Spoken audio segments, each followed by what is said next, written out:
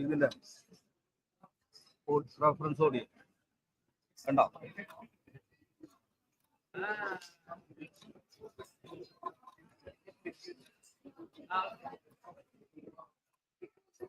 ഊരിട്ട പോരാ മൈക്ക്? അല്ല മൈക്കില്ല.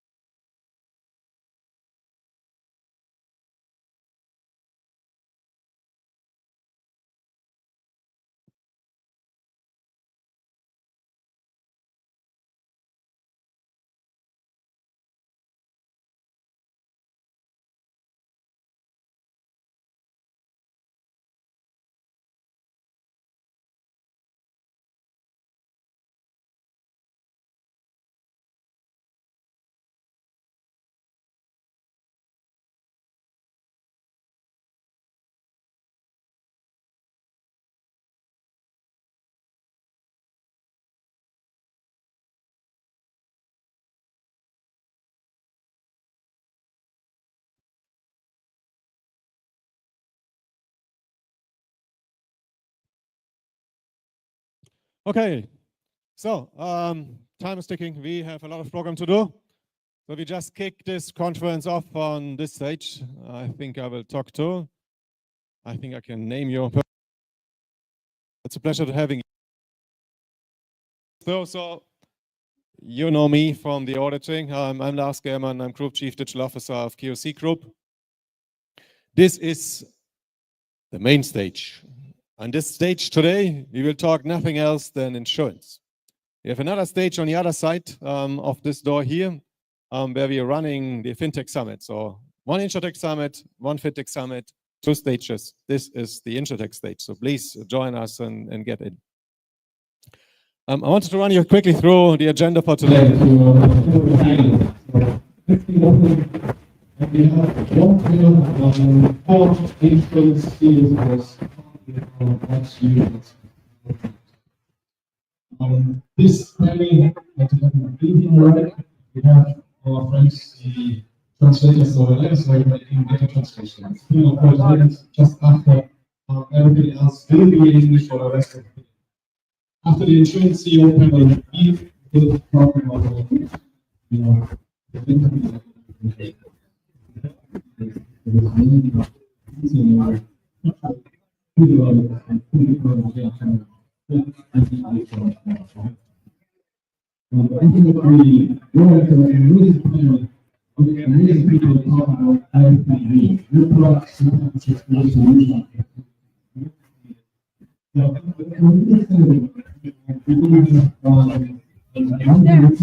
talking about investment into Insurtech.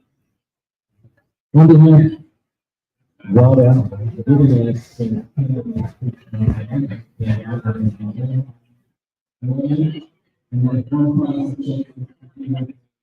companies here in the Middle East that just raised a lot of money to help clients claim.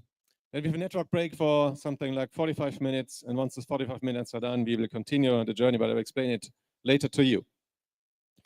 Now, oh, we have a barcode. You see on the right-hand side a barcode. This barcode should give you access to Slido. Slido is a tool that helps you to interact with the audience. So if there's a panel happening, you can ask, in theory, the moderator questions.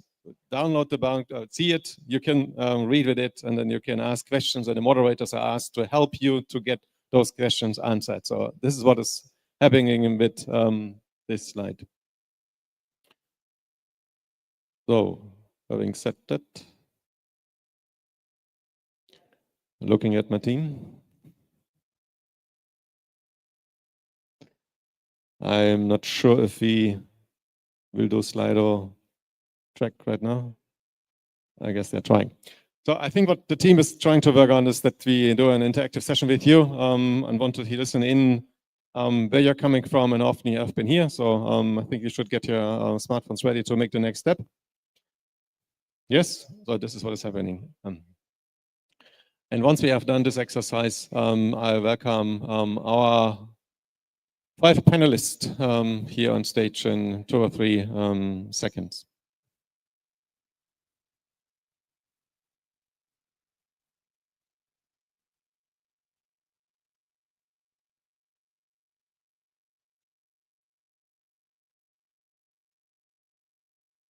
Okay, so we leave it, guys. Yeah, we do it in a session later on. The screen is not switching. So with that said, I wanted to move on to our next panel. Can I have the next panel, please?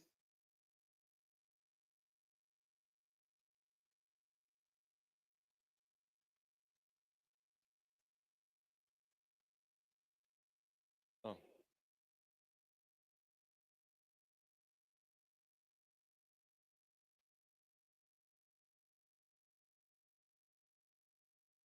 Okay, so it's a big pleasure. So I have to see if we get our panelists out of the crowd talking over there. We have an amazing set of CEOs here with us. We have Ahmed Abdallah, who will moderate our session. We have Hassan, our CEO for COVID. We have Fahad, our CEO for QLM. We have Ahmed, our CEO for Qatar Insurance in Qatar. We have Abdullah here, our CEO for COVID. So looking forward to hear bold bets, new products, new AI-powered future. Welcome, Ahmed and my CEOs.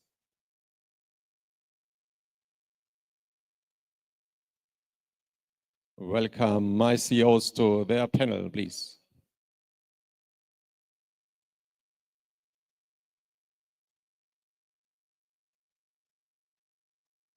Thank you so much.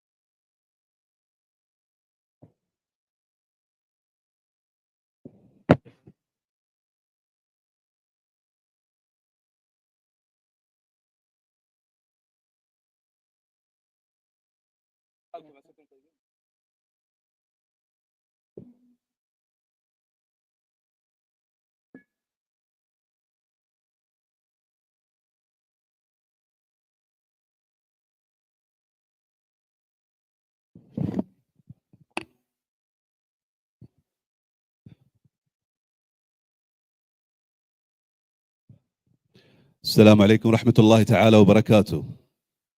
نحييكم في هذه الجلسة النقاشية. معكم أحمد عبد الله في هذا المنتدى، منتدى تكنولوجيا التأمين في نسخته الرابعة، ومنتدى تكنولوجيا المالية في النسخة الأولى من هنا من QNCC. معنا خيرة نود أن نرحب بهم، بداية من السيد حسن لواتي الرئيس التنفيذي للشركة العمانية القطرية للتأمين، السيد فهد السويدي الرئيس التنفيذي لشركة QLM التأمينات الصحية وتأمينات الحياة، السيد أحمد الجربوعي الرئيس التنفيذي للعمليات شركة قطر للتأمين، والسيد عبد الله الأحمد الرئيس التنفيذي للشركة الكويتية القطرية للتأمين. في حوار لمدة نصف ساعة سريع جدا، نتمنى الإفادة والاستفادة مع هذه التجارب الإدارية في عالم التأمين. ونبدأ بالأخ حسن لواتي. صباح الخير. صباح النور والسرور، أهلا. العنوان لهذا المنتدى أخوي حسن: إعادة تصور التأمين، هي رؤى جريئة ومنتجات مبتكرة ومستقبل مدعوم بالذكاء الاصطناعي. وقد ذكر موضوع الذكاء الاصطناعي كثير جدا جدا. السؤال: القرار الاستراتيجي الأجرأ خلال هذا العام من وجهة نظرك خلال دقيقة. بالنسبة لقراراتنا في الإدارة التنفيذية، كثير منها قرارات جريئة بالذات في الوقت الراهن. يعني التغييرات التي تشهدها سوق التأمين في العالم زين وفي عمان وأيضا في المنطقة تتطلب أنه تكون قريب من السوق وتأخذ بعض القرارات اللي تكون قد تكون صعبة. فنحن لا يخفى على الجميع أنه قبل عامين قمنا بعمل استحواذ على شركة الرؤية للتأمين. كان هذا القرار يعني كبير، بس أيضا عملنا فيها 3 محاور أساسية و3 قرارات استراتيجية. كان الاستحواذ، وعملية بناء محفظة التأمين الصحي والحياة، وأيضا أنه الشركة تستثمر في التكنولوجيا. فاللي عملناه خلال 12 شهر الماضي انه كيف نحن نبتعد عن المنافسه اللي اسميها السامه التي تقع عن طريق حرق الاسعار، وكيف نحن نؤسس يعني شركه لها جوهر قوي وبنيه تحتيه للمستقبل. فقررنا انه لا، ممكن في الوقت الراهن على المدى القصير قد نخسر بعض العملاء، قد نخسر بعض البزنس من اجل المستقبل. وهذا اللي عملناه، وكان قرار جريء وصعب جدا. فقمنا باستثمار في التكنولوجيا بالذات في الذكاء الاصطناعي، وقمنا بالاستثمار في كفاءة الموظفين من أجل المستقبل. فالعام يعني نصف العام الماضي خسرنا بعض الأعمال وردينا وعوضنا وأكثر بداية هذا العام بسبب هذا القرار اللي اتخذناه. جميل جدا. أتوجه للسيد فهد السويدي نفس السؤال وبتجربة QLM. من تجربة QLM الله يسلمك، من أصعب القرارات أي شركة ممكن تأخذها لما تقرر تحول سيستم بالكامل، وخصوصا مع التطورات اللي تحصل وظهور يعني الذكاء الاصطناعي. خذنا قرار السنة الماضية ووقعنا اتفاقية في الويب سمت اللي هي شراكة مع بلدر AI لتطوير سيستم متكامل يعتمد على الذكاء الاصطناعي. وخصوصا لما نتكلم في مجالنا، في مجال التأمين الصحي، البيانات يعني كلها مبنية على أكواد وعلى تشخيصات يعني صحية ومن هالأمور، وعندنا فريق كل ثقة فيه ومبني على الكفاءة. فإن ناخذ الأفكار اللي موجودة عند هاي الفريق ونطور السيستم اللي يكون بشكل متكامل معتمد على الذكاء الاصطناعي. أتوقع هاي كانت من أجرأ القرارات اللي خذناها يعني هالعام.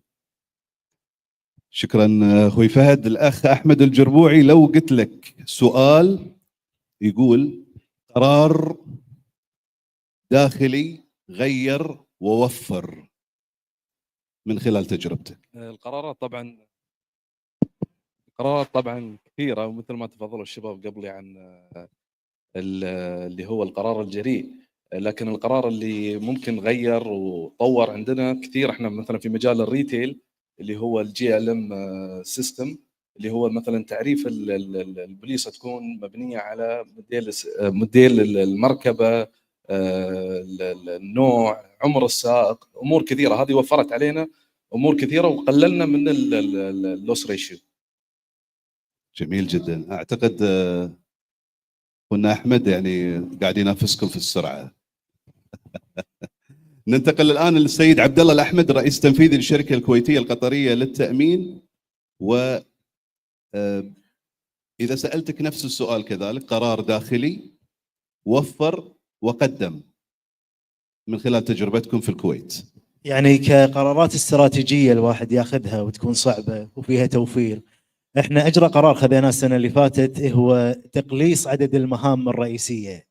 قد يكون هذا عكس النسق اللي الواحد يقوم فيه بالعادة، لكن اكتشفنا اثر هذا العملية بان تقليص الاستراتيجيات اللي تقوم فيها وانك تروح بوحدة لوحدة على حدة ادى الى مسارعة في تطبيق الاستراتيجيه، ادى الى كفاءه اعلى بالفريق، تركيز اعلى بالفريق، وحصلنا منه نتائج افضل، وانعكست هذه تقريبا 40% من السرعه ومن الاتقان في اداء المهام. ابقى مع الاستاذ عبد الله الاحمد، وسؤال اخر: ابرز ابتكار او منتج من خلال العمليات اللي تمت في الكويت عندكم. بالنسبه لنا بالكويت الحين قاعد نقوم في شيء جديد ما هو موجود ولا هو مسبوق، يعني خلينا نقول بالسوق الكويتي. قاعد ندخل على الاد اون انشورنسز، الخدمات التامينيه المضافه. هذه الهدف من وراها عندنا بالكويت ان نخلق وعي تاميني، لان السوق الكويتي حاله حال اسواق الخليج والوطن العربي. عندنا نسبه البنتريشن ريشيو جدا منخفض بالسوق الكويتي، فنبي نخلق وعي تاميني عند الافراد، ومن خلال هذا الوعي التاميني نراهن على ان هذول الافراد راح يكون عندهم احتياجات تامينيه اكبر ويكون عندهم وعي وثقافه تامينيه اكبر. نفس السؤال للسيد احمد الجربوعي، الرئيس التنفيذي للعمليات في شركه قطر للتامين، وجهه نظرك. احنا الله يسلمك عندنا طورنا من الابلكيشن اللي يخص العملاء لشراء البلايص، ان انا على اساس انه اخلي ازيد البنتريشن للعميل.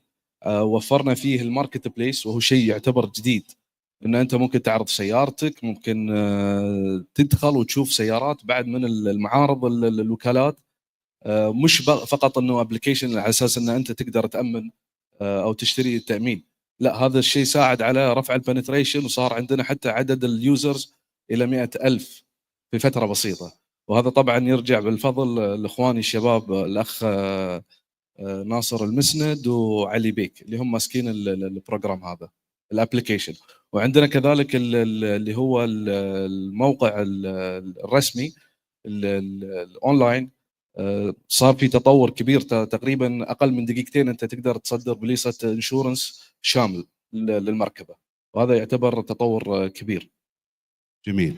في منتدى تكنولوجيا التامين كانت السطور الاولى تتحدث عن دور الذكاء الاصطناعي. اتوجه للسيد فهد السويدي واتحدث من خلال سؤال مباشر: أين يظهر تأثير الفعلي للذكاء الاصطناعي على عمليات المقبلة لشركات التأمين على الأقل في الشرق الأوسط وشمال أفريقيا؟ احنا الله يسلمك اخوي احمد، يعني طبيعه عملنا مبنيه على دراسه المخاطر، وكلها تنبني على البيانات اللي موجوده لدى الشركه. فيبدا معاك دور الذكاء الاصطناعي من اول مرحله، يعني لما يدخل اي بزنس لنفترض على شركه التامين، اللي هو من الاكتتاب نفسه، دراسه الخطر، تقييم هذا الخطر، وتقديم السعر يعني يكون اخر شيء. ومن ناحيه كيو ال ام شغلنا المستمر يعني فوق 3000 معامله الى 5000 معامله يوميا، من تعويضات صحيه، زياره يوميا تعويضات يعني صحيه، زياره مستشفيات. لما تعتمد اكيد يعني لابد في مجالنا ان تعتمد على القوه البشريه، لان في بعض القرارات يعني مهم انه يكون شخص خلف الشاشه لاتخاذ القرار، لكن اغلب الاجراءات ممكن تسهل والتيرن اراوند تايم يعني يكون اسرع لما يصير الاعتماد على الذكاء الاصطناعي. والنقطه الثالثه اللي هو الله يسلمك الحد من الاشياء اللي احنا نسميها ال FWA، الفرود ويست وابيوز. ف يعني متعارفه في اي قطاع او اي لاين من التامين، وهناك لابد ان نسبه نحطها للاحتيال او الهدر او الاستقلال. فالاعتماد على الذكاء الاصطناعي راح يحد من يعني هذه المعطيات، وتحسن يعني خدمه الامير في الاول والاخير. جميل جميل. انتقل كذلك للاستاذ حسن لواتي في محور الذكاء الاصطناعي كذلك. اي رهان في الذكاء الاصطناعي من وجهة نظرك قد يحدث التأثير الأكبر في المستقبل القريب؟ طبعا بالنسبة للتغيير اللي حصل في الأسواق العالمية ومختلف الصناعات ومنها صناعة التأمين، أنه التحول التقني أو التكنولوجي يمر بمراحل سريعة جدا. يعني مش قبل 10 سنوات كان التغيير جذري. الآن كل سنة عن سنة نشوف أنه لا، دور التكنولوجيا قوي جدا. لما دخلنا في الذكاء الاصطناعي شفنا انه كل مرحله، الان بعدنا في بدايه المرحله في الذكاء الاصطناعي، وهذا التحديث الكبير الجوهري اللي نشوفه هذا مجرد البدايات. يعني نحن من الصعب التخيل الان انه خلال 5 سنوات، مش الان 10 سنوات، كيف بيكون شكل الذكاء الاصطناعي. في البدايه له علاقه بتحليل البيانات، وهذا الشيء نحن نعاني كثير يعني في سوق التامين. لا يخفى على الجميع أنه لو نرجع للمبادئ الأساسية للتأمين، هي عملية نقل خطر من المؤمن له إلى شركة تأمين. هذا الخطر لابد من فهمه، لابد من التعرف عليه على أساس أنه ممكن تتعامل معه في المستقبل. فمع التطور اللي يصير في مختلف القطاعات، إذا نحن ما عندنا وعي كافي أو فهم لهذه المخاطر، نضع أنفسنا في مشاكل، وهذا اللي حصل على العالم. فتحليل البيانات شيء أساسي. خدمة العملاء، يعني اذا نحن ما عملنا شيء جديد، كل اللي بيصير موضوع العميل ما تفرق عنده الخدمه من شركه الف او شركه باء، فقط السعر. فهذا يكون موجود. اما فيما يخص التحول الجذري، وهو كيف ممكن طريقه تسعير المنتجات تتغير تماما. يعني التامين دائما يعني واقع على موضوع او مفهوم the law of large number. فأنت تقول والله أنا أؤمن 1,000,000 شخص على سبيل المثال، من هذا ال1,000,000 10% تكون عندهم مطالبة، و90% ليست لهم مطالبة، فأنت تأخذ هذه الأموال تستثمرها وتعوض. الآن مع التكنولوجيا ومع الذكاء الاصطناعي أنت تروح للبيرسوناليزيشن، فأنت تقلل من تفهم الخطر أكثر وتسعر حسب الخطر نفسه، فتصل لمرحلة لعله الوثائق أو الأخطار ذات الخطر القليل سعرها قليل جدا يكاد ينعدم. فأنت الحين تختار تنقي يعني وتأمن على مين وكيف، وهذا يعمل تغيير جذري بالنسبة أساس التسعير عند الشركات. من عمان إلى الكويت، والسيد عبد الله الأحمد الرئيس التنفيذي للشركة الكويتية القطرية للتأمين، في موضوع الذكاء الاصطناعي، هل ترى أن فرضيته علينا في هذا الوقت هو تأثير قد يكون سلبي في البداية يتحول إلى إيجابي في المستقبل، أم يجب العمل الآن لتحويل الذكاء الاصطناعي وتطويعه لمستقبل التأمين؟ أنا أثني على الكلام اللي تفضلوا فيه الإخوان، ولكن يعني أعتقد أن العمل في الذكاء الاصطناعي هو إيجابي من اليوم الأول. ما هو والاستثمار فيه مو ضرورة إلا أقصى من الضرورة، وهو أمر مستحق لابد أن يكون في كل الشركات. فهذه هي الإجابة على السؤال. أما بخصوص أنه وين ممكن نستخدم الذكاء الاصطناعي، فمثل ما تفضلوا الزملاء، استخدامه في التسعير، فهم المخاطر، في تحديد يعني انك انت تنقل العمليه التامين من ان واحد يطلب سعر يكون في شيء ثابت الى انك تروح ابعد من كذي، انك تروح تفصل مع العالم، تشوف الطبيعه الديناميكيه مالت التسعير، وتروح بالجزئيات هذه اللي راح تضيف حق الافراد، يكون في عداله اكثر بالتسعير، في خدمه مضافه حقيقيه عند قدمها شركه التامين للمؤمن لهم. جميل. أتوجه للأستاذ أحمد الجربوعي، هو سؤال تخميني من خلال تجربتك في هذا العمل. اعتقاد مستقبلي برأيك لا يشاركه الأغلبية في مشروع الذكاء الاصطناعي المقبل.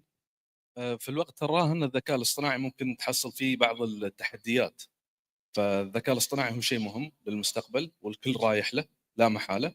التحدي الوحيد اللي ممكن اللي يكون يسبب التحدي هذا هو انه الناس ما تكون متقبله، انه يخاف انه يقوم بمهام الموظف نفسه، ولكن لا بالعكس هو جزء مكمل للموظف. بدون الموظف الذكاء الاصطناعي صعب يستمر. نعم هو مكمل. مكمل. جميل نعم، جدا. نعم. الأخ فهد السويدي، برأيك مشروع ابتكار شيء من خلال تجربتك إداريا مع QLM قدمته خلال السنوات اللي مضت وتستعدون أنه يكبر أكثر وأكثر؟ بعد التحول الرقمي اكيد اكبر ابتكار اي شركه يعني في الوقت الراهن يعني ممكن تعمله. فالسنه الماضيه اطلقنا الابلكيشن يعني الجديد للشركه، وكان الهدف من وراء الابلكيشن ان تغيير مفهوم المستخدم. وبقولها صراحه، وهني زملائي كلهم عارفين ان قطاع التامين يعني ممكن من اكثر القطاعات اللي يسمونها يعني بورنج او ممله، ما صار فيها التطوير الكثير في السنوات الماضيه. لكن في اخر فتره شفنا يعني، وخصوصا هاي الاهتمام نفس ما تشوف في القاعه اللي احنا قاعدين فيها، ان شركات كثيره من ناحيه الستارت ابس تدور بعض يعني التغييرات اللي ممكن تطور من تجربه المستخدم. فكان الهدف احنا لنا نفس ما تقول الجيميفيكيشن اوف الموبايل ابلكيشن، ان يتحول كلعبه من ناحيه اما كان لويالتي بروجرام ولا من ناحيه حتى كستاب كاونتر، لان هدفنا كان صحه المستخدم اكثر من انه فقط مستخدم. فنحاول ندعم جميع المستخدمين عندنا، ممارسه الرياضه، الاكل الصحي، النوم يعني المنتظم. فهاي كانت يعني من ابرز التغييرات اللي ساهمنا فيها يعني في الفتره الماضيه. السيد حسن لواتي، أخذك في منطقة مختلفة تماما بخصوص ثقافة التأمين في الشرق الأوسط وشمال أفريقيا. هل تختلف عما وصلت إليه في الشركات العالمية؟ نحن لازلنا يعني إلى حد ما وصلنا للتقدم أو الثقافة التأمينية اللي موجودة في الدول الغرب، لسه ما موجودة عندنا. ثقافة وليست خدمات. ثقافة وليست خدمات. الخدمات نحن نواكب التطور العالمي، بل كثير من الشركات في المنطقة هذه متطورة أكثر من حيث الخدمات ومن حيث استخدام الأنظمة الحديثة من الشركات العالمية. لكن الثقافة التأمينية هي بالنسبة للأفراد اللي يشترونها، حتى بعض الشركات لا زالوا هم يروا أنه هذا مش حاجة ماسة لهم أو مش شيء أساسي وجوهري بالنسبة لشركاتهم أو لأنفسهم. التأمين على الحياة الفردي على سبيل المثال لا زال يعاني الكثير. البنتريشن ريت اللي معنا في سلطنة عمان 1.3%، في حين نفس النسبة في نفس الموضوع في ألمانيا عدى 10%. فلا زال عندنا يعني هذا فرصة بالنسبة لأسواقنا. رغم أن الشركات تعمل كثير، وأيضا المشرعين يحاولوا أنه يقوم بزيادة هذا الوعي، إلا أنه الأمر يتطلب كثير. بس اللي لاحظنا في الآونة الأخيرة أنه التطور التقني وأيضا الذكاء الاصطناعي هذا وصل لكثير من الأفراد، كثير من المجتمعات. نحن نتحدث عن سلطنة عمان اللي هي مثلا يعني نتكلم عن مجتمع كبير الثقافات متغيرة ومختلفة، بس الآن وصلنا إلى درجة أبعد بكثير، بالذات في التأمين الصحي والتأمين الأفراد. انتقل السيد عبد الله الأحمد قبل الختام، رئيس تنفيذي للشركة الكويتية القطرية للتأمين. عندكم هناك في الكويت أجرأ قرار اتخذتوه؟ اللي بدينا فيه قلنا القرار اللي اتخذناه ان احنا قلصنا عدد المهام اللي موجوده، فصار عندنا التركيز اكثر على جوده المهمه وسرعه اتمامها. فهذا العنصرين خلوا عندنا العمليه تسارع في توصيل اهدافنا، نوصل لنا حق اهدافنا بجوده اعلى وبوقت اقل. جميل. سيد احمد الجربوعي، في 3 كلمات تصورك لشركات التأمين في عام 2030. الانتقال الى الاي اي 100%، او نقدر نقول 90% اي اي، ومور برودكتس اللي تكون هي مفصله للعميل نفسه. في 3 كلمات. تطور. نفس السؤال للسيد فهد السويدي في 3 كلمات. 3 كلمات ممكن اللي كلنا نتفق عليه وفي هالمعرض: رقمية، 1، وقائية على طبيعة يعني عملنا ككيو ال ام، وديناميكية أو تفاعلية أكثر. سيد حسن لواتي في 3 كلمات: مستقبل التأمين في 2030. ما احب احبط يعني العاملين في قطاع التامين، بس يكون تغيير جوهري. شركه تكنولوجيه تبيع منتجات تامين. شركه تكون تكنولوجيا تبيع منتجات التامين. تبيع. جميل جميل. سيد عبد الله الأحمد في 3 كلمات: مستقبل التأمين حسب رؤيتك، ومستقبل التأمين في العام 2030 أو 2030. بقول انه بتكون شخصيه بيرسونلايزد، بتكون رقميه ديجيتال، وبطبيعه الحال بتكون برو اكتف، ان استباقيه في خطواتها. جميل جدا. كلمة أخيرة حد منكم حاب يلقيها في هذه الجولة؟ كنتم سريعين وأنا أحييكم جدا جدا، وأحيي الحضور اللي واكبنا. هل هناك، أنا ما أبي أفتح باب للنقاش، لكن ممكن يفتح إذا كان هناك أي سؤال لأحد من ضيوفنا.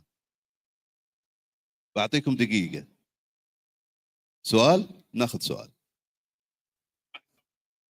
يجي لك ممكن المايك شباب؟ هو صراحة خارج حلقتنا النقاشية، لكن أنا حاب أخذ سؤال أو سؤالين لإحياء هذه الجلسة الجميلة بحضور الجميل. ربيع خوري، ميدل ايست فينتشر بارتنرز. احنا من اول المستثمرين بالذكاء الاصطناعي. لازم نركز اكثر على الذكاء الاصطناعي، وميبي فيكم تعطونا نبذه على اللوكال داتا سيت، كيف بتاثر على الذكاء الاصطناعي اللي مهم لللوكال ماركتس تبعولنا، عمان، قطر، الكويت. في كثير بيرسوناليزيشن، واوقات في بايسز بالذكاء الاصطناعي اللي جايبينه من برا. ثانك يو. من يرى في نفسه؟ فهد، استاذ فهد. اولا شكرا يعني على هالسؤال. نفس ما تفضلت، اللوكال داتا سيتس مهمه، يعني ما نقدر نعتمد على سيستم اللي بيكون بلاج اند بلاي. ف من ناحيه يعني كيو ال ام كيف نستبق هذا الشيء؟ يعني our current system is built على years of data. فأول خطوة اللي كانت موجودة is cleaning those data pools اللي موجودة وbuilding the AI system يعني after. this is the major task اللي حصلناها، اللي هو reclassifying الداتا، cleaning it up، عشان نقدر نبني الذكاء الاصطناعي على هاي الداتا اللي موجود، ويكون fully customized للاكسبيرينس اللي عندنا، للهابتس اللي موجوده في قطر، على الديفرنت از ويل سورسز للمعلومات اللي في قطر. جميل جدا. سؤال اخر. احييناها شكلنا. طيب السؤال. Your name please. Hi, good morning everyone. Good morning CEOs. My name is Uma Maheshwari. I'm from QLM. I have a question for, since we have all the MENA CEOs here, how is going to be AI framework along with compliance and frameworks from the CMA side, from an insurance authority side, going to expand in the coming, say, 10 years or so? Because individually, we all are looking at going completely digitalized by 2030. So along with that, we have to have our frameworks, compliances in place. What do you see how this is going to go ahead? Thank you. من خارج النطاق، ما حبيت اي حد من شركاتنا المحليه يجاوب. تجربه من خارج النطاق. Thanks, Omar. I can speak for the Omani market. FSA, the regulator, is pushing a lot for investment in AI and different solutions in the technology space. And in terms of regulation, it is not matured yet. So it's more about their vision. It's more about what they see for the industry for the future. But it goes hand in hand. So what FSA is doing is that they're promoting and encouraging insurance companies to invest further, and they're very agile, they're very receptive as well, and then they will come with regulations later on. To my knowledge, they are now getting to different they're receiving consultancy from different matured markets globally in this regard. So as long as they're promoting, as long as they're understanding and they want to support, it makes our life a bit easier to come up with more innovative kind of approaches. So that's not a problem, but it's a challenge from compliance. And then if the regulator decides to close one eye to support that step, it makes it a bit more logical. جميل. اخر سؤال، تعرف بنفسك الله يخليك. السلام عليكم، انا الدكتور مصطفى الصبان، هيد اوف اندر رايتنج كيو ال ام. مره ثانيه بس يعلى صوتك. الدكتور مصطفى الصبان، هيد اوف اندر رايتنج كيو ال ام. تفضل. انا بصراحه كان عندي سؤالين. اول سؤال، حضراتكم عارفين تاثير الكوفيد والبانديميك اللي حصل اخر 4 سنين، فانا عايز اعرف لما احنا نبدا الاي اي ان شاء الله نطوره ونبقى زي ما حضراتكم اتفضلتوا 2030 نبقى 100% اي اي. ان فيوتشر لو حصل بانديميك، الاي اي هيقدر ينفعنا بايه؟ ممتاز. هذا تاني السؤال سؤال، الاول. حضرتك اتفضلت احنا كميدل ايست او شمال افريقيا ممكن نكون ما عندناش نفس ثقافه الغرب، بس عندنا نفس الخدمات. بس انا بصراحه عندي اعتراض في النقطه دي. احنا عندنا الثقافه وعندنا الخدمات. الاي اي عباره عن برين، مخ. مين اللي هيعمل البرين بتاع الاي اي اللي يقدر ينفع بيه شركات التامين كلها؟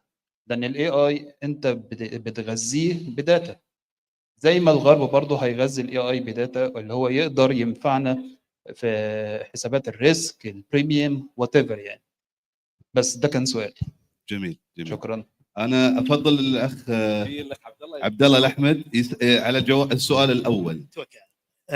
بالنسبه حق سؤالك الاول، شلون ممكن نستفيد من البانديميك عن طريق الاي اي عدل؟ انا بقول لك ان الموضوع راح يكون اشمل من هذه الصيغه، لان ابي ارجع معك خطوه 2 و3 قبل البانديميك، لما كنا نتكلم على ان تعالوا سووا شت داون يا الموظفين، خلينا نروح نسوي تيستنج بمكان ريموتلي، خلونا نشوف اور سيستمز. كان البعض يستاء بيقول يفتوا قاعد يضيعون وقتنا، خلونا نخلص هالتاسك اللي بيدنا. لكن لما صار البانديميك وشفنا شلون قدرنا نستجيب بشكل سريع في مجموعه قطر للتامين في الدول المختلفه، سواء في الدوحه، في الكويت وعمان وغيرها، وقدرنا نعطي نفس الخدمات بشكل متسق وسريع حق العملاء عندنا. فهذه بينت شلون قدرنا نستفيد من هذه التجارب. فاعتقد انا الاي اي من جانب راح يخلينا نقدر نتوقع شنو ممكن يصير. ماكو اي اي موديل اعتقد راح يجيك يقول لك راح يصير البانديميك الفلاني بالاريا الفلانيه، ولكن ممكن يقول لك ان things would go wrong بهذه الاريا، في هذه الجزئيه، في هذه المنطقه. بناء عليها الاداره التنفيذيه مع الادارات اللي موجوده مختصه في هذا المجال راح تساهم بان تحط استراتيجيات صحيحه، تساعد الفريق انه يستعد حق حاله طارئه معينه او امر غير متوقع الحدوث وطريقه التجاوب. ملخص السؤال الثاني راح اترك الاستاذ احمد الجربوعي رئيس تنفيذي العمليات شركه قطر للتامين. وكأن الغيره دبت من باب انه لا ليش كذلك احنا مواكبين للغرب وقادرين على ان نكون كذلك عمالقه في عالم التامين. فعلا احنا مواكبين للغرب وعمالقه في التامين، ولكن الشيء الوحيد اللي ينقصنا ممكن في المجتمع هي ثقافه التامين، وهذه قاعده تتطور خطوه بخطوه. أنا سعيد جدا جدا بأهم منطقة تحدثنا فيها ألا وهي ثقافة التأمين، وهو مستقبل الذي يتحدث عنه بشكل كبير هذا المنتدى. شكرا لكم، شكرا للحضور، شكرا لكل من رافقنا اليوم. السيد عبد الله الأحمد من الشركة القطرية الكويتية، السيد أحمد الجربوعي من كيو اي سي جروب، كذلك السيد فهد السويدي من كيو ال ام، والسيد حسن لواتي ضيفنا من الشركة العمانية القطرية. شكرا جزيلا لحضوركم وتحية لحضورنا الكريم اليوم.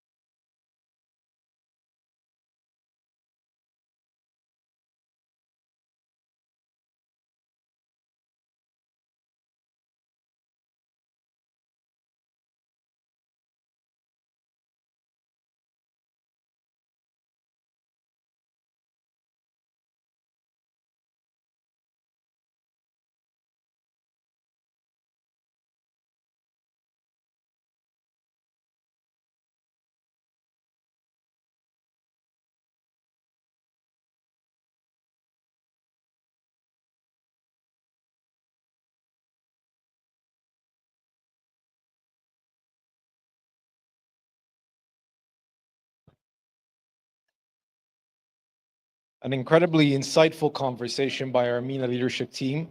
Now, introducing our next fireside chat, Smarter Together, how agentic AI is redefining teamwork by augmenting your workforce. Mr. Simon Torrance and Frank Privier. Thank you very much. So,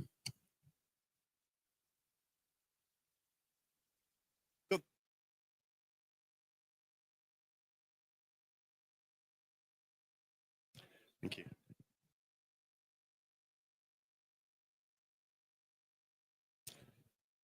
So, agentic AI is the most powerful form of AI.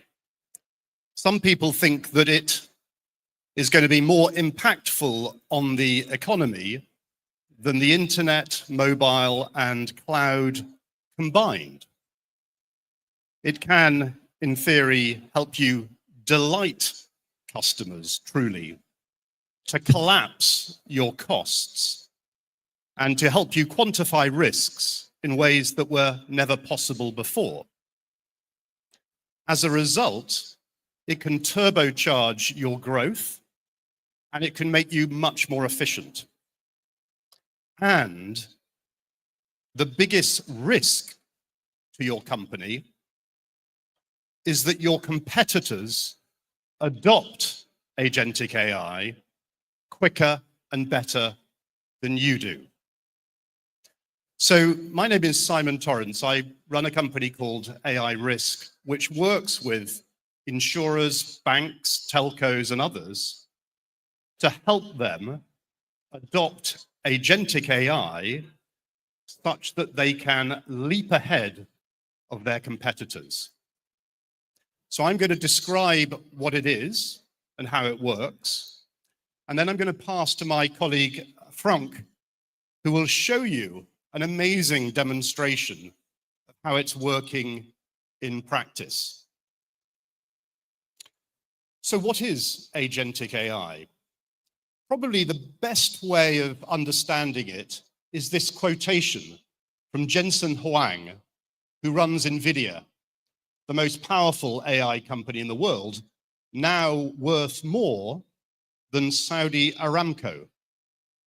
And he says that in 5 years' time, we expect to increase our human workforce to about 50,000 people. But on top of that, we are going to add 100 million AI assistants. So he's talking about having quite a large workforce of human employees, biological employees, and then many, many, many more, 2,000 times more digital or synthetic employees. Now, I don't expect insurance companies to have the same capability to create 100 million AI assistants. We recommend the target should be about 10 times their human workforce in 5 or 6 years' time. So what does he mean by AI assistants? And we've looked at the different types of AI capabilities that generative AI enables to augment the workforce. And the vast majority of companies today are deploying those on the left. ChatGPT, chatbots, and maybe you have your own personal assistant that helps you with some of your administrative tasks. The issue there is that that is table stakes. Everybody has that. Where the real competitive advantage is on the right-hand side.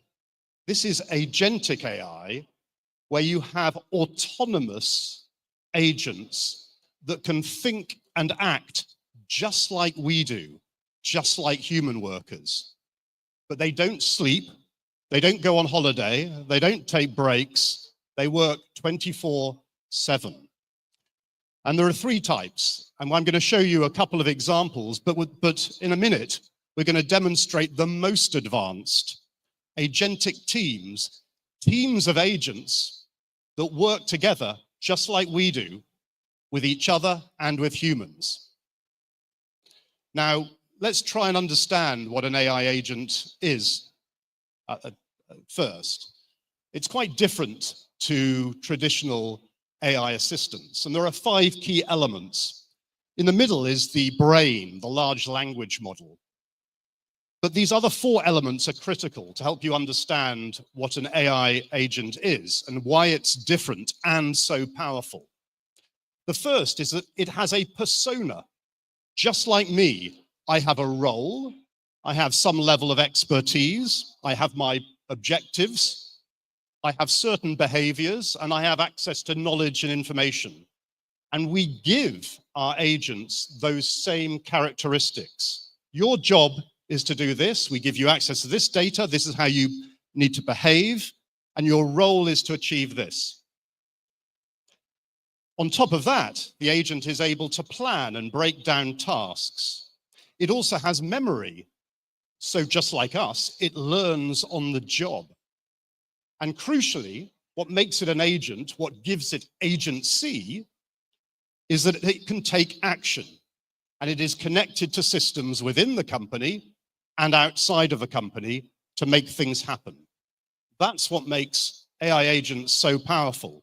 And they can collaborate with each other and with humans in real time. Now, some people say, well, these agents, they can only do very simple things. They're not very sophisticated. And I disagree with that. And I'm going to share with you a case study that demonstrates that that's not the case. And this is from some work that we did over a year ago with systems that existed a year ago for a large government organization that procures big things, spends a lot of money on aircraft carriers and missile defense systems and things like that. And for every time it does that, it hires a group of very experienced and expert workers to undertake a cost and risk analysis. You can see them here. These are people like me who've been to school for 10 or 15 years. They've been to university. They've been trained at a company like Deloitte or EY or those types of people. And they may have then another 10, 20, or maybe 30 years experience. And they undertake this job to test the cost and the risk of buying an aircraft carrier. Typically takes them 6 weeks, 6 of them. Collectively, it costs about $500,000. That's a pretty complex task with very expensive people. Yes? Now, we were asked, could we do this differently with AI agents? And within 3 weeks, we created a team of AI agents, as I described before, that could undertake the same task to the same level of quality, actually a little bit better, because they were able to look at 50 scenarios rather than 1. And guess how long it took them to deliver the same analysis? Does anybody have a clue? Yes, you've read my slide. It says 1 hour. So on the left-hand side, we have 6 people who've been trained for 20, 30 years. On the right-hand side, we have a group of software agents that have been trained in 2 or 3 weeks and deliver the same output, slightly better, in 1 hour at a tiny fraction of the cost. And how does this translate to insurance? Well, one of our clients now has an actuary agent, and it costs them $3 per month for the actuary agent to work 24 hours a day, 7 days a week, to do actuarial activity. Now, I'm not an actuary, but if I was, I would want to be paid more than $3 a month. And you are paying that, much more than that today. So, how do we think about this? AI is not just about efficiency. It's about creating new value that was inconceivable before. Today, we are trapped in the bottom left of this diagram the way we've always done things. We have to hire more people to grow. They cost a lot of money. But what agentic AI says is that it now gives you nearly infinite operational capacity.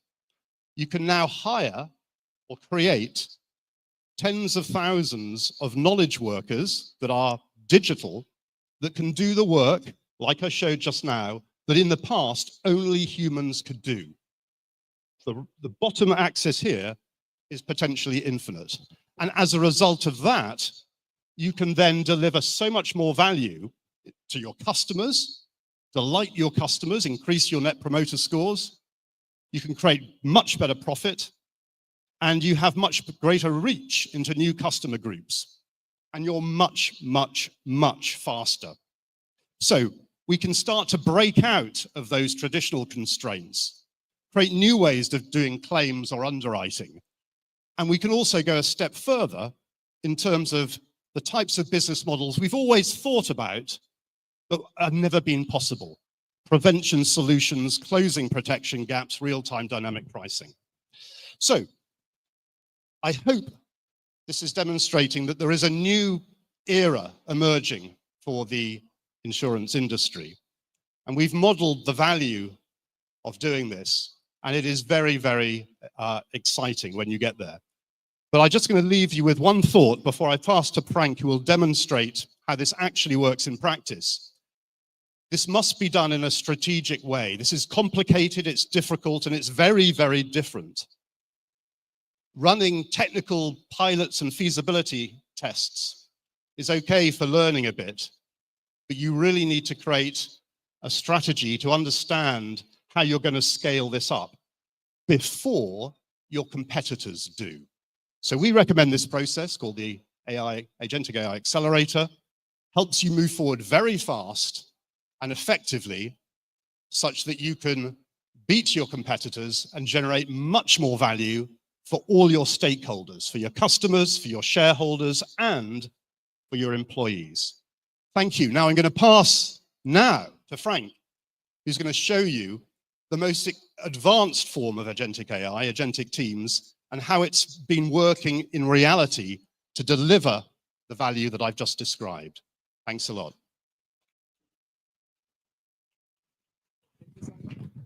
Yeah. Do you hear me well? So hello, everybody. I'm Frank Piver. I've spent a lot of years, more than 20 years in insurance, especially in Allianz. And I'm here today to talk about probably the most game changer stuff I've seen in my life, talking about future of work with AI. So today, I think we need to stop really thinking of AI just as a prompt or even a smart tool, because it's becoming much more than that. AI for us is becoming a teammate, and not one, many teammates you can work together. So let me give you a preview of that future through what we're already building at our company, Swiss 6022, with our solution called Agentic Team. So Agentic Team is probably the next leap in AI. Simon mentioned the CEO of NVIDIA, and he predicts that millions of digital workers will soon operate in his company. That's no longer science fiction. It's becoming reality. But let's step back a little bit on the current state. Today, on the left side, most companies are using AI as a tool, a search engine, a chatbot, a process automation system at best, and it's working well. But it's like, let's say, wearing the Iron Man suit on a human being, so you get one human powered by AI. It's very powerful, but it's still a solo act. So you just augment one human. Now imagine something bigger. With agentic teams, for instance, it's not just one Iron Man you get. It's an Avengers team, a full team of super workers, of agents working together in a very seamless manner.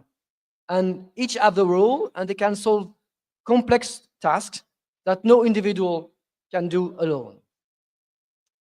So it's not just our vision. In a recent article, Harvard called the AI agents cybernetic teammates.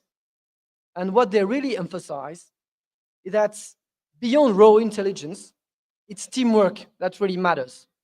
And teamwork always outperforms individual. So now imagine a world when within your team, you can add AI agents working seamlessly with your people. That unlocks entirely new ways how companies can operate.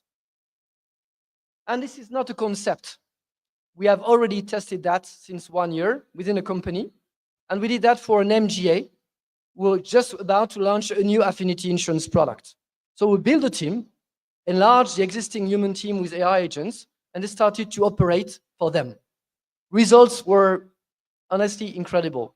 Productivity, at least 3 times more, but also quality of response, 25% more. Loss ratio was improved by minus 11 points. All those are very interesting numbers, but what's even more important, the employee satisfaction rate goes to the roof.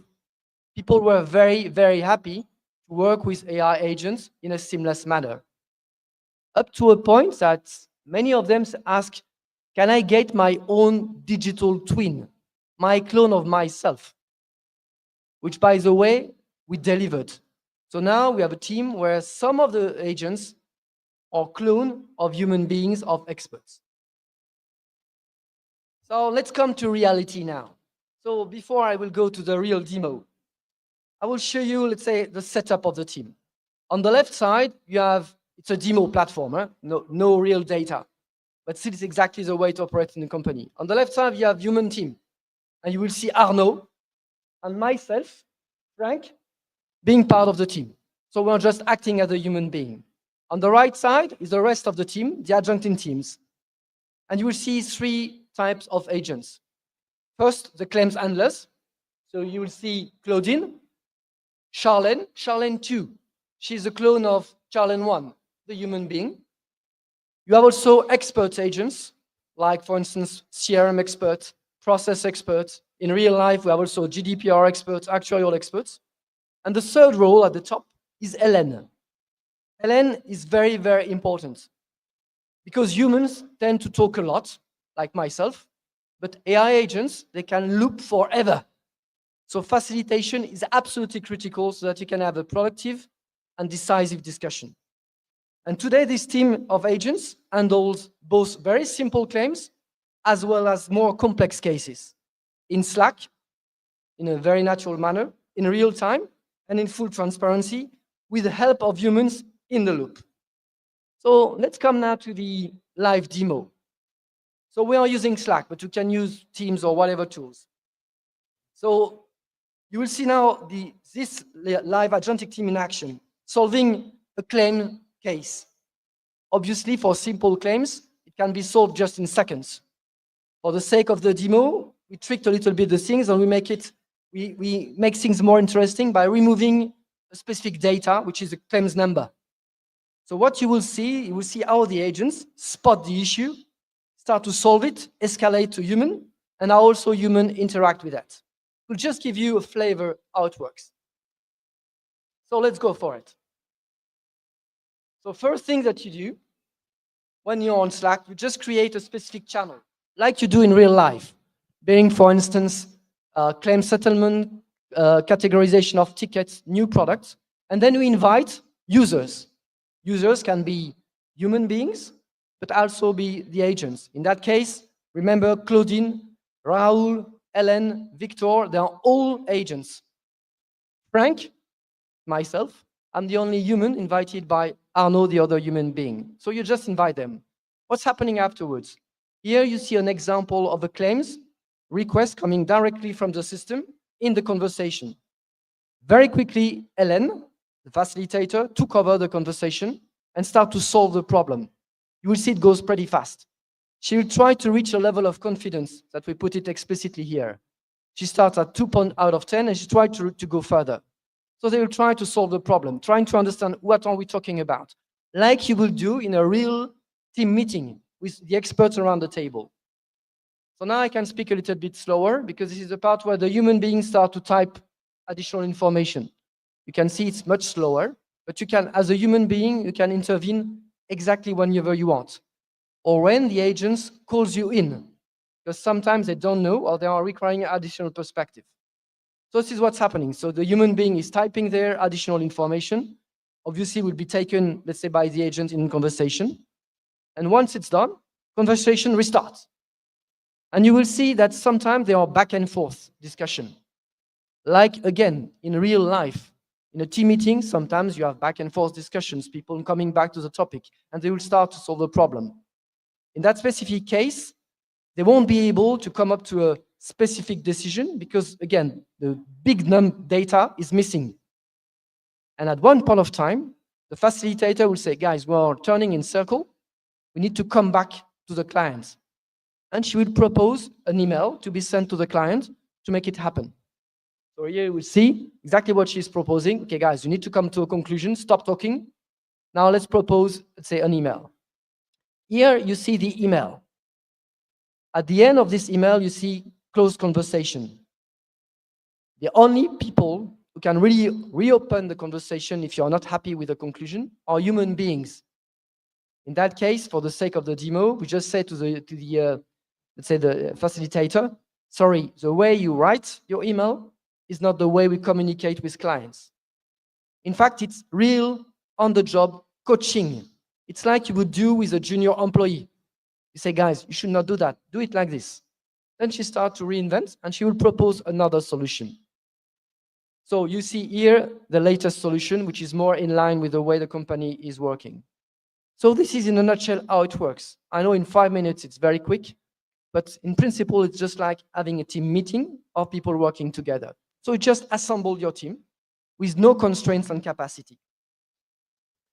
So now what I will do with you, I will share a little bit of our, sorry, it's not this, little bit of our secret sauce. So keep it between us. But I saw there was a live, let's say, the demonstration here. Okay, so agentic team is not typical AI setup. Most typical setups rely on one big LLM on the left. It's a big brain, let's say, applied on very structured workflow. And that's very, very fine in stable environments. But when things get a little bit messy, uncertain, or fast changing, it doesn't work. The agents can't cope with uncertainty like this. Our agentic team solution, we try to put it a little bit different. So there are 3 major ingredients. First one, that we use multiple but basic LLM. What does it mean? It means that we are LLM agnostic. I think for us, LLM will become a commodity. So we're just brain power. What we need to do is you don't need to really chase for the most cutting edge LLM, the most expensive one. Use basic ones, but when basic ones are working together, they deliver better results than one big brain. So this is the first principle. Second principle is that we use swarm algorithm. So swarm algorithm is, let's say, how AI agents will work together, like an ants colony or fish coordinate together. This is principle of artificial life that we brought to the table. And last but not least, in fact, we have human in the loop, really in the loop. In fact, we are using swarm AI algorithm plus human computation to make the difference. This is the principle of the way we work. So now that you understand the secret sauce of when it comes to technology, let me share a bit of bad news. Technology is absolutely critical, but not at all sufficient. To unlock the full potential of agentic teams, you have to rethink how your organization operates. Until now, companies were limited by scarce resources and limited capacity. With AI, that constraints nearly disappear. You have now resources available 24/7. Take our example. To resolve claims, even simple ones, you can now afford to have multiple experts around the table. So forget maybe the 4 eyes principle in insurance at best. You can now afford 12 eyes principle or even more for most of your activity. This is not a problem anymore. But you also need to prepare for major change programs and ask yourself very important questions. I will just give you a few examples. First one, obviously, do you have the right skills at home, starting at the top? We will have let's say, who will be the manager able to manage a team of both humans and AI agents? We have that with our clients, is scratching his head to find the right people. Now, see, you saw that there was a digital twin of experts. So big question, how do you motivate a human being to train his digital twin? And maybe one last question, who in the end owns this digital twin? Is it the employee or the company? Very interesting questions. I don't have answer, but I think people are working on it. So now, at our company, we're trying to push things even further. So we now use blockchain technology to give agents additional capacity. So first, we give agents a unique identity through NFTs, because you need to be sure who you are talking to when you invite them to your company. By the way, on the left side, I think I'll look at your eyes. On the left side, this is my own digital twin. So I hope that you like the resemblance. So it's myself. And now we have a team working like this. But beyond NFT, we also give the ability of agents to have a digital wallet, because you can reward them based on performance, but it also allows the agents to transact with third-party service outside of your ecosystem. Now there are newly built MCP servers. They are asking for token to be executed, so you can give them more autonomy. So in fact, with our protocol, AI agents become a new class of knowledge-based digital assets.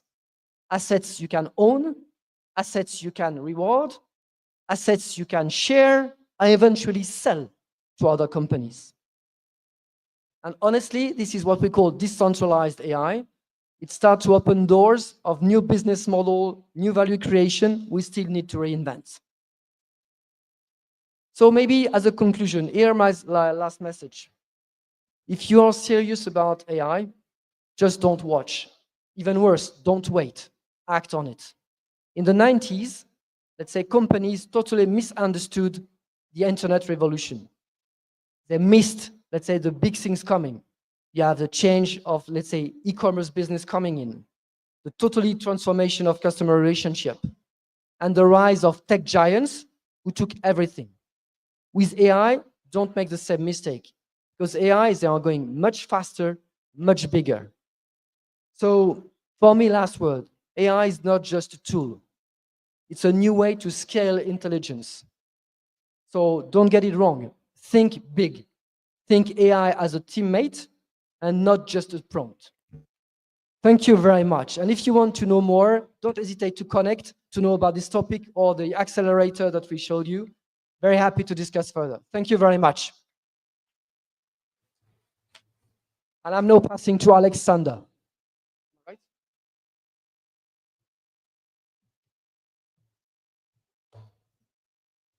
An incredibly insightful conversation about AI. Thank you, Mr. Frank, and thank you, Mr. Simon. Introducing our next new discussion panel, all new in digital worlds, new products, new distribution, new partnerships models. Introducing Mr. Federico, Mr. Arjit, Mr. Kakabo, Mr. Jamie, and Mr. Alexander.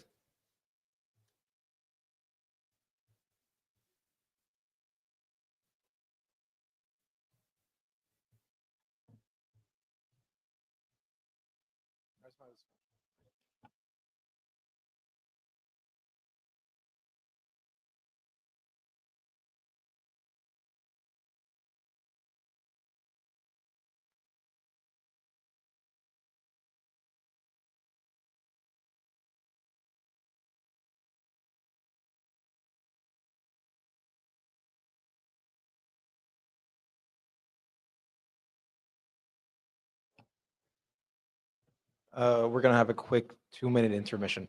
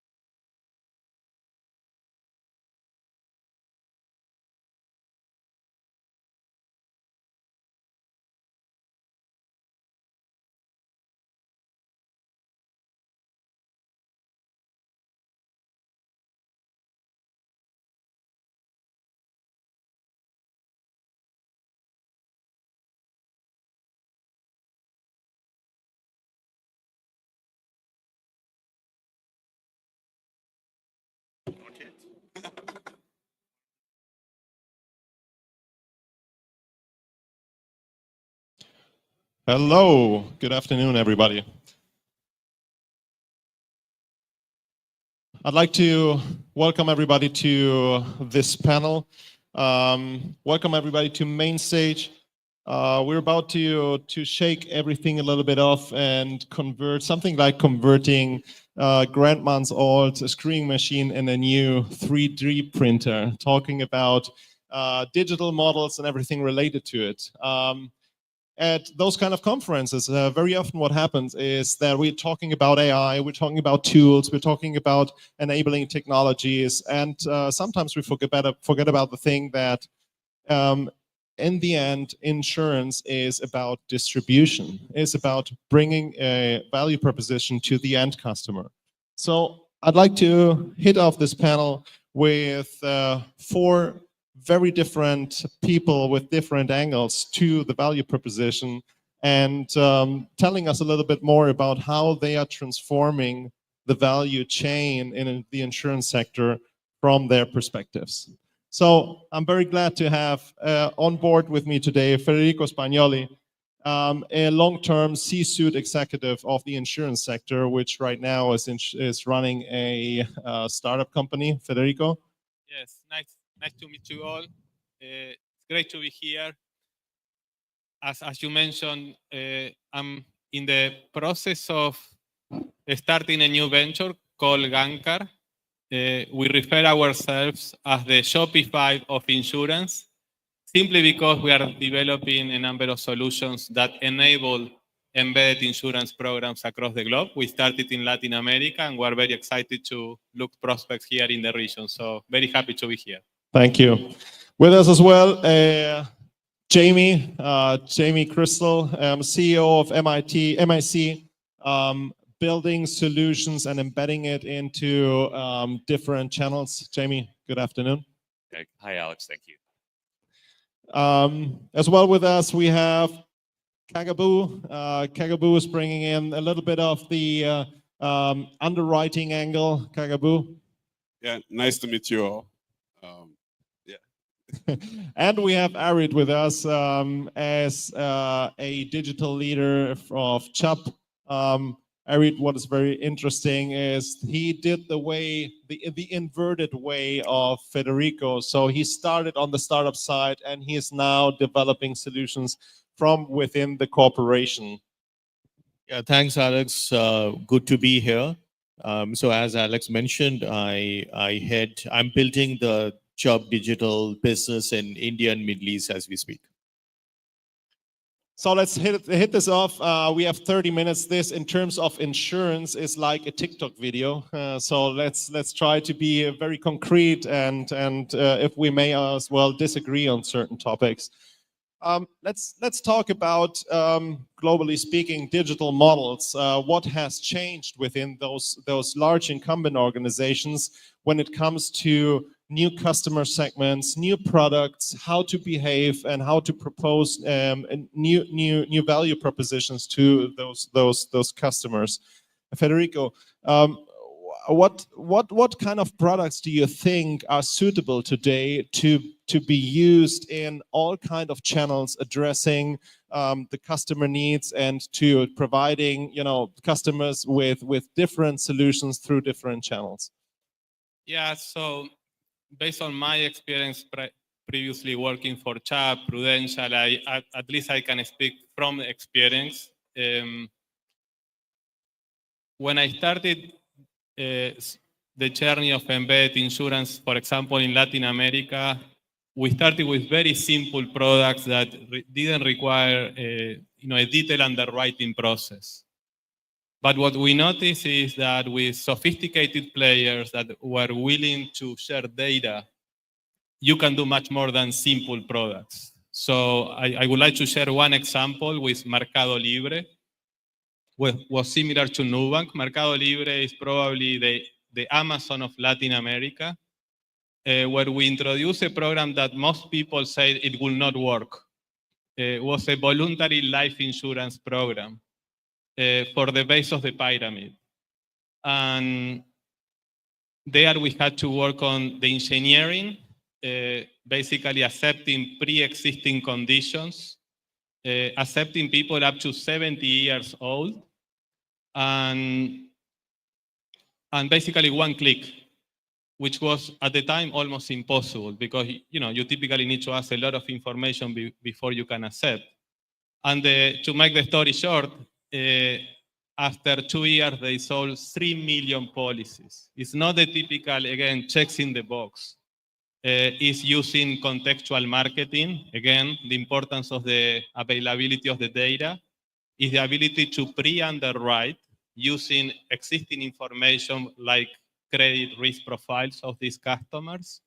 And the important thing, the average premium was close to $40 a year, that if you compare to other embedded insurance programs, for example, in APAC, where you see just few cents, it became quickly very relevant. Again, this is not credit life, it's voluntary life. So for me, that was a very important lesson learned.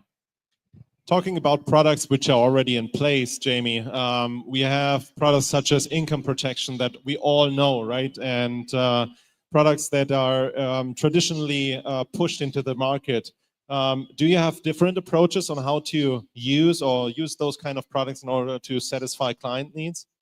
I think that's the challenge and the opportunity for the insurance industry.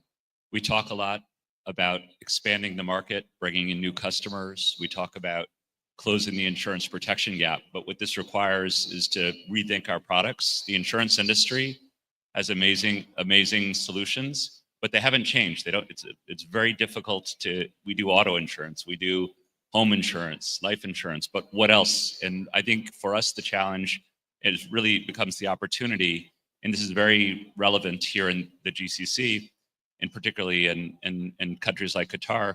There are expats here, there are workers that are coming from all around the world to work, both blue collar and white collar. And the thing they have in common is while they're here, they're earning money, sending it back to their families. If they're working, everything is okay. But what happens if they become sick or injured and can't work? What happens if they lose their job through no fault of their own? How do they put food on the table for their families? And that's where we focused on income protection because it's very relevant. It's relevant everywhere in the world. Some countries more than others. Western Europe has a very strong safety net, yet most of the rest of the world, even the United States, Latin America, Middle East, Southeast Asia, there's a basic human need to provide food for your family, to provide a roof, a home where you can live. And I think the opportunity that is presented for all of us is to innovate and to think about how we can expand the market, make insurance products that are affordable and accessible. And I think what embedded insurance does is it allows us to bring products very quickly to people at a very low cost. So in business terms, it reduces the customer acquisition costs, which makes the products much more affordable. So by partnering with banks, with mobile phone companies, the tech companies, the gig economy, the sharing economy, it gives us the ability as an insurance industry to serve a much broader community, not just the top, not just the big corporations, not just the wealthy people, but the average people, everyone in our society. And it's a very important challenge for us as an industry to innovate and create new products to serve a broader market. So Kagabu, being here as the representative of the underwriting community, why is it so hard to convince you guys of finding new products or even simplifying products in order to offer them in different channels at a different level? I think the main thing is that underwriters or actuaries are conservative, obviously, by nature, because you're trying to really protect your company's capital. So most people don't want egg on their face by, putting themselves out there and, being at the vanguard of underwriting new products. Because if they go wrong, it comes back to them. To be honest, the way we've approached it has been that we don't have the expertise. It's people like Jamie and MIC who actually understand the product and the customers that they're trying to reach. So then we are delegating underwriting authority to them. So I think we have about a portfolio of about 45 MGAs that we're working with that are doing all sorts of different products, whether it's, AI guarantee insurance, performance guarantee, or traditional BNO programs, or, programs that MIC is trying to distribute. as an underwriter, sort of in charge of overseeing this, there's no way I'm going to be an expert in all of those. So it's really making sure that you find the partners that you believe understand the market and you have a good alignment of interest in terms of what they are trying to achieve. And I think that's the model that, allows innovation to go forward, because most companies try to do everything by themselves, but it's really actually knowing that there are more experts in different areas that you should be partnering with, as opposed to you knowing everything. Yeah. And I say this as a consultant from the outside. To be honest, it's not always the underwriter who slows down the process of defining something new, right, and trying to push it into the market. But let's try to come up, or let's get some insights on your perspectives on what makes a product definition fast. What is needed in order to get a new product well launched into the market? Sure, Alex.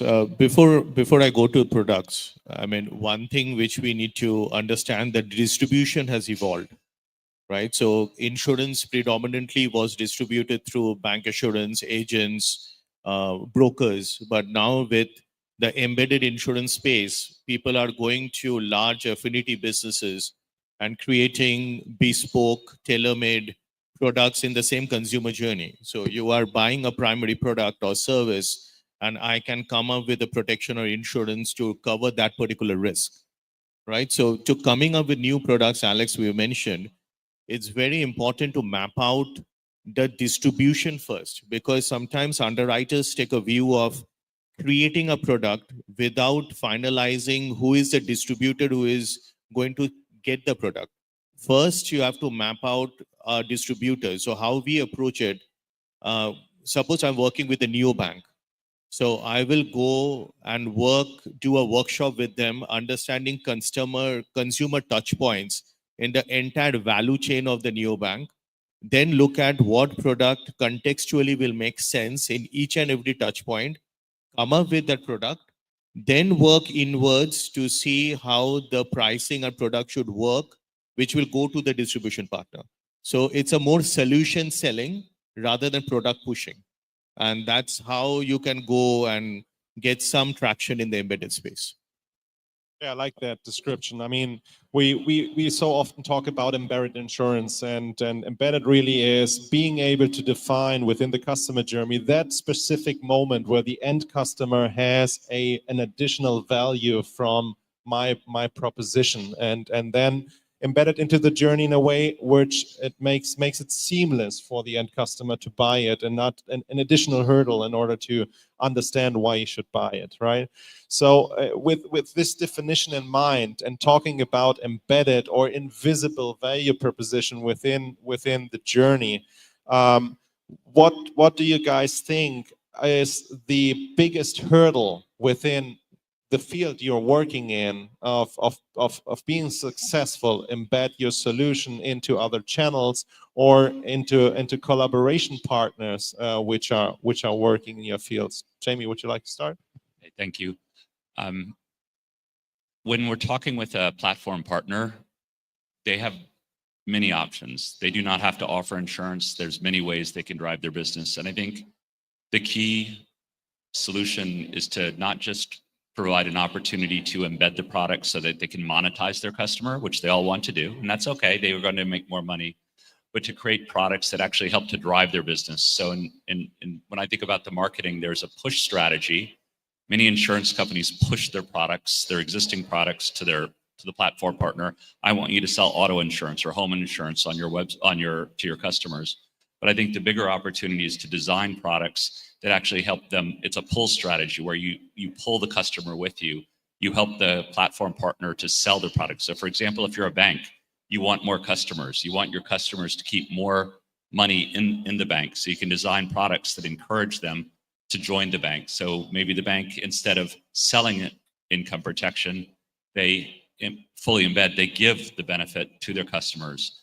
So many of the expats here in the GCC, they send remittances, money home to their families. So imagine a situation where you could say to a customer, your first month, I will give you 25% protection for all of your remittances. In month 2, 50%. In month 3, 75%. In month 4, 100% protection.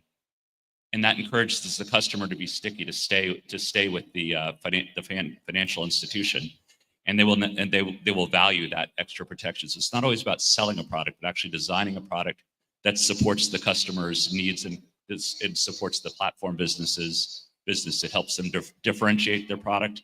It helps them to attract and retain customers and to monetize and make money. Federico, what are your thoughts on the hurdles? No, that is exactly, to me, to think about success in embedded insurance are actually 3 steps. First, completely agree with Jamie. If you poorly design your embedded insurance scheme, don't expect big results. Actually, I haven't seen too many embedded insurance programs delivering the performance that once promised. And I think it's because oftentimes either we fail in this part of the design. Then the next step is once you design the program, it's about the integration and configuration. And sometimes we fail at that part in the process. For example, if you ask too many questions, right? That is part of the problem of the design, but sometimes it's the product configuration itself. The current policy administration systems are, following the business same rules. Exactly, the same business rules from the analog world. And the third and final, which I think is the new and most exciting part that I see today, is the optimization of the program. So assuming you design the program well, you properly integrate it. If you look at how today we are optimizing existing embedded insurance program, is analog, is ad hoc. Once a week, once a month, we analyze the results, and then as a team, we decide what to tweak, what to improve. What if you start integrating AI, machine learning, first to, in a seamless fashion, real time, you start segmenting your customer base and you understand, for example, price elasticity models by cluster. So typically, an intermediary, a distribution partner would like to charge 30% commission, but what if for a certain cluster, the optimal commission is 10%? So optimizing that process, and that is what we're trying to solve at Gankar. I think it's going to be a major breakthrough and really get much more value out of embedded insurance program, which I still believe they need to perform better to get much more traction in the system. Ariet, you're working on partnership models in a broader way, and you kind of embed different value propositions within one specific moment where the customer meets your web page or your channels, in general speaking. What are the main hurdles you see in order to aggregate value propositions and embed them into the journey? Sure. So first thing is a lack of experience of knowledge of those distribution partners on the embedded space. Because when I'm looking at certain markets, and let's talk about maybe Middle East, because we are doing this conference here, most of the tech companies do not have an embedded offering. And this is something which is predominantly in Singapore, Southeast Asia, India. It's way more advanced, where most of the tech companies have an embedded offering, whether you are talking about OTAs, e-commerce, fintech, ride-hailing, but that's not predominant in the Middle East region. Second hurdle, what I see is the tech integration. So you need to have a platform through which the insurance needs to flow. And a lot of people do not have the tech bandwidth. So either they're outsourcing it or it will take time for them to build that platform. Third is how the product is monetized, because when you're talking to large tech distribution partners, sometimes insurance is one of their least priority list. So they have multiple things on the tech side they need to map out, and insurance is not something which they have factored for them to grow their P&L. And the fourth one, I feel it's more on product creation, like we discussed about what you mentioned. And the product creation, in the sense you need data sets, but I feel more than data. Because these are real-time monitoring of accounts, if there is a way that you experiment, you launch a product, see A/B testing, what is working, what is not working, do you may need to make changes in the product or pricing or UI, UX design, how the consumer journey is? I think we need to do more experiments. And with real-time monitoring, your loss ratios won't be so high that you cannot control. And you need to have the product and pricing control so that if you come to a loss ratio which you're not comfortable, you can quickly change the product and pricing. And that's how you can have a more sustainable embedded program running with the platform. From my experience from the outside, assessing large insurance carriers, there's one additional thing I very often observe, and this is the mindset thing. We're talking very often to executives that has been educated many decades ago, that has a mindset based on an excessive planning cycle in order to, meet the target in the most, specific way without deviation. So this basic mindset leads to a certain scarcity of willingness to fail and with along the way, let's say. So what is your experience in terms of meeting that hurdle, which is very present within the larger organizations, and then to some extent makes it, I don't know, impossible, but even harder, to speed up the process of trying things out and then adjusting the product at a certain moment in order to try to, meet the customer need and be profitable. In the end, you have to be profitable. Federico. So maybe I can start. It's true. I think you can differentiate incumbents who are recognizing that issue. I mean, they are not shy to understand that they tend to be risk averse for a number of good reasons, right? They've been burnt in the past. And those who don't recognize that. And I think those who recognize this challenge that is inherent to the organization, what I think is working well are those who are setting up separate units where they delegate or they empower the ability to innovate, be much more risk-taker, disruptive. So I can cite a couple of examples. When I was at Prudential, we saw this huge opportunity to move from just pure protection, life insurance, basic product to get into prevention. And we created, which I was the founder at the time, a unit called Full Ecosystem, which were, allowed to partner with companies like Vitality, who we took them to Latin America, and then we combined physical wellness with mental wellness, etc., but at a speed of a startup. Another good example is what Chubb and even MetLife are doing with Chubb Studio and the accelerator program that MetLife launching in the Americas region. Again, I noticed the agility and the speed to market that this unit have relative to the mothership is impressive. So I think we're seeing a number of growing examples that at least is a good recognition of the challenge and how to tackle that. Kakabu, what's your thoughts on the mindset issue? So in some ways, we are lucky because Greenlight is quite a small company, and we set up the innovation unit as a way to avoid anti-selection. Because most brokers will go to their preferred markets, they'll go to Chubb, they'll go to Swiss Re, they'll go to Munich Re, because that's who they know. So what we did was a key differentiator for us. So we invest in early stage startups, and we also provide the underwriting capacity. So the unit was not set up just as a fun experiment. It's actually quite a strategic unit to solve a real problem that Greenlight was facing, which is the question of anti-selection. And because of that, it was so much easier to get over that mindset.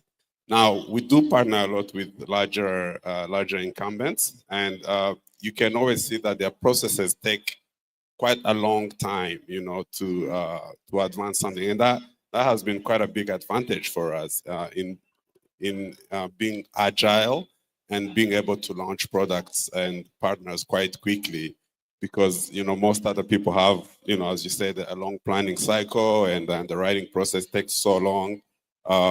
And in some ways that can be quite limiting for them. So I think agility and being able to be creative is quite helpful. Even talking about being creative as an underwriter, it's quite funny. But yeah. Okay. Arjit, what are your thoughts on the mindset issue, and what are those moments where it does not work, where you have to pivot and you say, man, I'm not going forward anywhere here.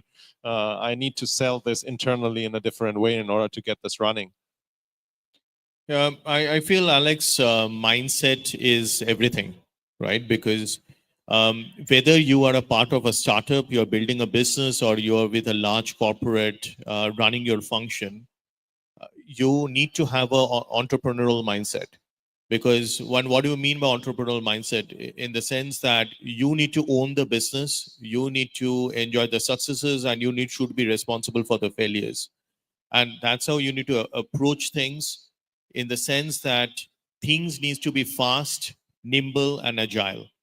If you cannot create a process with after the mindset comes in, then it's a failure. If I've run companies, my previous startup, when it became a bit large, a lot of committees got formed, which will take underwriting decisions, commercial decisions. Then you cannot move that fast, right? So if you are coming up with an organization which has a lot of metrics reporting and a lot of committees which take decisions, you need to find ways to come out of those and take the own ownership and make it happen. Sometimes you'll fail, and it's okay to fail, right? And if you create the culture of that entrepreneurial mindset where it's okay to fail, then that's a mantra for success. That's what I believe in. Jamie. So I think it is a mindset. The phrase I think about a lot is kind of go big or go home. Like, why do you want to just be satisfied with the status quo? Why do you want to just grow by 1 or 2%? You have an opportunity. We all have opportunities to change the world. We have an opportunity to think big. I want insurance to be ubiquitous in everything people do. When someone signs a contract or an agreement to lease an apartment, I want the insurance to come with it. So you used a phrase before, Alexander, about invisible or embedded.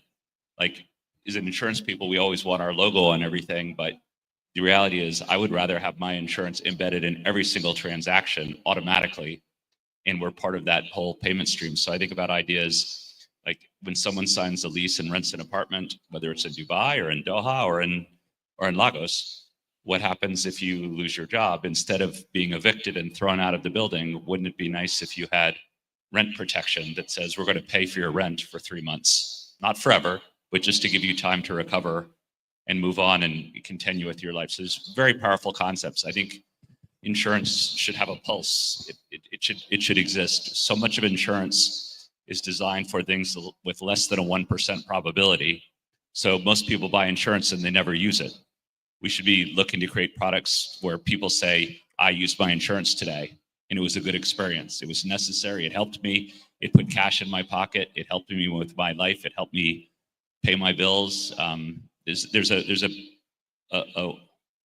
we're afraid to change, if we're afraid to think big, then we won't accomplish anything. So to me, that mindset has to be imagining a world where like we could be like critically important to everything people do, not just a regulatory requirement. Yeah, no, that's interesting because as an underwriter, I do love products that have a 1% probability of being used, but I get your point. So we just want to have small claims. Gentlemen, thank you very much this afternoon for the conversation. And please stay with us for the next panel where our colleagues will talk about investments from seed to exit. Please stay with us. Thank you very much. Thank you.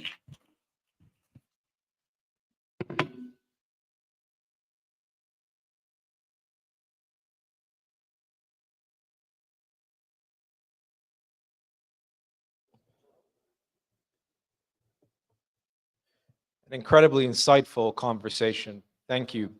calling to the stage Ms. Rana Abdel-Latif, Mr. Kevin McLaughlin, to begin a conversation from seed to exit, how AI and market shifts are redefining fintech and insurtech investing.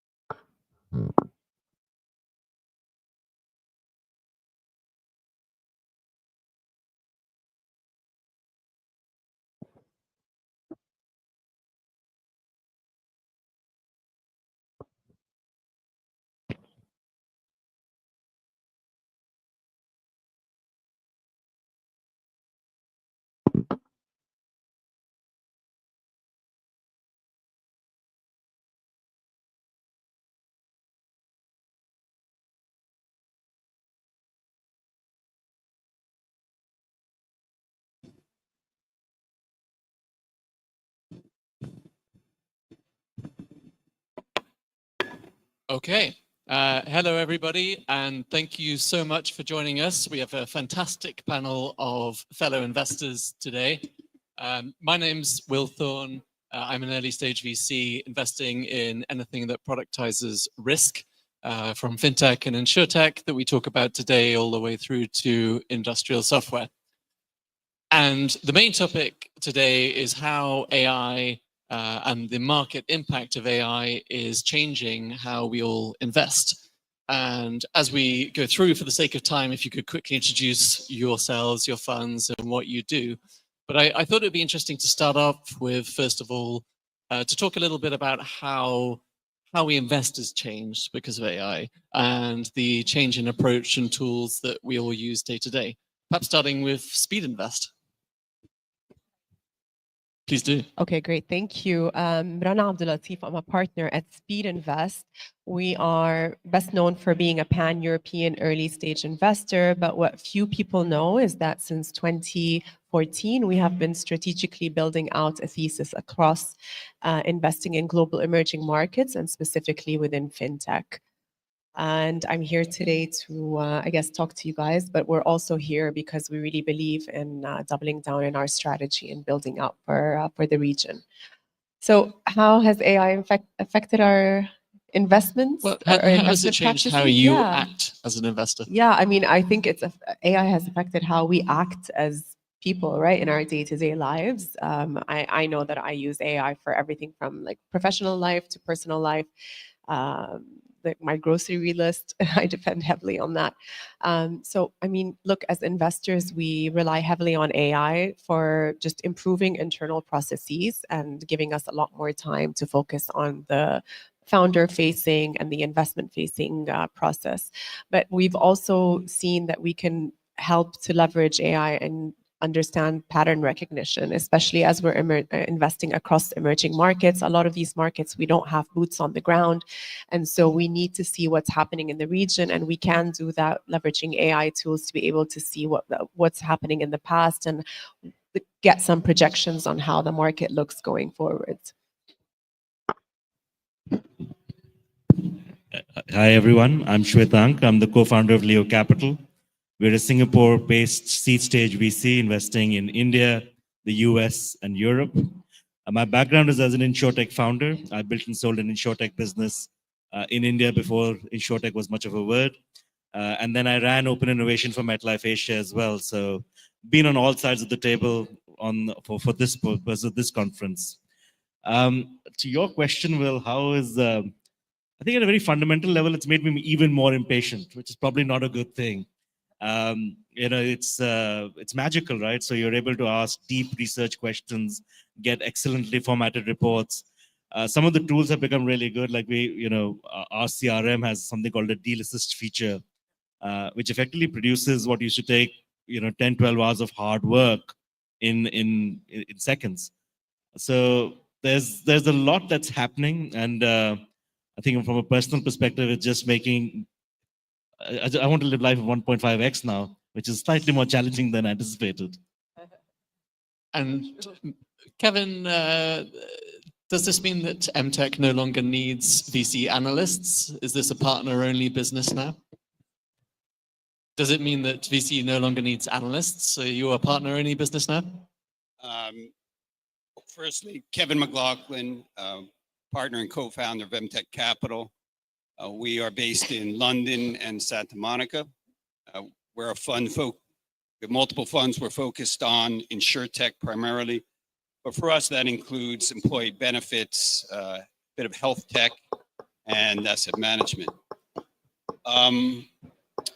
So the impact of AI, we're a small focused firm. So we're not looking for AI efficiency per se within MTech Capital. But in terms of how AI is changing the way we invest, I would say two ways primarily. One is we see greater risk in our investment decisions now from like the very rapidly evolving technology. And then secondly, the space has become very crowded because so many startups are working at the application layer of AI. So relying on foundational models, LLMs, to create new use cases, to create agents, workflows, and that's a crowded space now. So the use cases are exploding. So the second change in the way we invest is we spend more time now on confirming product market fit, spending time in our due diligence speaking to customers. Yeah. The customers really need to rave about the product because if we're seeing one company, we're probably seeing 10 others. And so they really need to stand out. Thank you. And Jason, we were talking a bit about the LP environment before we came to the stage. Would be interested to know what expectations those LPs have of how you use AI and how you build a viewpoint on AI. Sure. So maybe I can just start off by introducing myself a little bit. So I'm Jason Chan from Hobby Partners. And so we are a Pan-Asian venture capital firm. We have an office in Hong Kong, which focuses on China and Hong Kong. We have a headquarters in Malaysia, which focuses on Southeast Asia. We are also in Pakistan and Bangladesh, so very frontier markets. And we invest only in very early stage companies. And I think, just going into I think Will's question on kind of how AI and how investors, LPs are expecting us to use AI.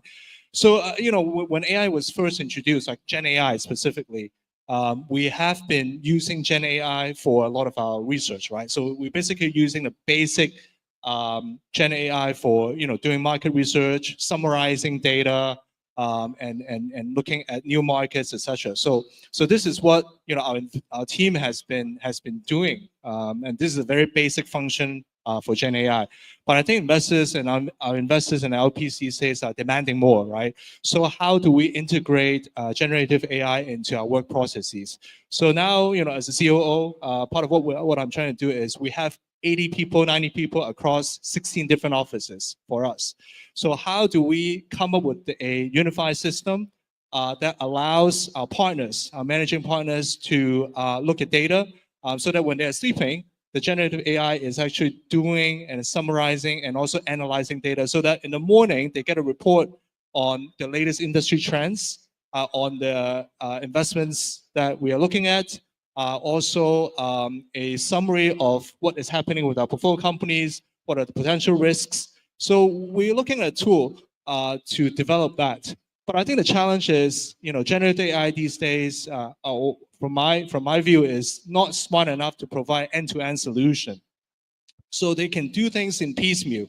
So you ask it to do, or ask it or him or her to do certain functions, they will be able to provide good feedback and good results. But we're trying to look at vendors that can provide end-to-end solutions for us, from pre-investment process to post-investment process, and integrating some of the objectives that we have. For example, in ESG, how do we work with the portfolio companies and and kind of integrate all the different SaaS tools that we have, because we subscribe to different SaaS tools for different part of our investment processes. And we're looking at an AI, probably in a generative AI space, which can link up all these SaaS tools so that they could communicate with one another using the database, using proprietary database that we have. At the moment, I mean, I think going back to what Will was asking, like, can we have fewer analysts in our team?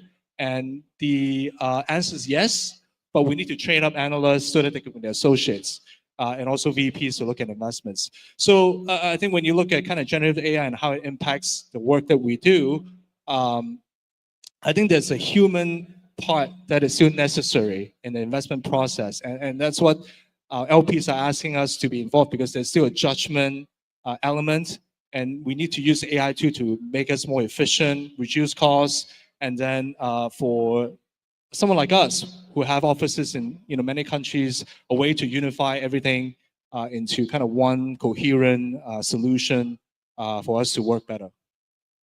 Well, I think the good news is I saw that Mark Andreessen said last week that the last job still alive will be that of the VCs. So sorry to everybody else, but we have some runway left.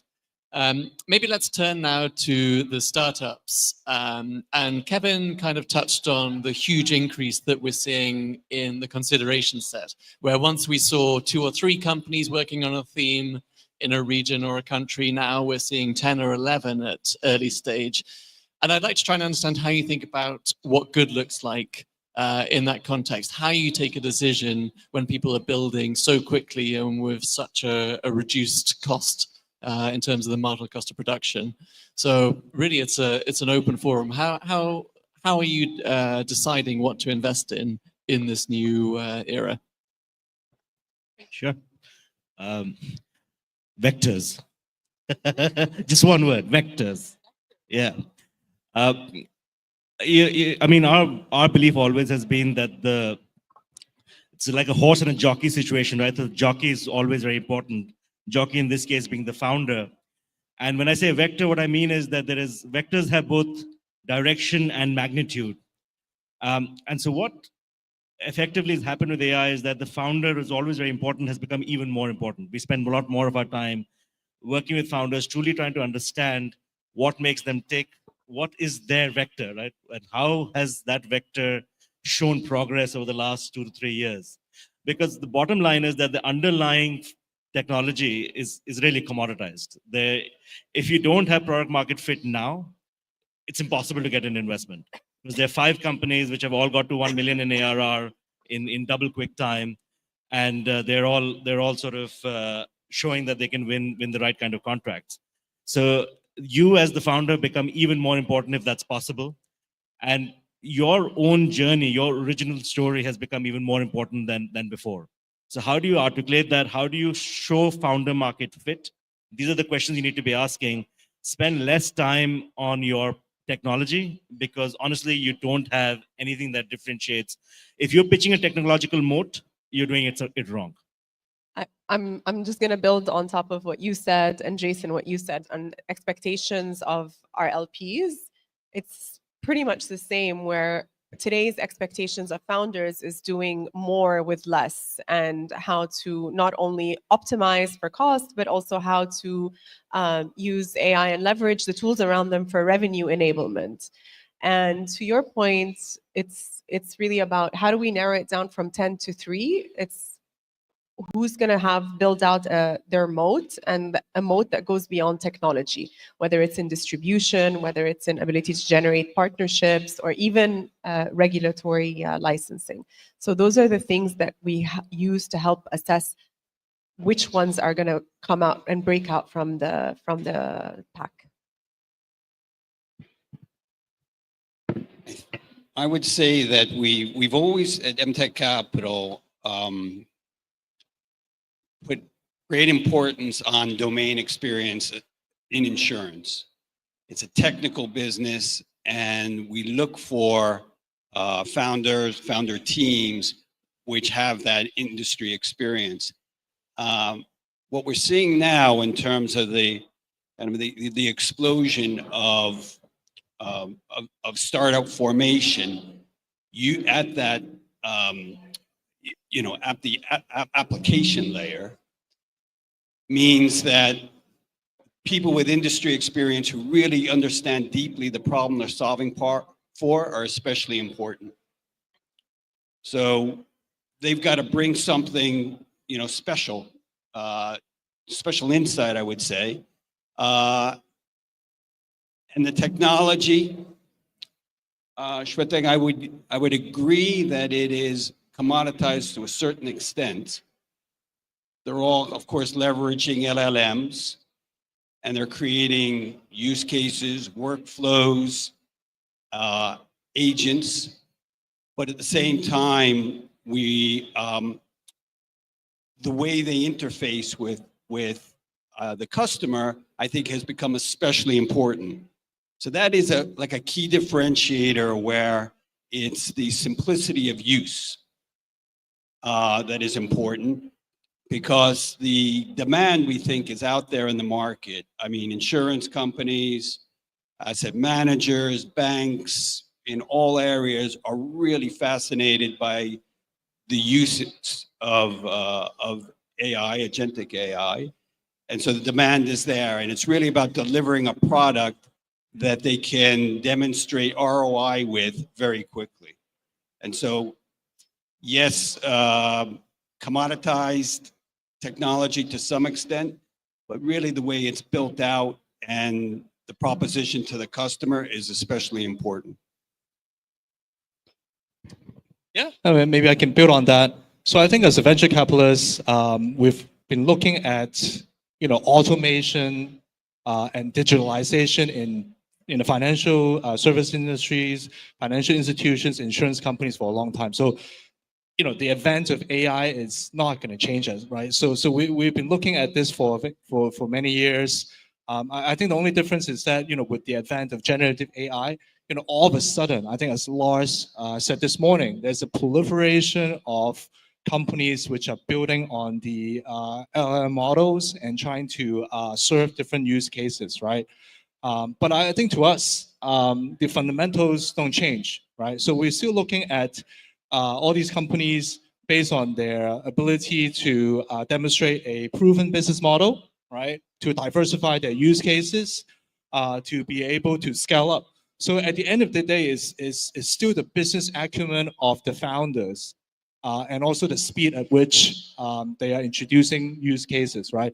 So I mean, I think everybody gets access to the LLM. It's just a matter of cost, right? Of using the LLM, and the upgraded version of LLM is not coming from the founders in any case. It's coming from obviously the big companies which are developing these LLMs.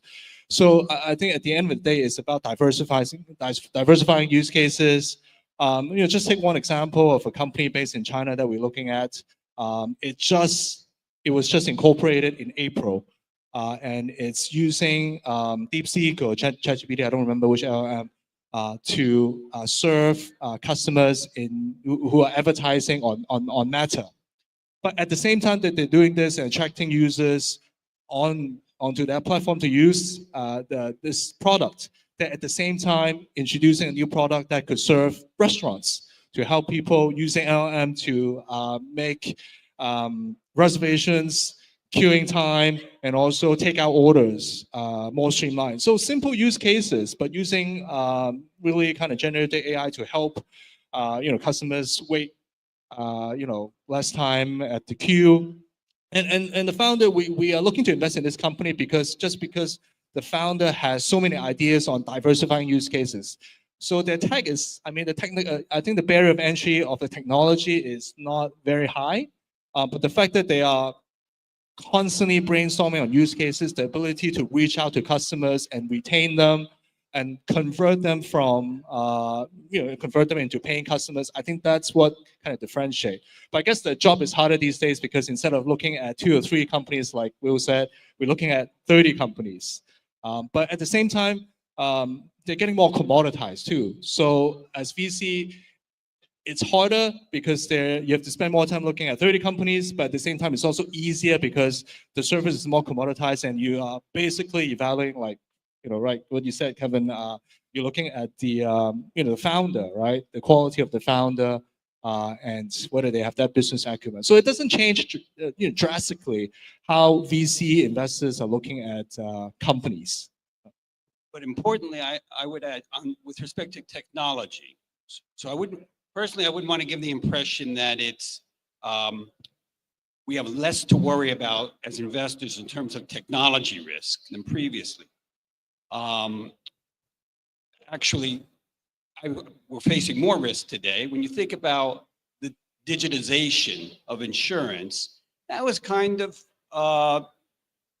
less about challenging technology, but more about the arduous work of digitizing businesses.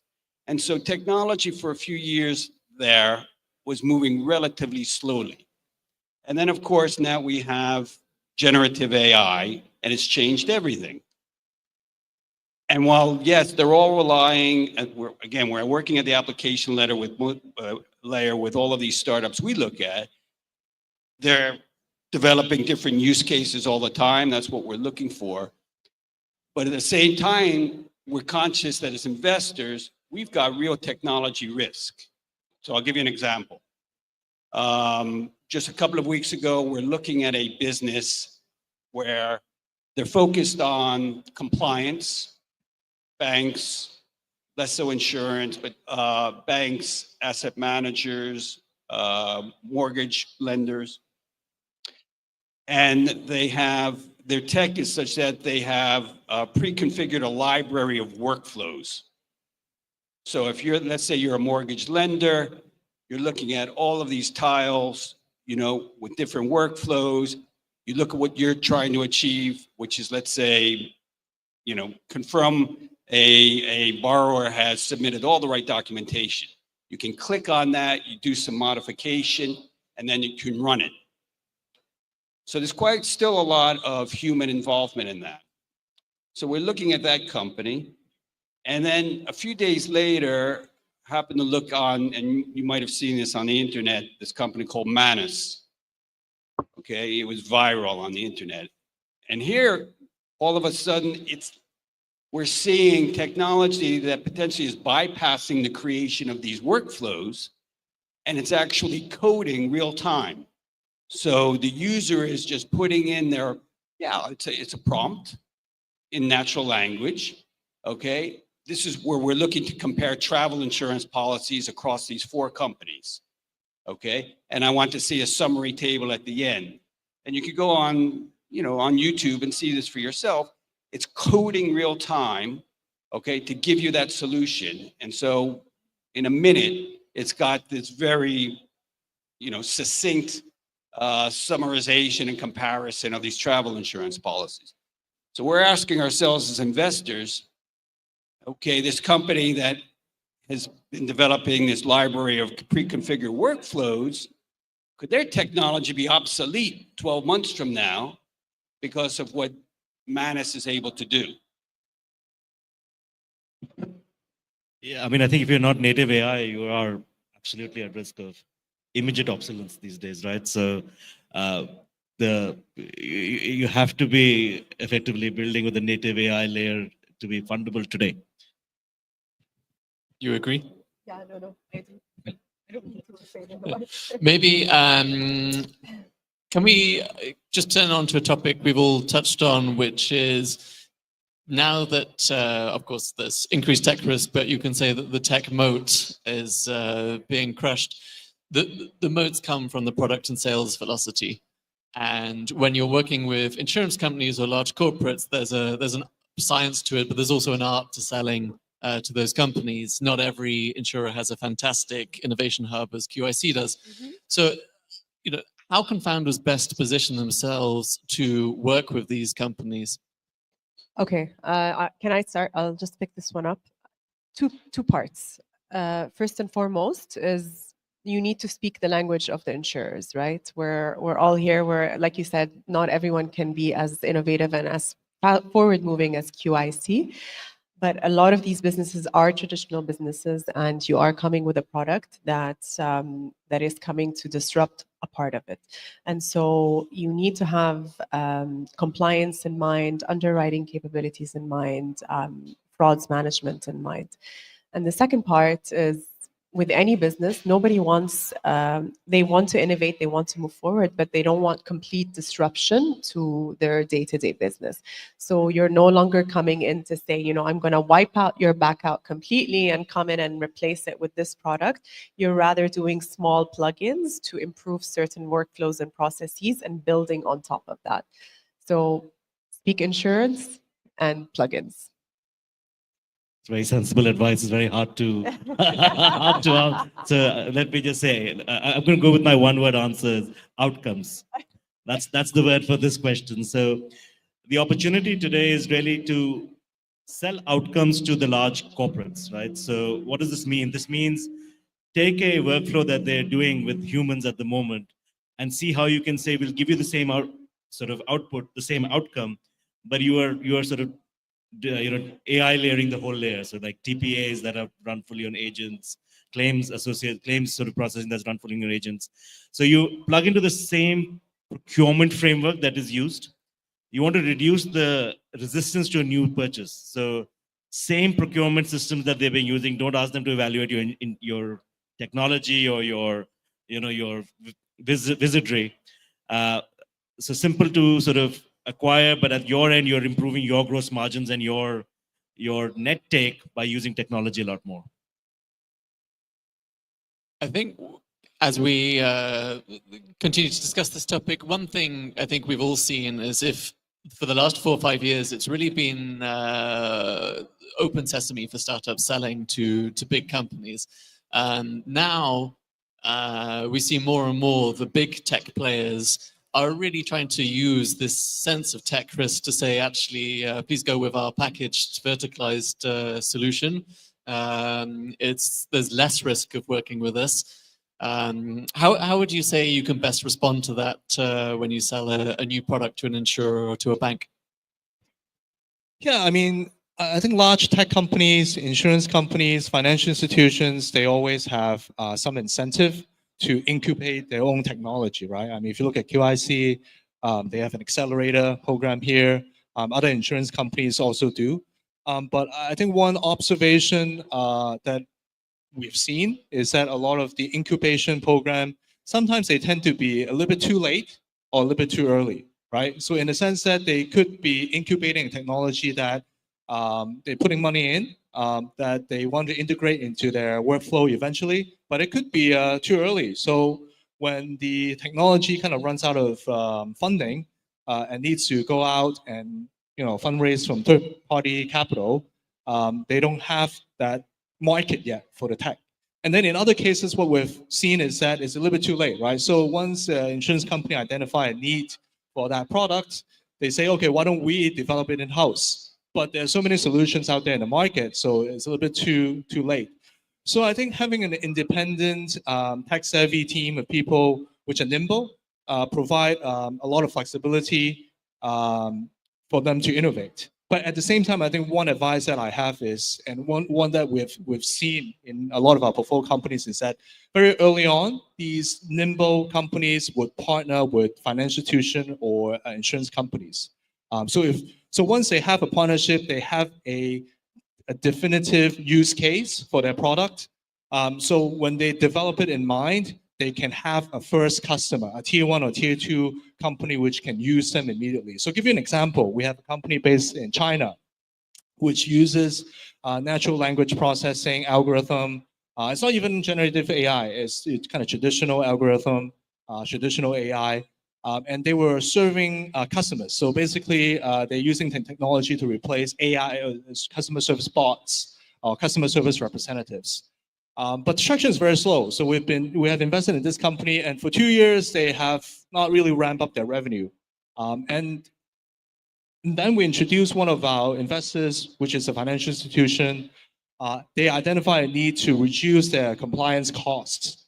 So then they pivot their technology, the NLP technology, into RegTech. So instead of having a bunch of compliance officers listening into calls and trying to identify red flags, the traditional AI agent is able to just read through scripts, countless numbers of scripts and phone calls, listening to them and identifying red flags.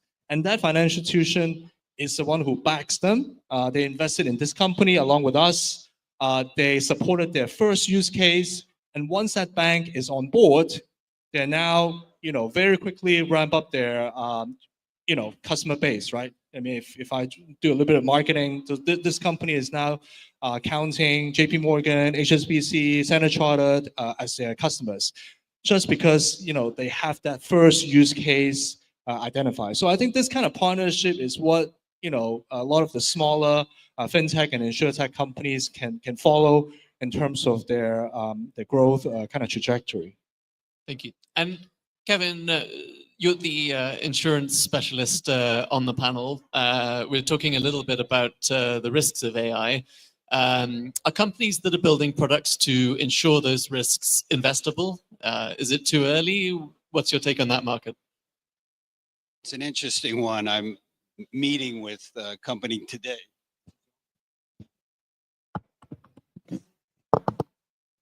It's a good question. I'm meeting with a company today coming out of Lloyd's that will insure AI risk. It does seem, I have to say, I want to prejudge my meeting, the outcome, but it does seem early.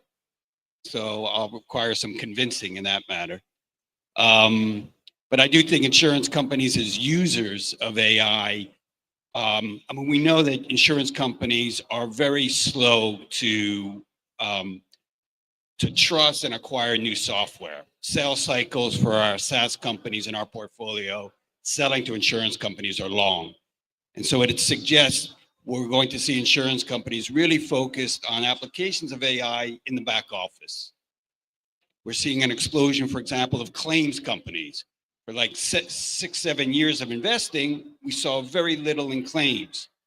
In the last year, proliferation of startups using AI for claims.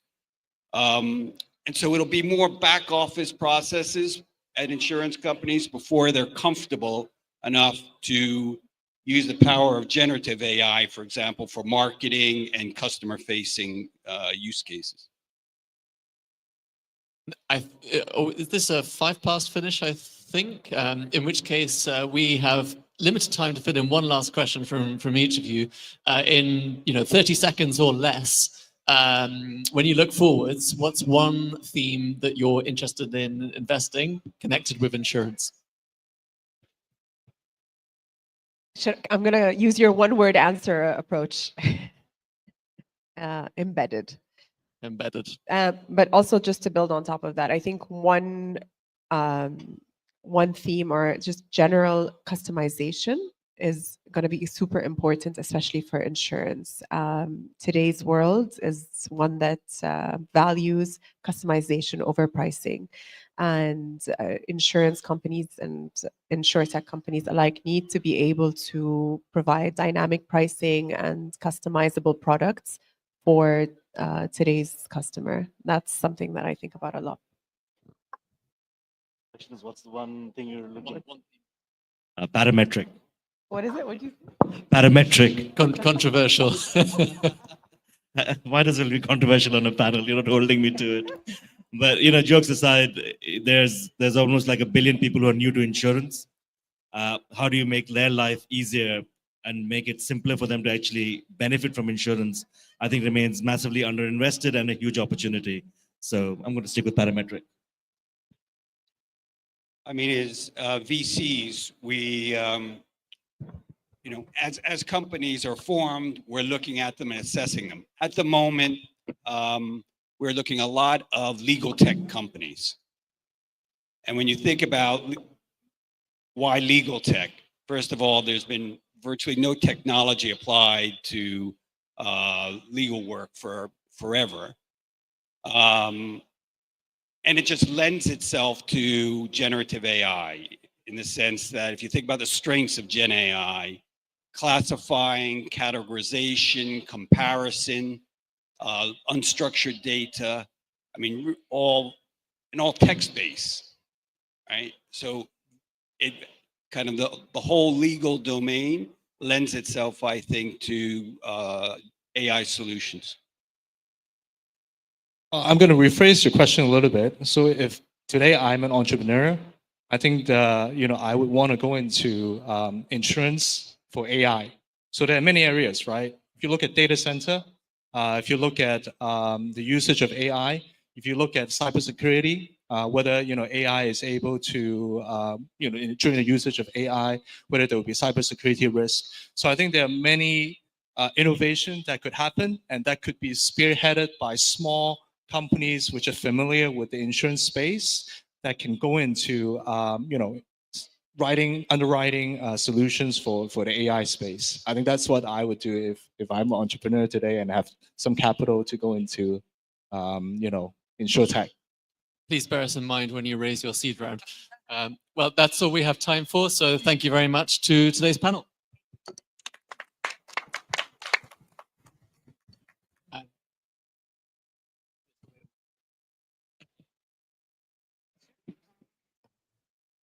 An incredibly critical conversation.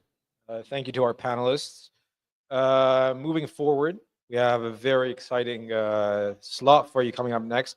An important startup announcement.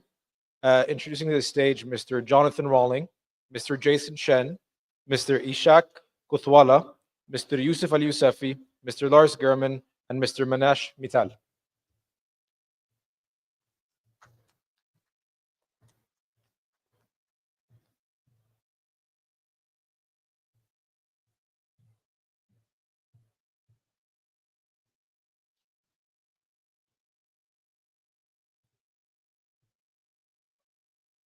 Hi, good afternoon.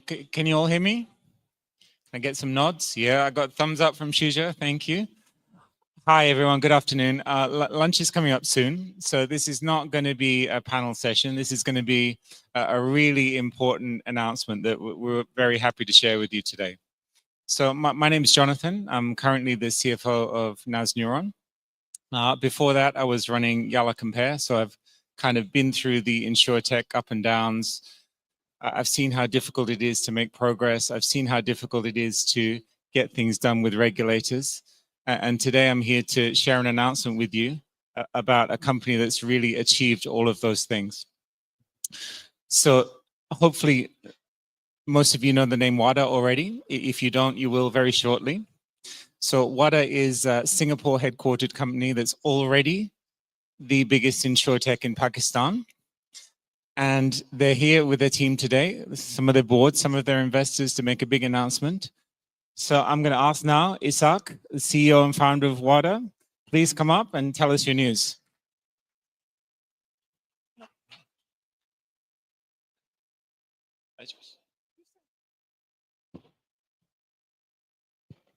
Hello, everyone. I would also like to invite my team and some investors on the stage now. Lara, Yusuf, Lars. Every year for the last 2 years, we've been coming to this Insurtech conference, thanks to QIC and Qatar for hosting this innovative platform. And every year we hold this as an internal check to ourselves. So we announce a different thing every year. So 2 years back, we said we want to explore the region. Last year we came in, Lars, Manish, QIC were the early believers in us and they invested in us. And we said, we want to apply for the Saudi license, MGA license in Saudi. And then this year, we're announcing that we got the MGA license in Saudi, and that's the big news. In the process, I lost some hair. And the next year manifestation, and please hold me accountable for this, is that we're going to become post-revenue in Saudi and do $50 million of premium, and we will announce it next year on this stage, hopefully. And I'm also going to get a hair transplant. That's also a manifestation. We are the second MGA in Saudi. We're the fourth insurer, foreign entity in Saudi after Chubb, Cigna, and Bupa, the fourth underwriter. We are focusing on life, retirement, and savings. And in 5 years, we want to become the largest Sharia-compliant brand out of GCC. We're raising the pre-series A. QIC is invested. Jua Capital has invested. They're the new fund, recently launched 2-3-year-old fund from Saudi. Gobi Ventures, which is a $1 billion AUM out of Malaysia, has invested in us. And our journey is starting. So thank you very much. I would like to invite my team members and investors to introduce themselves and say a few words. Sorry, thank you very much. So I'm Lara Varjabedian. I'm the part of the board of WADA. And we had, what I love very much about Ishaq is that when we spoke the first time, I said to him, look, yes, you can go for an Insurtech license in KSA, but you can actually do better by going with an MGA license. And what I like very much is that we decided to go for the longer and harder journey. And this is a big announcement for us to get there. And also for the entire ecosystem in Insurtech, not only in KSA, but also the region, because giving the chance to an Insurtech to be able to have end-to-end from A to Z, the journey of a customer is where we can really disrupt as well, the innovation and digitalization from being able to have the underwriting pen, collecting the premium, processing the claims, and so on. So that's like really a big win, not only for WADA and their investors, but also for the entire ecosystem, inshallah. Thank you very much. So I've had the pleasure of getting to know Ishaq and Lara and the team over the last few months.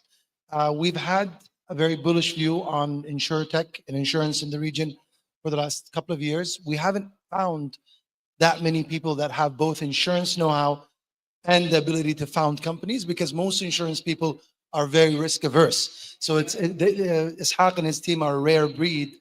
We're bullish because, there's a lot of privatization happening in the region, in the area of medical healthcare. The regulatory framework is being reformed in a massive way. Regulators are incentivized to accelerate the growth of the industry. So all the macro factors are in favor. The team at WADA have proven their ability to execute in their home country. And now we're proud and happy to help them expanding in the GCC region. I think all the credit goes to Ishaq and his team. It's been a 2-year-long process meeting all the requirements and going through all the challenges of the newly formed insurance authority in Saudi to eventually get this license. Really an incredible feat, and I think they've really accomplished. Obviously, there's a long road ahead, but I think what they've accomplished is quite incredible and really sets them up for I think a very exciting future. So congratulations to the team. Yeah, so at Gobi Partners, we are obviously one of the early backers of Ishaq and his team at WADA.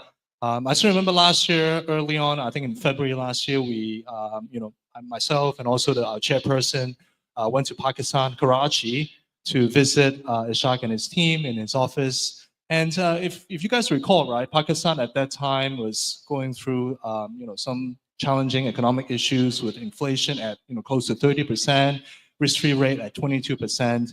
And, I asked, Ishaq and his team, like, well, how do you look at this situation? And he said, part of the strategy is really to, for the business to stay put in Pakistan, but really expand into the fast-growing Middle Eastern region. And he didn't exactly say which country he was going to go into. And then fast forward just 1 year down the road, and he got a license in KSA. So I think he's a very resilient founder. WADA is a very resilient company in face of a lot of challenging geopolitical and economic issues that Pakistan was facing and still currently facing a little bit. He has found a way to expand the company beyond their home country. So again, congratulations, and we are very happy, excited to be part of his journey here.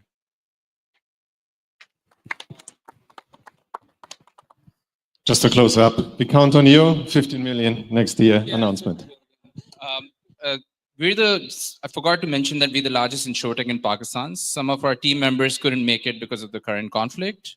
So some of the team members are here. So I'm going to hog the stage for a minute just to take the picture. So can you guys please come on the stage, some of them. Thank you very much, guys, for being with us. Yes, MIC. our reinsurers. A lot of our partners.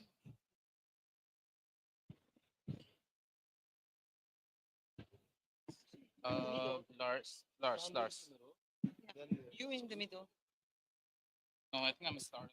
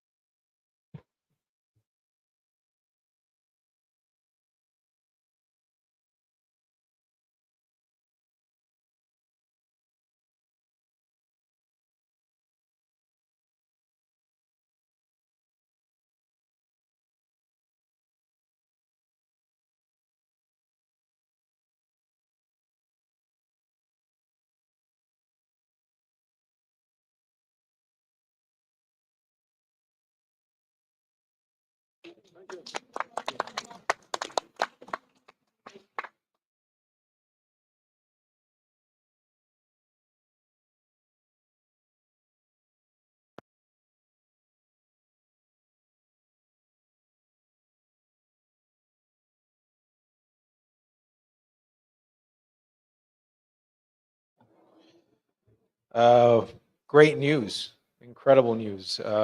We wish Wada all the best, and we hope for 50 million next year. Introducing next onto the stage is a great conversation, finding the right problem and never giving up. Startup's path to success, Claim AI's latest round. Introducing Mr. Karim Daki Ahmad Darawish.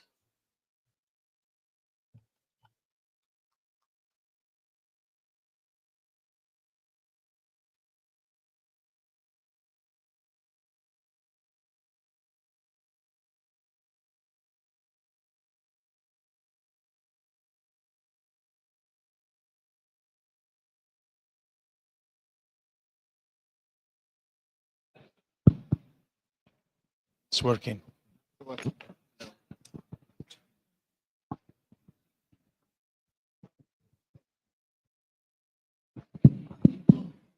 Hello, hello. Yeah, I think it's working now. We could start. Okay, great.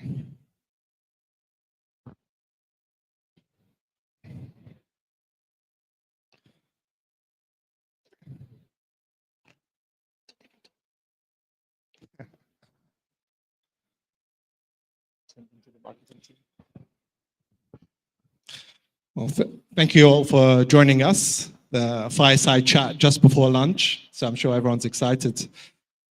So we can get this fireside chat underway with Kareem from Claim that just raised a great Series A round. But maybe before we get into the intricacies of the round, Kareem, you've had an illustrious career in private equity. It would be great to understand how you came to start the company Claim and your journey towards it, and what was that aha moment that you had to start? So it's a very interesting story. When I was operating from a co-working space in Astrolabs in Dubai, and one of my friends introduced me to another gentleman who was in the same co-working space. And we had a chat in the pantry, said, okay, what do you do? He told me we do medical billing. I had no clue what medical billing was. I said, what is medical billing? He said, I help healthcare facilities, the clinic, pharmacies, to get their money from insurance companies. I said, oh, really? And I asked him a random question. Is it easy to sell your service to a clinic? Because from the outside, the clinic seems complicated. Then he said, they all have problems with insurance companies, so it's pretty easy for me to get a piece of the cake. I was like, oh, wow. So how do you do that?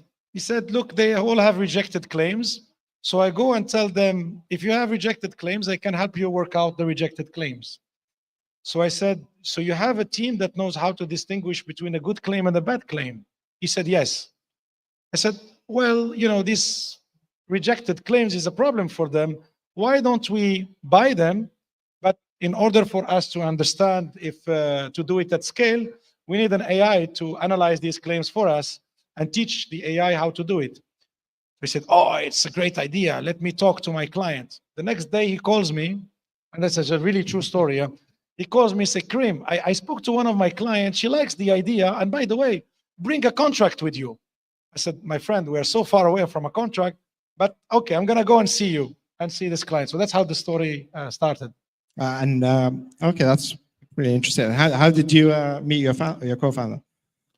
Completely randomly in this co-working space. So I do believe in two things as an entrepreneur. One is the power of the ecosystem, and I think the region is doing great, initiatives in building that ecosystem. And truly, I think we are an example of how the ecosystem can help generate ideas. And the second thing is curiosity. As an entrepreneur, had I hadn't had the conversation with him and then easy going and exploring ideas together to try to solve a problem, we would not have come up with the idea of the company. And I never knew the guy. Until that, we are still partners. Amazing. Okay, and let's maybe get into some detail around the business model. So break it down to us. How does it work? What have you done so far? Where do you see it going? So if you are introducing something new to an industry or an ecosystem, you want to make sure you minimize the disruption while bringing innovation. So we build a model where we come in between the healthcare provider and the insurance company. When the claim is being submitted to the insurance company, we analyze it with our platform through data analytics AI. We price it, and we give the opportunity to the healthcare facilities to make that money available to them the same day. So it doesn't interrupt the flow of communication between the clinic and the insurance. We don't interfere with the clinic submission process. We don't interfere with the insurance company adjudication process. And but we still provide value added for our customers who are the healthcare providers. So that's sort of the model. And of course, when we price the claim, we make sure there is enough margin for us to apply a fee for that particular purchase. Okay. Well, thanks for that. And, how are you embedding a lot of the, as we're seeing today with AI into a lot of the business model? How is that helping you today? So I think AI help fintech companies specifically when it comes to decision making for lending or investing. So that's how we started leveraging AI. But then now, like any company, we have internal corporate processes, HR, accounting, marketing, product management, technology. So for all of the functions, they can adopt AI to improve their productivity. And that's what we are pushing the VPs to do. They need to have an AI agenda to apply AI to their day-to-day business, independently of what the company does as a core value proposition for the main product. And how many claims have you processed to date? We've accelerated the payment of 100 million claim. $100 million. So that was, I think, more than 400 million claims. 400 million, wow. Okay, that's super impressive. And you raised around recently with a hybrid of both equity and debt. So tell us a bit more about your thinking. Why did you want that hybrid? I mean, most of the so till date, most of the companies or startups had only one way to raise money, was equity. Then new debt product came in to help startups that have some repeatability when it comes to revenue generation.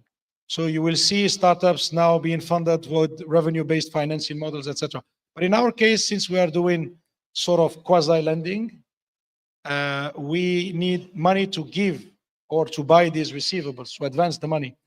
And that is being done through some financial engineering. It's called securitization. I think all the funding or invoice discounting platforms use securitization, but in essence, we need debt to be able to provide liquidity to the clients, but we also need equity to build our business like any other startup. So that's why this combination. And is there a specific playbook that can be scaled across the region, or every new market you enter, whether Saudi or Qatar or Oman, requires a new playbook?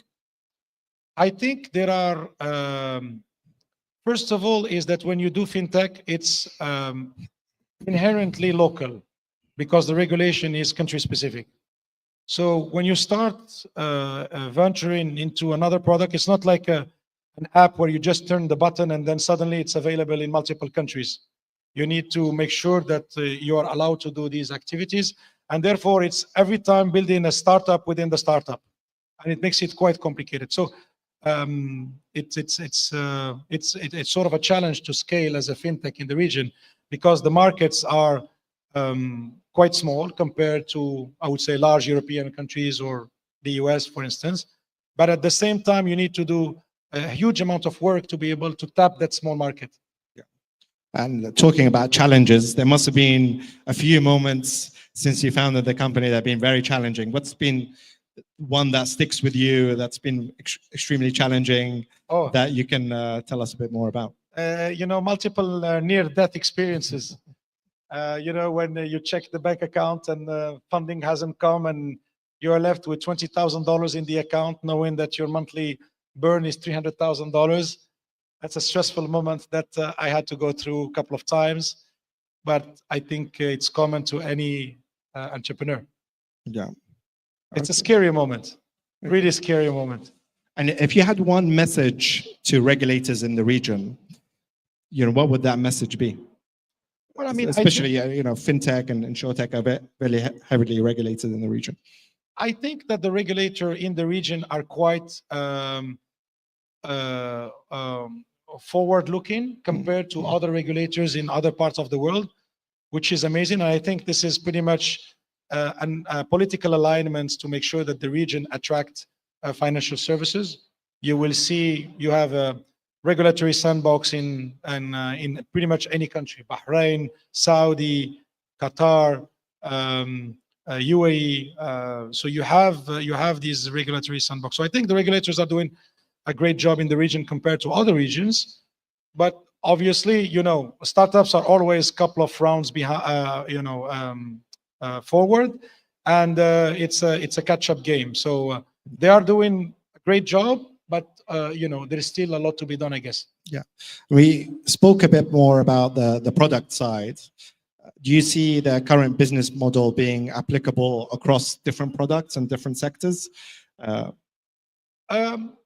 I believe that I believe in the virtue of specialization. So I think a startup to win in the space has to be specialized. So we've picked a use case and we've specialized heavily in it. It was healthcare and insurance. But by being in the market, we see other opportunities within healthcare and outside of healthcare. So we are trying to adopt the playbook that we had for that particular use case to develop other specialized financing solutions that are very unique to a given industry. Okay, I've got some quick fire questions for you. One-word answers. One-word answers for these questions. Okay. Yeah, you're good. Okay, so out of the three countries, Qatar, Saudi, and Oman, what was the easiest to scale in? So first, we haven't come to Qatar, so I Yeah. would say UAE, Saudi, and Oman. Yeah. The easiest was UAE. UAE. One word to describe your journey so far? Entrepreneurial, which the ups and downs, hectic, joyful, depressing, exuberant. I think that's part of the job, and we have to accept it as an entrepreneur. Okay. And what's your favorite insurance company of all time? You can't. You've got to say QIC. Yeah, I was going to say QIC. Well, I would say the one that we had. I mean, they have different DNA. Okay. The one that I like is Sukoon in the UAE because they are very predictable. They have processes. They're repeatable. There are no surprises. I think that's why I would like it. Very one word. Thanks for that one word there. But how about in terms of a company that really inspired you to start Claim? What would that be? One company out there that inspired you. I would not say it's a company. I think it's it's a way of life. It's the ability. What inspired me is not the company. I think it's more about being able to build something that is beyond me. And I think it's, sometimes people think, oh, entrepreneur, it's glamorous, it's nice, but I think the true reward of an entrepreneur is, from a coffee conversation, employ 60 people. That's for me was magic. It's still magic. So I have the responsibility over 60 people, but it all started with a coffee. It's a thought that was completely abstract, and making it a reality was a rewarding journey. It comes with its ups and downs, but I feel that that's the most rewarding part of an entrepreneurial journey is creation. Yeah, that's a great answer. And what's your ambition? Is it, do you want to be acquired, listed, unicorn? There's a lot of words in there, loaded words. But what would you say your ambition is? Where do you want to take this company? My ambition is to create more, and if somebody likes the creation, let them buy it. I think that's a great ending to that. We'll let people enjoy that over lunch. So Thank you for your time, and enjoy your lunch. thank you, everyone.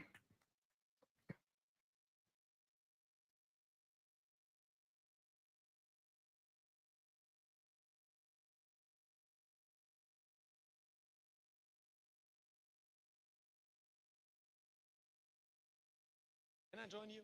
Yeah, once, of course.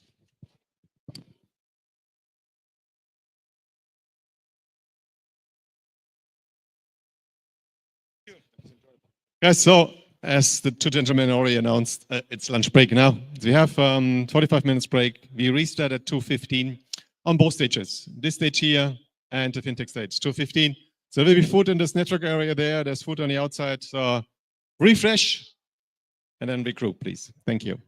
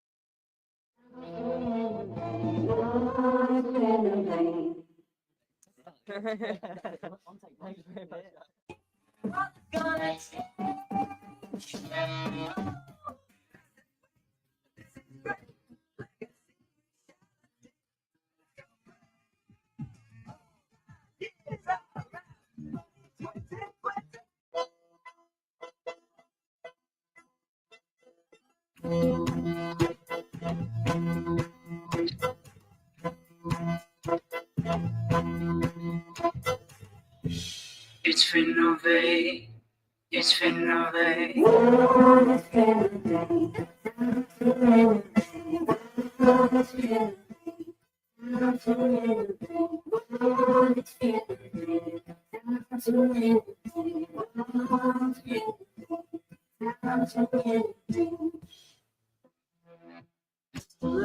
the world.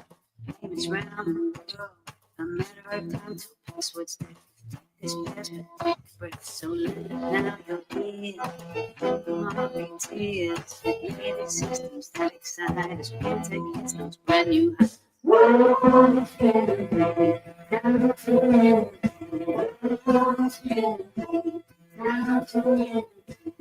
Smart from miles ahead, brand new plug-in high into embed. Gone through the days of trading gold to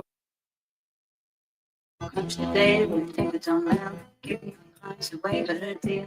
Take that show, the cost of life, compliance, that is 10 minutes high.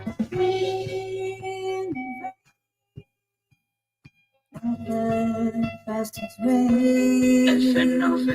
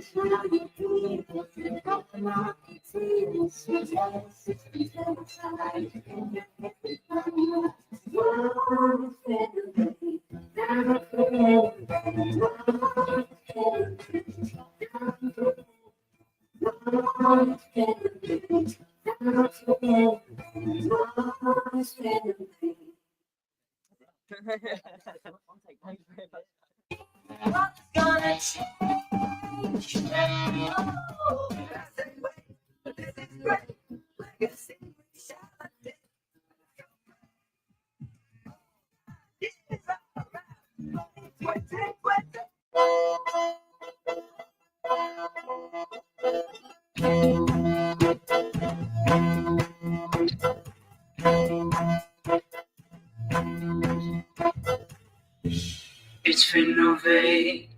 It's FNOV.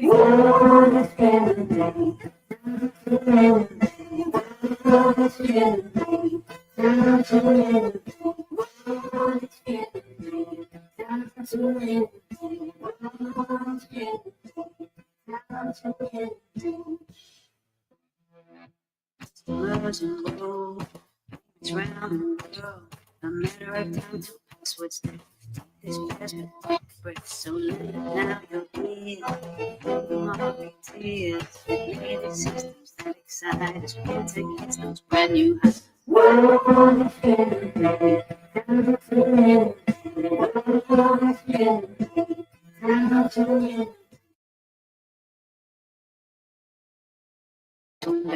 Gone from the days of trading gold to work in tech. It's a joy to behold. The day we take the time around, give your clients a way better deal. Take that show, the cost of life, compliance, that is 10 minutes high.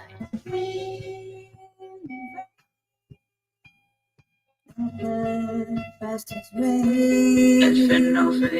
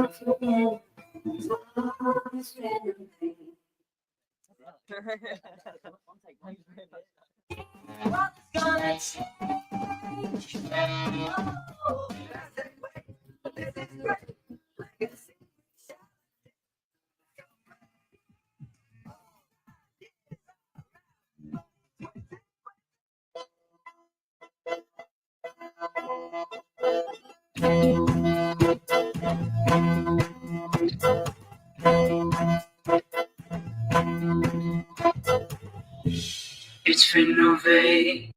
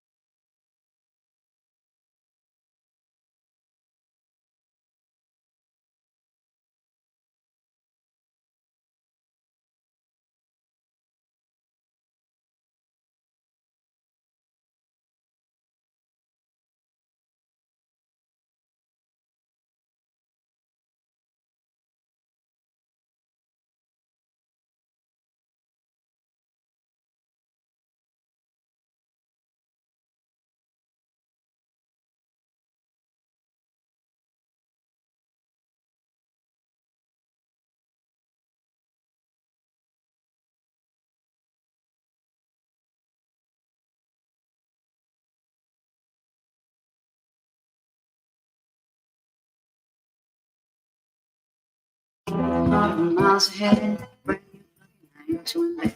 Gone from the days of trade and gold to a world of fintech that's a joy to behold. Crunch the data, we take the tone out, give your clients a way better deal. Tech that show you cost a lot, compliance that is standardized. The fastest way. FNOV.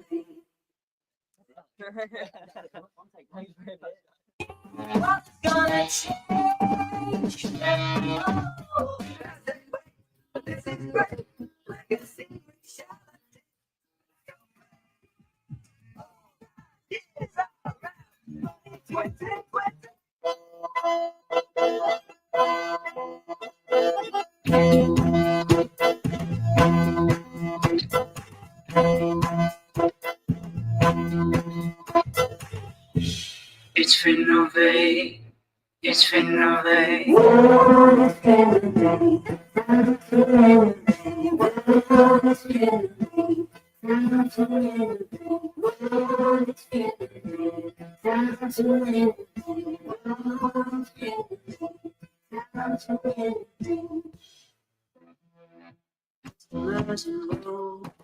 It's round the world. A matter of time to pass what's there. This past but so now you're here. Marketeers, related systems that excite us. Fintech hits those brand new highs.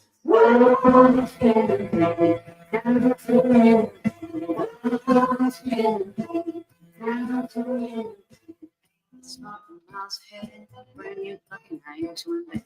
Gone from the days of trade and gold to a world of fintech that's a joy to behold. Crunch the data, we take the tone out, give your clients a way better deal. Tech that show you cost a lot, compliance that is standardized.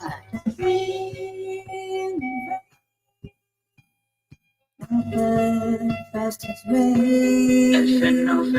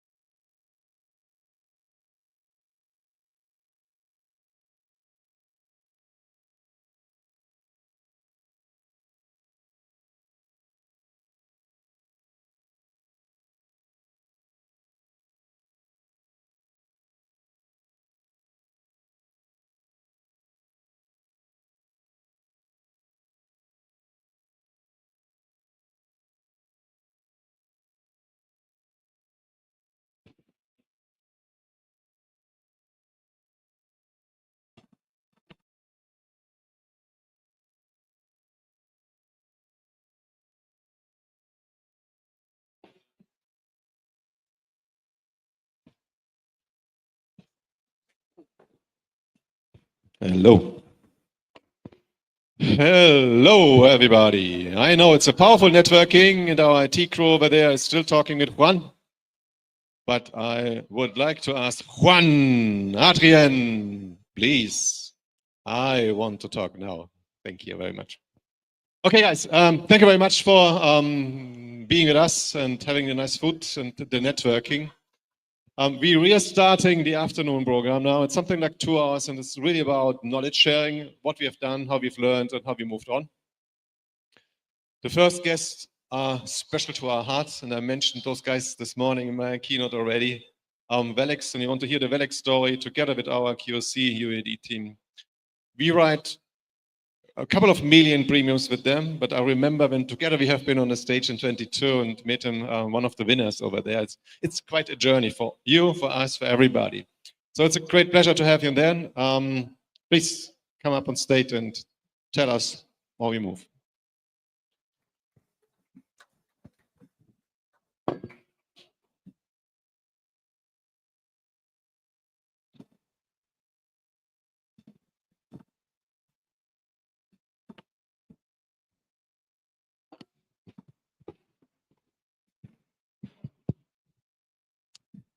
Good afternoon. Thank you for being with us today. Maybe what I'll do is I'll introduce myself first, and then I'd like to spend as much time as I can with the gentleman up on stage. My name is Khaled Lavabiri. I'm a partner at Arbor Ventures.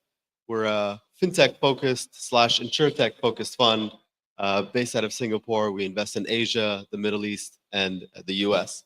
And I'm joined by my esteemed guests here, really to tell the story about Welex, which has obviously, as Lars has said, has been the winner of the 2022 Insurtech Award of the Year here. And we'd love to hear a little bit more about what they're doing over the last couple of years. But maybe first, I'll give it to Samir to maybe just introduce himself briefly and then pass it on. Hey, good afternoon. I'm Samir Nair. I'm Executive Vice President, Life and Health, handling the MENA region, taking care of Oman, UAE, and Kuwait markets for QIC. Hi, everybody. My name is Vaibhav. I'm co-founder and CEO of Welex. I have been in the region for a long time. Insurance has been my life, and I'm very excited to be here. My name is Javed Akbar Ali, co-founder and managing director at Welex. I was born in the UAE, but spent my entire life outside of insurance, except for the last 4 years that have been quite insane and yeah, just incredible. Maybe, Javed, we can stay with you just for a second. You know, you guys were the award winners in 2022. 2022 was a very different time. You know, we were just coming out of COVID. This idea of AI really wasn't there in terms of like the forefront. We'd love to hear the story of what you guys have gone through. And I know it's a pan-regional story with Qatar, with the Emirates, and then also in Saudi now. Would love to just hear what you guys have been up to for the last 3-4 years. Yeah, absolutely. Thank you. Thank you for the question. I think when we first started Welex, I still remember we tried to register the company and we wouldn't get the domain because Welex was a shoe company out of Germany. so we ended up registering the company as Welex AI, thinking if we have AI somewhere in our name, we're going to get a crazy valuation. And I still remember some of our early partners and friends calling us Welexi, and some of them still do.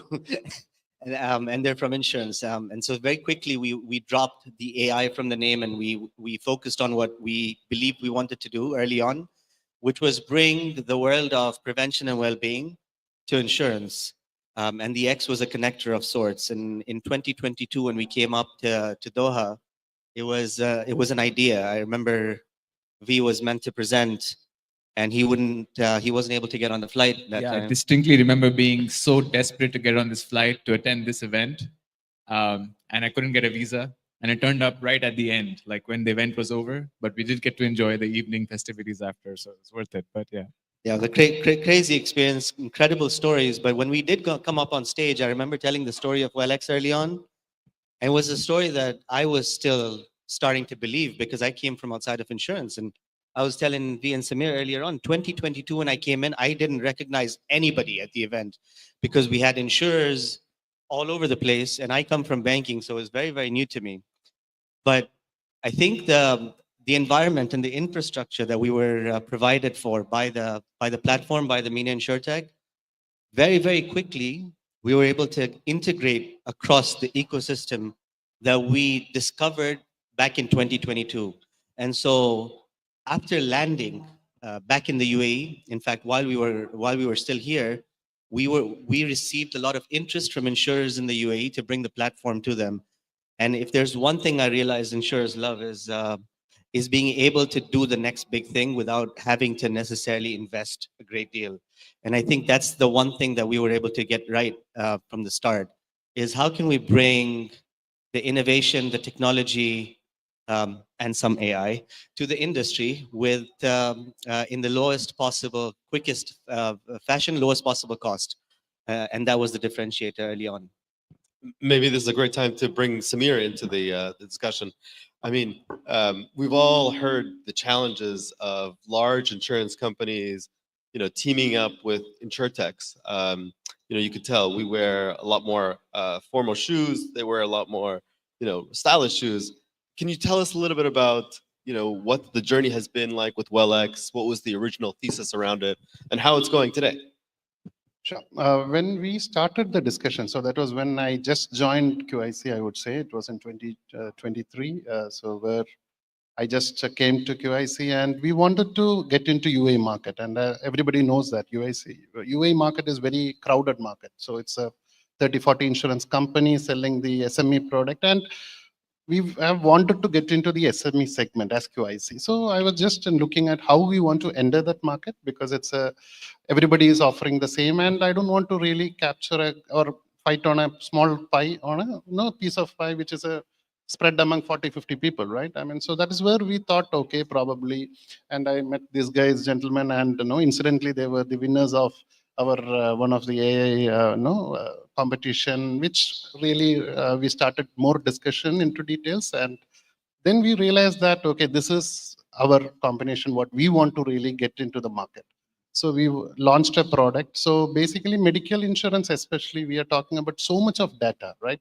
So are we using any of these data? So this is what, more than AI or anything, I would say that, this is something which we want to show the product differentiation.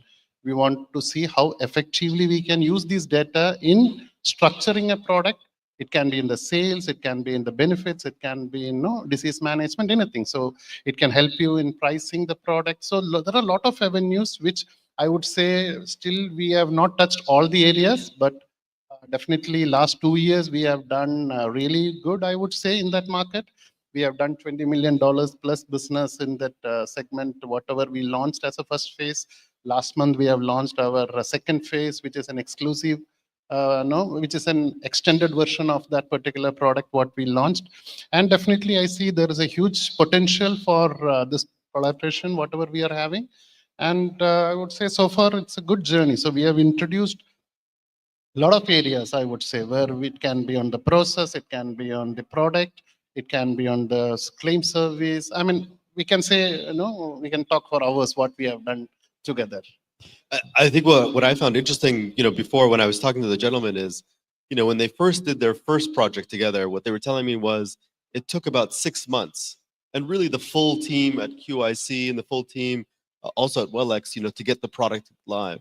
I think now they're on their second or maybe third product, and they're telling us that they're going live with new products on a weekly or bi-weekly basis, which I think is like really the interesting thing about why QIC tends to partner with Insurtechs, just because they become much faster, they understand each other's processes, but also at the same time, they just come up with new ideas, on a more consistent level.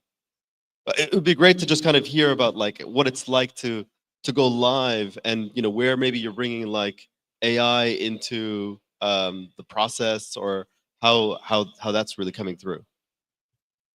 So I think from the experience perspective, one of the main things we wanted to focus on was initially we were trying to, and before we were able to launch the product with QIC, we were trying to sell just our platform to insurance companies, which we were succeeding at, but the sales cycles are really long. And the expectation then is, and this is, I guess, typical of many startups, is we do a pilot and you do a pitch, and then the insurance company decides to pay you an X amount of money for your platform, and then they try to get utilization of the platform with the end customers. What we were able to do by launching an insurance product with the team was actually generate revenue for ourselves and for them from day one. And that allows us enough time to experiment, learn, and grow to improve the processes. So in this situation, as now we're running the HealthX product under QIC's umbrella, we're now able to not only use AI or use our technology to influence the customer behavior, because we do engage each of the members, reward them for their healthy habits, provide them access to digital health, but then also starting to automate a lot of the other processes so that we can make the brand more efficient, which can then be technology and learnings that are applied across the board for the larger portfolio.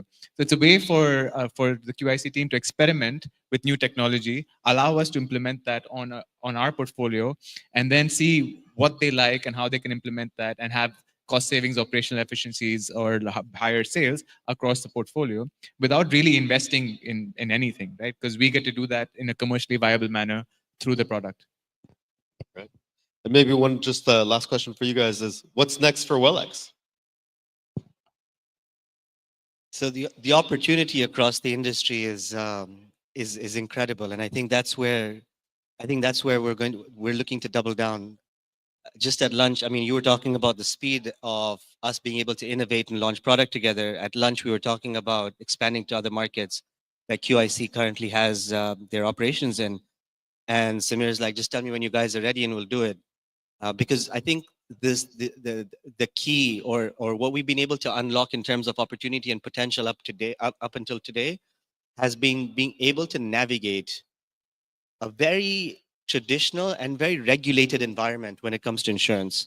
And most people, I think that the ones that are in Insurtech know what I'm talking about, but being able to work with the more traditional insurers who have those capabilities, and then finding the change makers within who have the courage to fight against the trend or the current that has been playing over for many years. And once you create those relationships within the industry, and they exist, those people exist that are trying to make the difference, the opportunities you can then unlock are significant. And we've spoken about some of them in being able to operate, digitize complete insurance brands in the space of weeks or months, being able to go across the board or go horizontal and develop multiple product types, multiple product variants, but then also try to find depth in being able to then build from the intelligence that you've been able to create over the years. Because data, without being able to process it right, without being able to utilize it right, to deliver the end experience, doesn't really serve the purpose. You have to be able to change the way people live their lives and how they consume products. And that's sort of the next step, is how do we now consolidate from all the effort and all the business that we've written over the years and start to bring meaningful change to consumer lives. That's great. So Samir, Javid just called you one of the courageous change makers, inside these companies. I mean, maybe from your point of view or from QIC's point of view, there's lots of Insurtechs that are in the audience. What else are you looking for inside QIC for innovation, whether it's for new product lines or for internal processes? We'd love to hear some of those ideas. Definitely, yeah. So I think this platform itself you can make out, right? I mean, an insurance company driving, this kind of innovations and technology driven. I think this is the future, I believe. So definitely the management believes in that, and we as a user, we also try to support this. So we want to see how effectively we can give that customer journey as simple as it is, as efficient it is, and the customer. So otherwise you will not be able to survive. So, and we don't want to really stay away from this and saying that, okay, let it get completely evolved or matured, then I will try to do it. Because we always believe that, this new initiatives, whatever is the, coming up by this people concepts, what we are trying to do is we are creating a subset product with this kind of innovations. Definitely, I may not be in a position to do this complete innovations in my 100% portfolio. So what I'm trying to do is we are creating a subset product where all these innovations we can try it out. If it is working well, it is easy for me to replicate it into my portfolio. Probably still with $20 million, I would say it can be only, let's say, 5% of my total book, right? But still, I can take this into my, if it is a successful model, whatever the learnings, without any disruption, we are able to do it now. So once you are thorough with all this learning process, whatever we are doing, we reach that level of confidence, we can actually replicate all these learnings into my full bouquet of book, which is roughly 2 billion as of today, what we talk. So that is where we are all trying to achieve. And definitely the new products, new learnings, whatever we are doing out of all this, development, what is happening. So I would say when 2 years before, when we discussed of coming up with an exclusive product, I think this was entirely different now currently what we are seeing, because AI, we have seen, it has gone up really advanced. So we can definitely look at all those learnings, try to replicate into my portfolio with experimenting on the small subset. That's the biggest advantage I see with all the developments, what is happening. Yeah. I think 5% of QIC's portfolio would be very appetizing for anybody in this audience as well. Gents, I think our time is up, but I wanted to thank you again so much. I wanted to thank the audience, and thank you again for sharing your learnings. Thank you. Thanks a lot. Appreciate it. Thank you.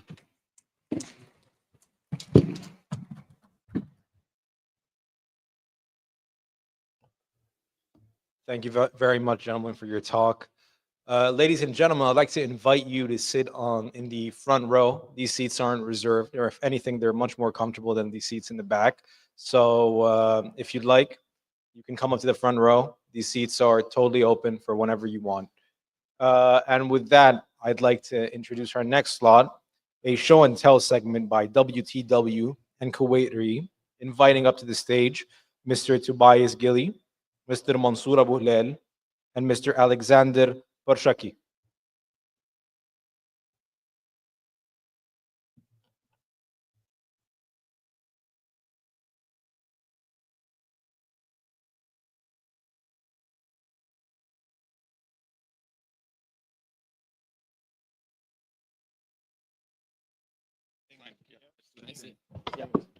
Standing. Hello, hello. Good afternoon, everybody. Let's hit this off. This session, show and tell session, we have 3 of them, one after another. And I would like you to dig deep into 3 different use cases. We have with us Tobias. Hello, everybody.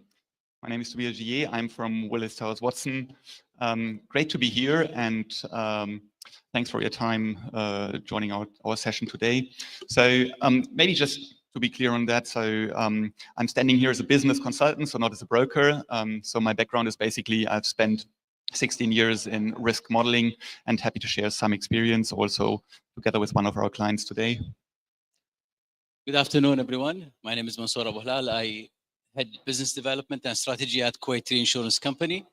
And we've been in partnership with WTW Consulting and Technology for the past 15 years. And we're here to discuss the application of their technology suite in Kuwait Re. Great. So the first use case from Kuwait.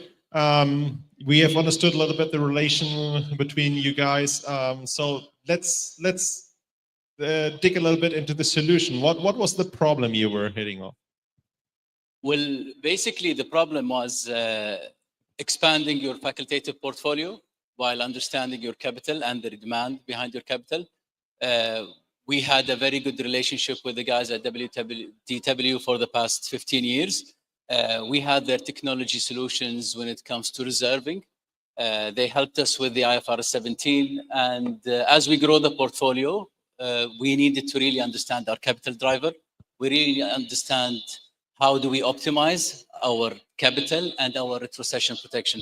So I think this is where we're trying to go ahead with this. So let's go. We did actually dare to prepare some slides, so not sure whether it's possible to get them on the screen. Yeah, wonderful. Thanks very much. So this is basically where we came from. So from a bit from an external perspective, we see quite a lot of challenges, a lot of things going on here in the region. So inflation, there's quite some uncertainty around it. The reinsurance market has hardened over time.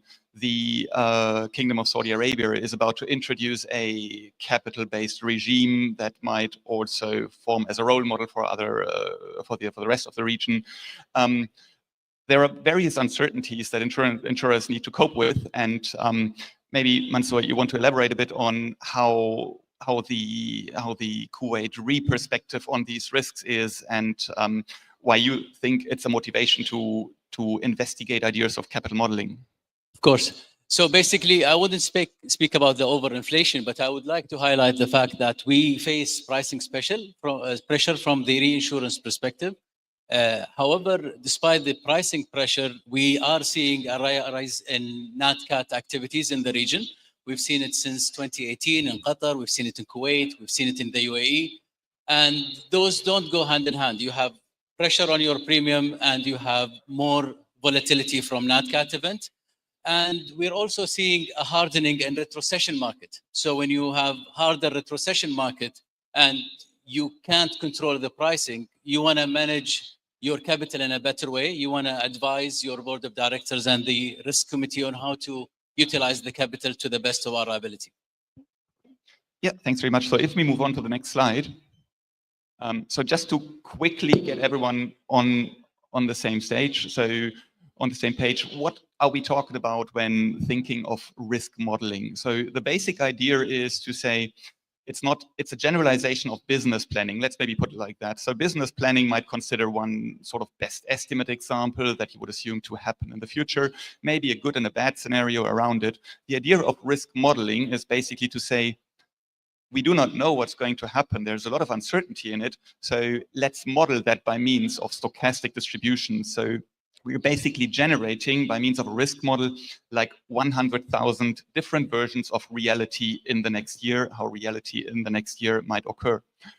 There is a clear regulatory aspect to it, which means calculating a risk model, running a risk model for the purpose of calculating a capital requirement is one aspect. However, there are many more aspects that are depicted here on the right. So eventually, it's about having a strategic advantage from having a better understanding of risk, which means the feedback into risk management is much more effective, much more bespoke with regard to the company's own risk profile here. Let's move on. Thank you. So now you might argue, well, regulators also have a standard model. They ask insurance companies to calculate a capital requirement.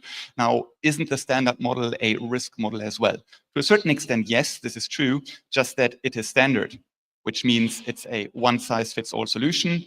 It's a calibrated risk assessment based on industry-wide assumptions. A regulator will primarily have a focus to protect policyholders, which means, first of all, it is conservative. And this essentially means that it's by far not granular enough in order to feed back appropriate decisions into risk management. Exactly. An internal capital model, our plan behind an internal capital model is to really understand the driver of our capital to help us with performance management and to basically help us with more accurate capital allocation and to understand the diversification advantage of certain line of business versus others as well.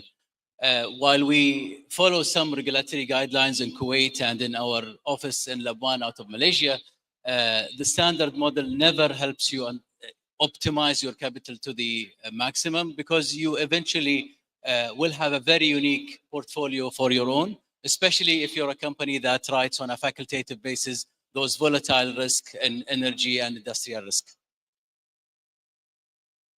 Yeah. All right. So from a regulatory perspective, there are motivation to have some sort of capital model. In Kuwait and in Labuan, we don't have that pressure. We also have some pressure from rating agencies. However, rating agencies, AM Best, SMPs, will have their own capital model, and if you comply with it, you will be good to go.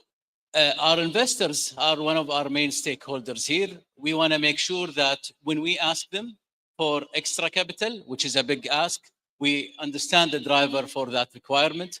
And if we want to design a proper capital and proper dividend policy, I think a capital model would really help us in that regard. Internally, it really helps us understand our risk and risk appetite. Our business planning goes into it as well. And most importantly, it will help us optimize our retrocession purchasing.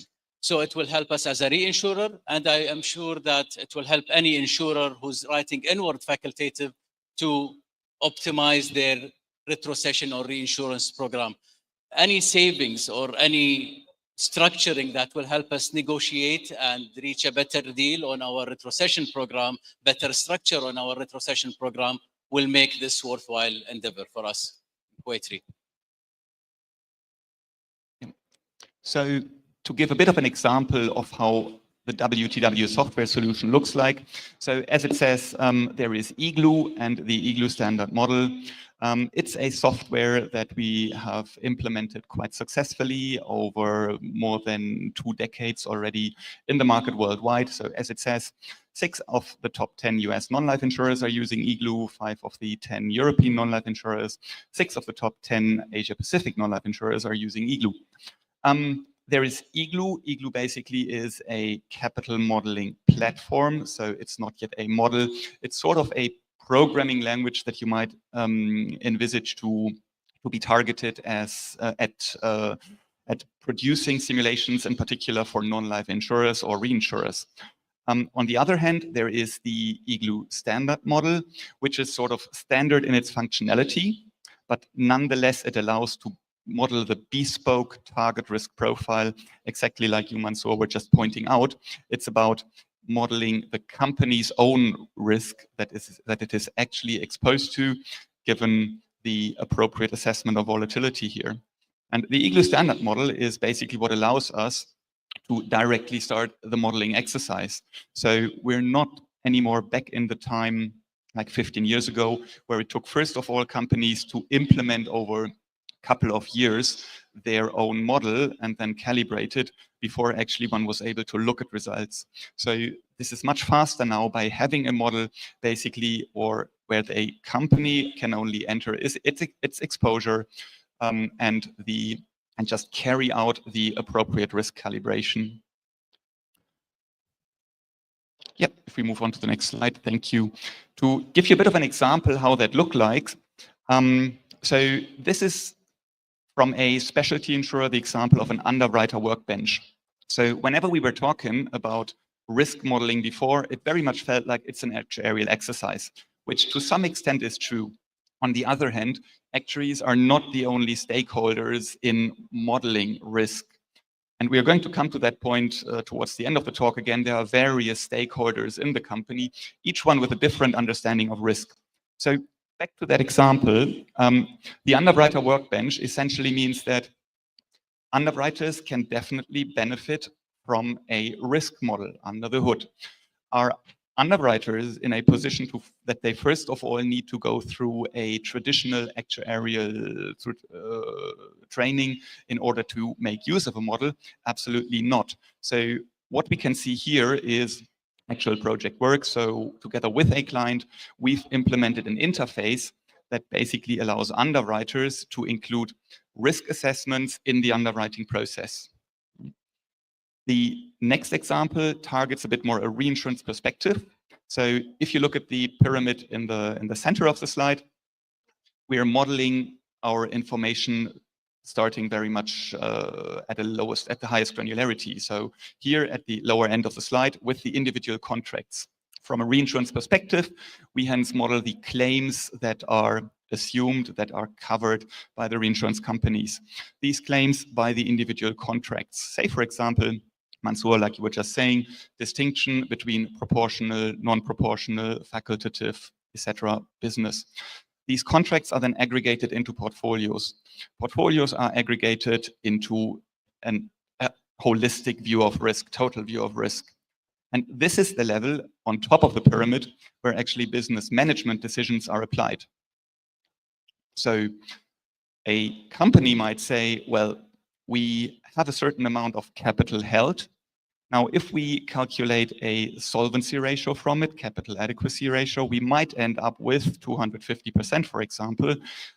If our target capital adequacy ratio is just 170%, company might say, well, we have too much excess capital that we can actually better invest and hence optimize our return on capital.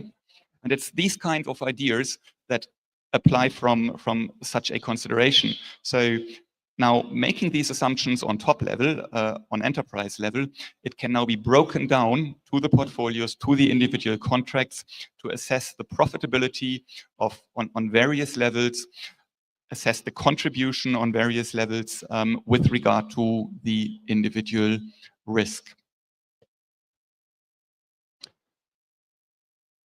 Perfect.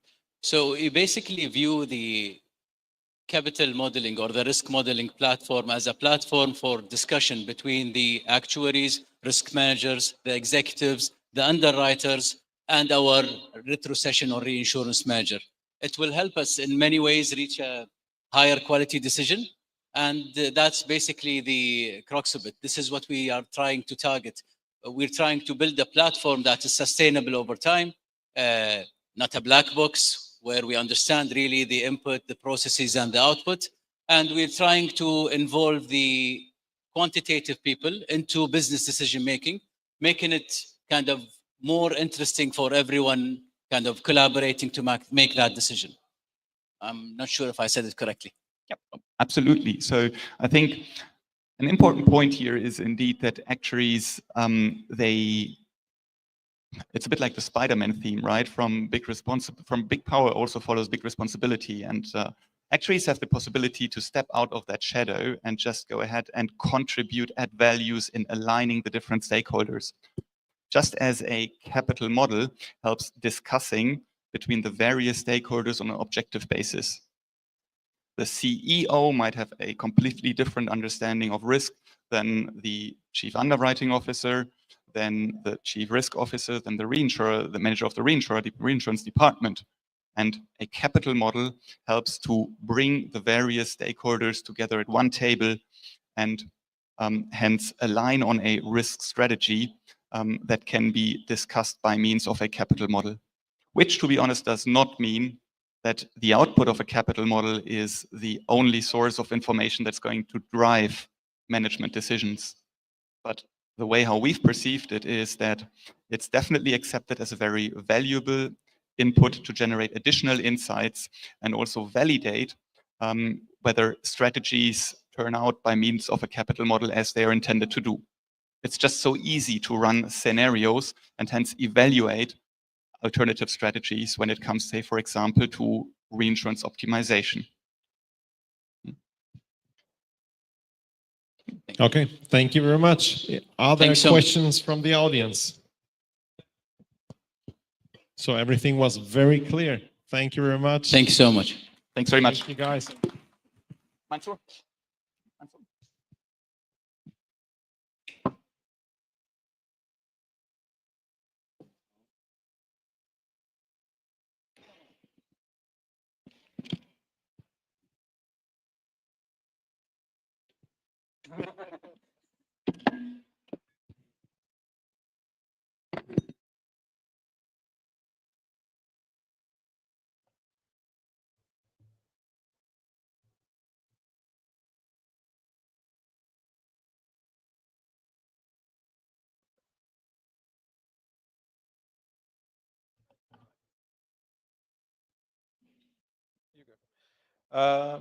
Thank you very, very much, gentlemen. Today, we also have a very, very exciting slot coming up titled Beyond Coverage, AI-Driven Healthcare, Risk, and Prevention. A very interesting conversation coming up. Inviting up to the stage, Ms. Mali Abusholu, Mr. Stuart McGoldrick, Mr. Ayman Sharaiya, Mr. Ratish Niar, Mr. Shitan Baga.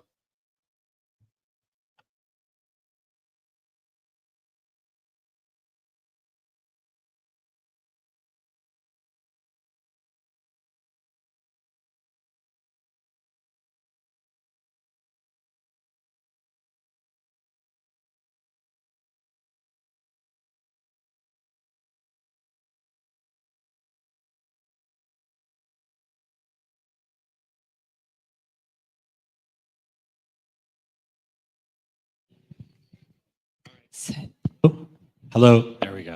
All right, good afternoon, everyone. I'm Chetan Baga. I'm the CEO and CIO at Archetype. We're a growth equity fund focused on Insurtech.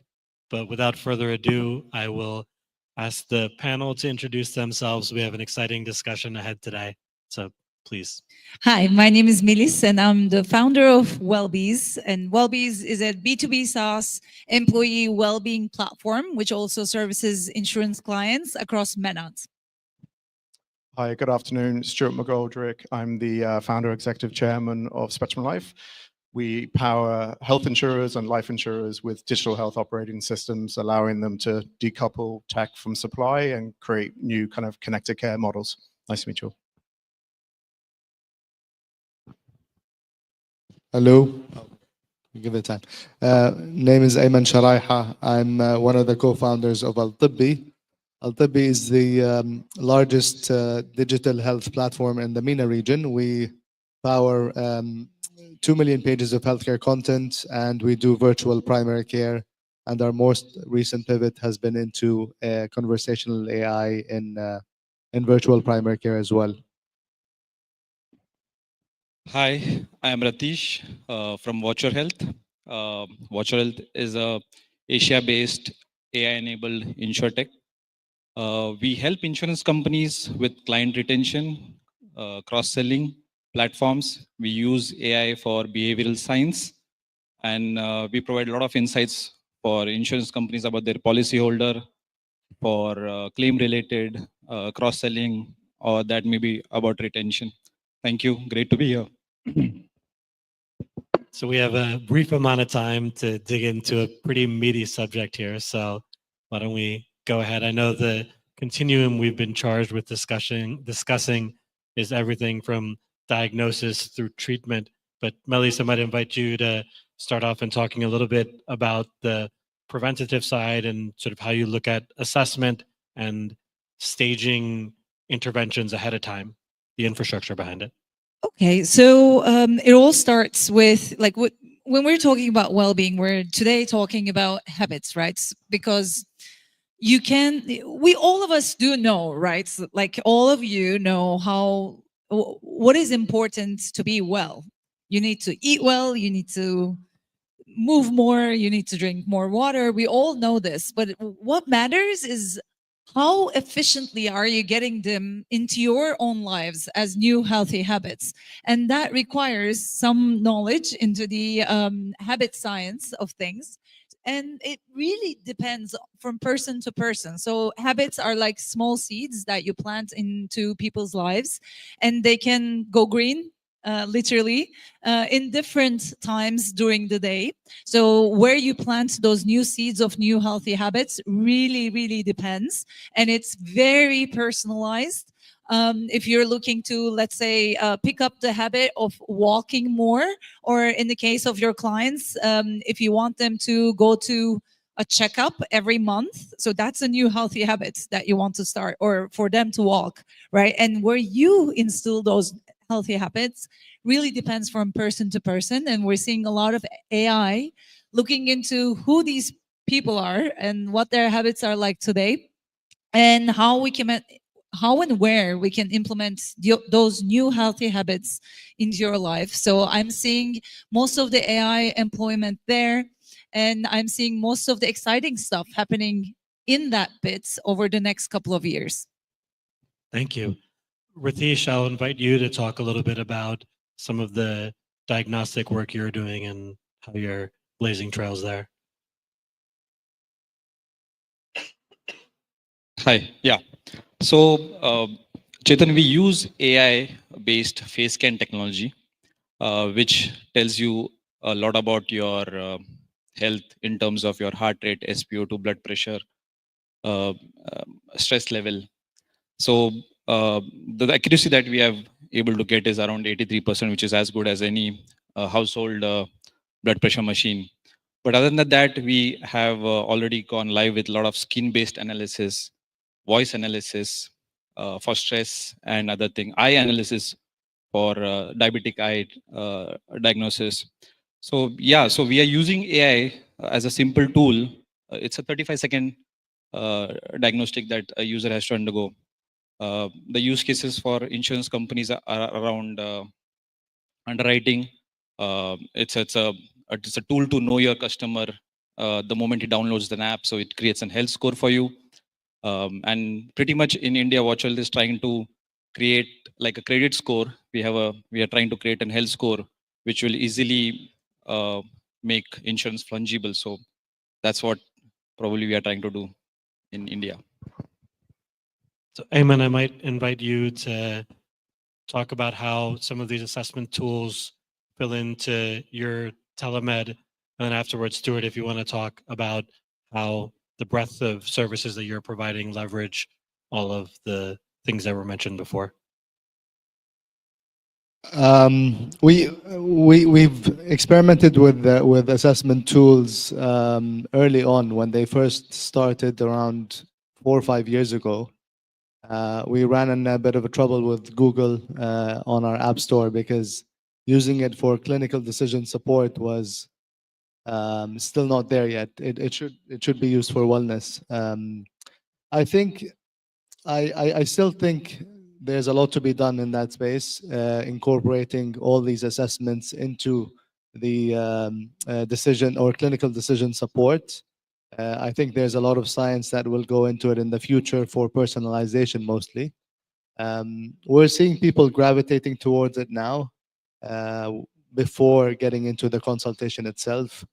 When we launched SENA 4 months ago, which is basically a conversational AI agent, we are trying to prep the patient before getting into a consultation by extracting most of the information from the patient themselves. And we're going to start offering tools to incorporate that into the journey. But making clinical decisions from that, I don't think it's mature yet, but people are starting to gravitate towards that from what we're seeing. Yeah, and I would agree with that. One of the things I think that we're seeing a lot of insurers, whether they're health or life insurers, really begin to accelerate through is how they can start moving their funding away from just a reactive payer model into a much more proactive, preventative model. And that's pretty hard to do without technology, without good diagnostic tools, without an ability to create directional care pathways at your digital front door. So we're seeing AI really underpin that.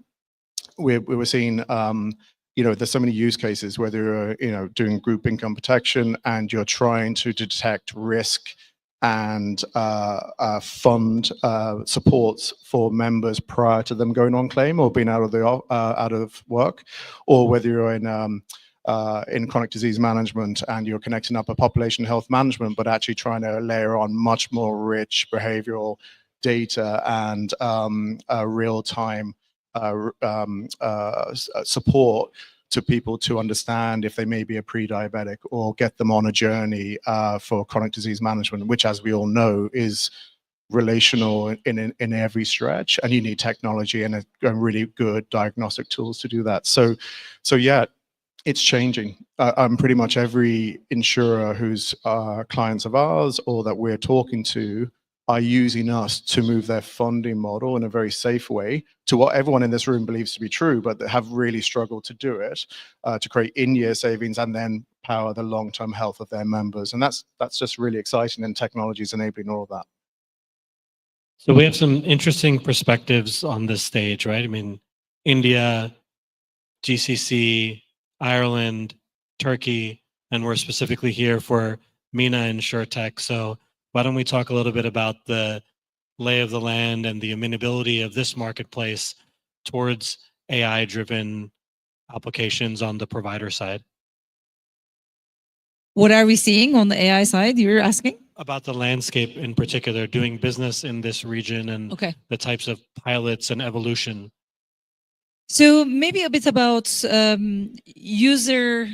I'll talk about a bit about the MENA users relationship when they're using our technology. So we're seeing 64% monthly active usage on our platform, which is crazy, and the daily stickiness rate, the MAU to DAO ratio sits at 22%, which beats for example, the business, the B2B SaaS platform Asana's rate of 21%. I'm a math major myself. I love numbers, and we live and die by these numbers because you can have the coolest technology, you can have the best possible newest gadget out there, but you need to get it used, right? And that's the trick. And what are we seeing in the Turkish population? Let me give you a couple of examples from here. We're seeing, for example, number one, the newest generation is the one generation that's feeling the worst and using the mental health services the most. And because of and they're using the platform so sporadically, like you will see that some of them will be using the platform at night, some of them will be using it throughout the day. Whereas the older generation, for example, that persona, 35 and above with kids would use it only after 10 p.m. So we have these little, I would call them nuggets. We worked through them with Stanford University's BJ Fogg's lab. And we have these little nudges that we send out to users to get them back to the platform, but based off of their current digital habits. And I believe, like, especially in a country like Turkey, where digital adoption is very high, like this is a 80 million people country and there are 90 million devices in there. So like adoption is very high. In a country like this where the digital savingness is very high, you need to base off the usage and the nudges according to people's usages, which goes back to the data. And creating those small habits, I would say. Again, you need to use AI for that to hyper personalize it. Yeah, just to comment on the different landscapes as well.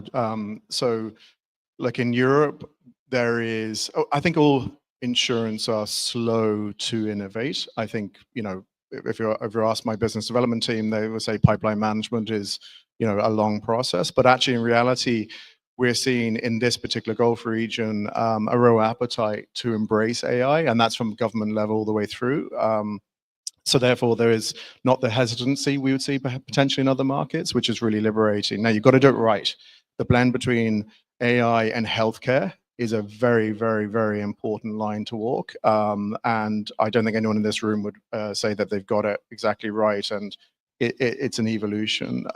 So look, so I think this market in particular, the reason why we set up a regional headquarters in the region and have a recruited team here is because I think it's really open to embracing technology in a way that some other markets are slightly slower from our experience. And what do you believe would be driving that? Eamon, maybe you can start. Why would this market be adapting faster than other markets? I think some of them are smaller and more agile, and so when decision making is centralized, it actually trickles down a lot faster, and that's what we're seeing in some of the countries in the GCC. I think there is appetite for risk, which is great. I think the regulation or the regulatory landscape in the next 5 years is going to be a very big challenge. If you ask someone from OpenAI, they tell you that the GP is going to be replaced within the next 3 to 5 years. So what do you do with that, right? In our conversational AI agent, we started pulling data from 6 million consultations that have structured recommendations. So if you come to me with a headache, for example, I'm going to be able to triangulate other patients with the same attributes and the same symptoms and ask you similar questions to what our doctors used to ask to get to a place where I don't want to call diagnosis, but we're calling it for now non-direct medical care. And then at some point, we're gonna transfer you to a physician. But I'm not sure, the lines are blurry right now, and I'm not sure how this is gonna merge in the next 3 to 5 years. And the regulator has to have a big say in this. And so it's going to be very challenging for them to actually just figure out how the landscape should look like in a very safe manner. So, Chetan, the biggest difference that I see in GCC and India is the cost of manpower. So the change that I see is that because of the use of AI.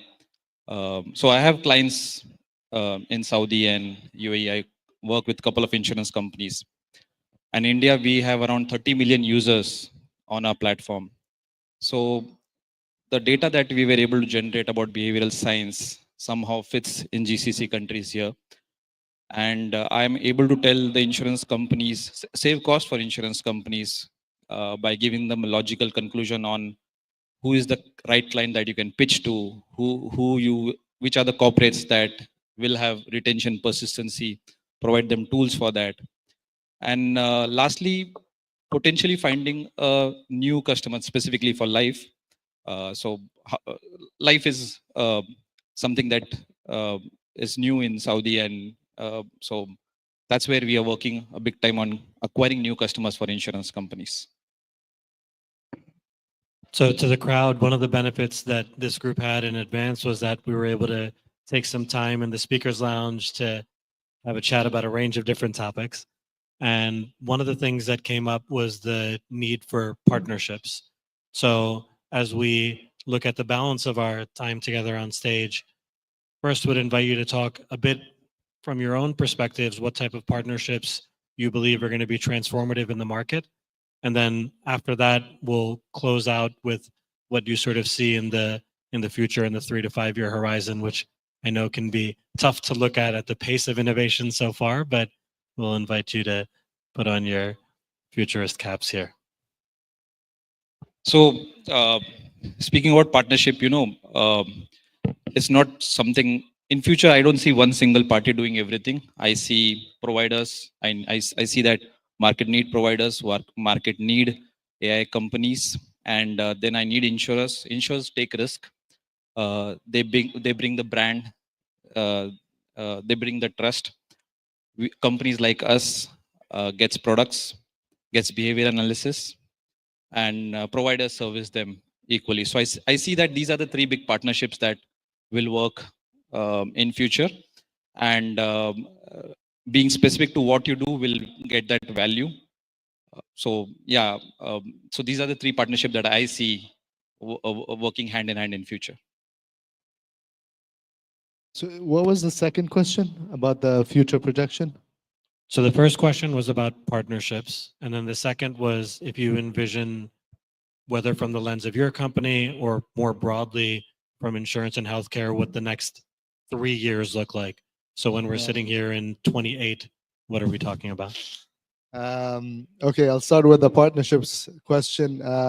Yeah, I think definitely the payers, the providers, and the ones that are patient-facing in terms of engagement will start fusing together and working a lot closer to one another. Payers can become payers, providers can become payers, and I believe there can be single platforms that will provide all 3 together and just provide a whole ecosystem of a true end-to-end journey for the patient.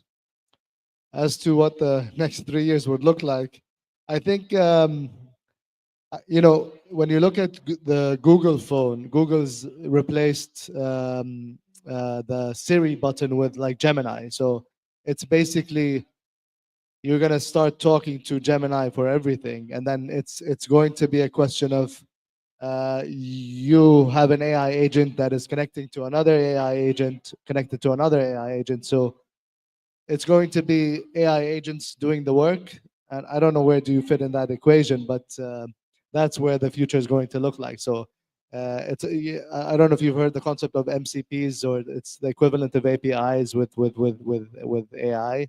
So it's going to be the agents working with one another to figure out solutions to problems that you have. Yeah, so I probably wouldn't add a huge amount to the partnership, with the exception of that it's going to be technology-enabled partnerships. Yeah, I think we've probably invested more in our interoperability layer and our engine to manage connections than we have actually in just our front-facing product, because the back-end connectivity is always a challenge, and people can talk about lofty strategic ambition, but actually if they can't connect up disparate providers into a single front-end journey and back-end data set and connected care pathway, then it's not going to work. So I think that from a partnership point of view is crucial, and I think everyone has to just get on that journey straight away. Every insurer has to. In terms of the 3 years, God knows really. Like we're growing 80% top line revenue this year, and we're not a new company, so it's seat of the pants growth. Great fun. busy. 3 years time, I actually do see that insurers can start doing much more N of one propositions, both in terms of design of benefits, but certainly in terms of personalized healthcare. And that could be funded in a way that will have long-term implications for the positive. And I see that future happening pretty quickly. So yeah, I'd love to be back in 3 years' time to see exactly what this looks like. Some people talk about AI creating extinction of humanity, which was another conversation we had in the speakers room.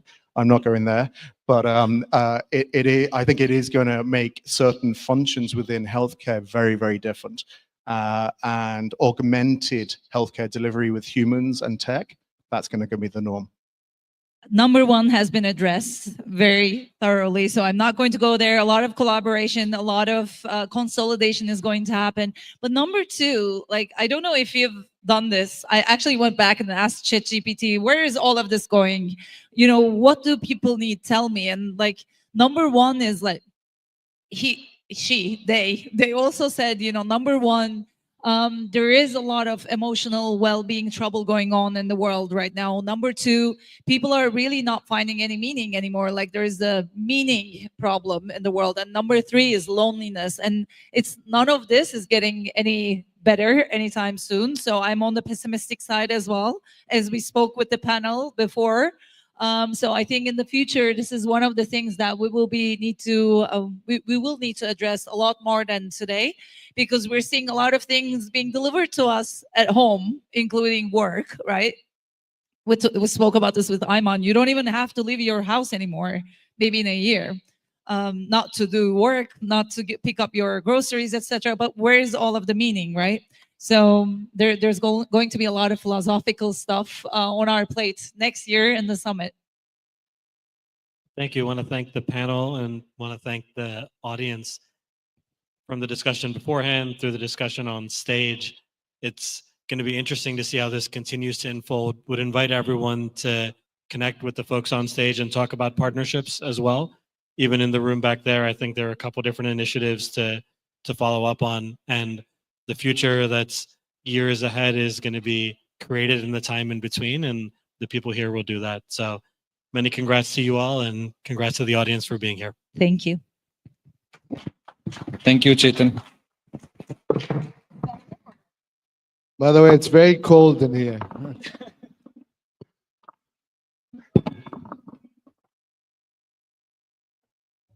Thank you very, very much for that insightful conversation. I think we all learned a special something there.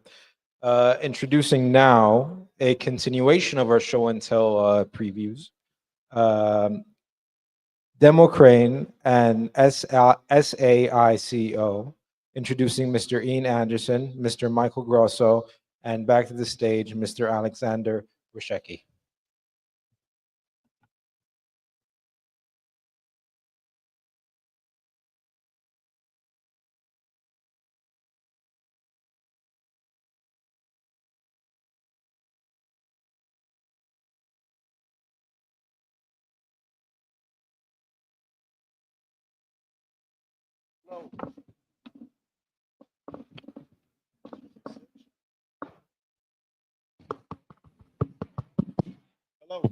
Hello, hello, hello, hello. There we are back on stage with the next show and tell section. Please welcome Michele Grosso. Thank you so much, Alex. And Ian Anderson. We hop over to a Saudi case, which we would like to know more about. Just let's hit it off with introducing yourself, so we understand who you are, who's the solution provider, who's the who's the incumbent, and why you started working on that case. Ian, would you like to start? Yeah, thanks, Alex. So I'm Ian Anderson. I work for Psycho. I'm heading up product development, and we partnered with Democrants more than 2 years ago because we're looking for a partner to help us on a digital journey. We wanted a front end. We wanted to be able to sell digitally. We had specific pain points that we wanted to solve for, and this is where Democrats came to rescue. And hello, guys. I'm Michele. I'm the CEO of Democrats. To reiterate on what was I just said, it's very cold. So yeah, feel free, guys, to move around. Ask questions because we're freezing in here. I am the technology enabler. So we help insurance companies like Psycho to connect to the digital customer of today. And if we can have the slide on screen, we will tell you how. So while the organization is off the slides, Ian, what was the initial problem you needed to solve, and what was your thinking about, or who would be able to solve it? Exactly. So Saudi might be behind a little bit in the wave, but it's riding that wave and wants to be better than everyone else. So a lot of our proposition was moving digitally. We have aggregators, we're having the big likes of Bupa and Tawanir who digitizing very fast. And they also have like deep pockets and to spend loads of money on it. Psycho is a mid-sized insurance company who had a very solid base and they were very strong with the P&C market. So what they were looking to do is they wanted to be able to create more distribution channels for the products. Retail, motor, medical malpractice, which is a compulsory product in KSA, and moving on, going to the big market, which was SME, medical, and motor, which is one of the areas that the company is focusing on. And we wanted to be able to get rid of these customers. We want to be able to provide quotes in real time. And we just didn't have the expertise or the know-how to do this internally. So we had to reach out. We did an RFP, figure out who can help us. And Democrats came to the top. And it's been a partnership going on for last couple of years, if not more now. Right? Yes. And that was the moment when Michele showed up in KSA. And hello. And what did you do? What did you propose, Michele? Look, what we propose in Saudi is quite similar to what we do elsewhere. I think in Saudi, the need was even more accentuated. As you all know, Vision 2030, it has very ambitious objectives, including within insurance. So you're talking about, in 10 years or like 15 years, transforming completely an industry that has been going on and doing pretty much the same thing for the past 50 100 150 years, right? And you're talking about increasing insurance penetration and digitizing insurance. So what we came to do in Saudi is really like to do what we do best. So we help insurer with technology so that they can focus on their own product design, underwriting, and so on. So coming from a nearby region to a region which is opening up has some advantages per se, right? You bring an existing product or process into a region and an incumbent which needs that, and you bring in the experience of how to implement it. What was your experience of how the implementation within the organization? How did that work? The implementation, how that works, it's basically we're talking about technology, right? And for technology, what you really need to always understand is what is the problem, what is the solution. You have to be very laser-eyed on the problem and the solution. You have to get the requirements right, you have to get a lot of stakeholders involved, and you always have to challenge yourself. Is this the most optimal way to get something done? Can I leverage any other information that might be out there in the market? Thank God, Saudi has one great thing. Everything sits on a central database. All you have to do is connect through an API, and all the information with very minimal input from your side comes across. And this is the beauty of being able to go digital. You don't have to fill in endless quotes like you do in Europe about the risk. The risk is presented to you with just a couple of clicks. So the other thing was always to optimize, making sure that what you have really stands. Get feedback, go back, And this is why with Democrats, we have daily stand-ups in terms of what is that we're doing, what are the next steps, what are the trackers, what are the challenges, getting various departments involved, IT, underwriting, actuarial, making sure the whole thing flows. And so we can give to the customer a complete experience. And we started with motor, then we moved to medical malpractice. Now we're like on SME. And also we didn't start with just the quoting. We're also providing end-to-end services from quoting to claims, to renewals, to endorsements. So it's online end-to-end solution for brokers and producers, because this is where we're really focused on. We're more focused on the SME market. We think it has great potential to grow even more. And we just want to be there to capture that growing market. Yes, and maybe just to explain how, like a little bit more on the problem, because we heard today, like there are so many new startup who comes up with the idea on how to solve insurance challenges, but really the problem is how to work with these established insurance companies. So I will not do too much advertisement, but no, just to explain what we do, we are a software as a service that would integrate on top of like any legacy insurance technology. For those who are not aware, like with insurance, when you sell a policy today, that policy will probably stay on system for 10 or 20 or 30 years, and that until claims happen, right? And that means that you would have systems that are 10, 20, or 30 years old. So whenever insurers wants to connect the customer of today, whether like digital distribution plays or just offering insurance when the customer needs it and how, they are bound to the system. So what we do is that we offer one platform for every single insurance product and also every single insurance distribution channel.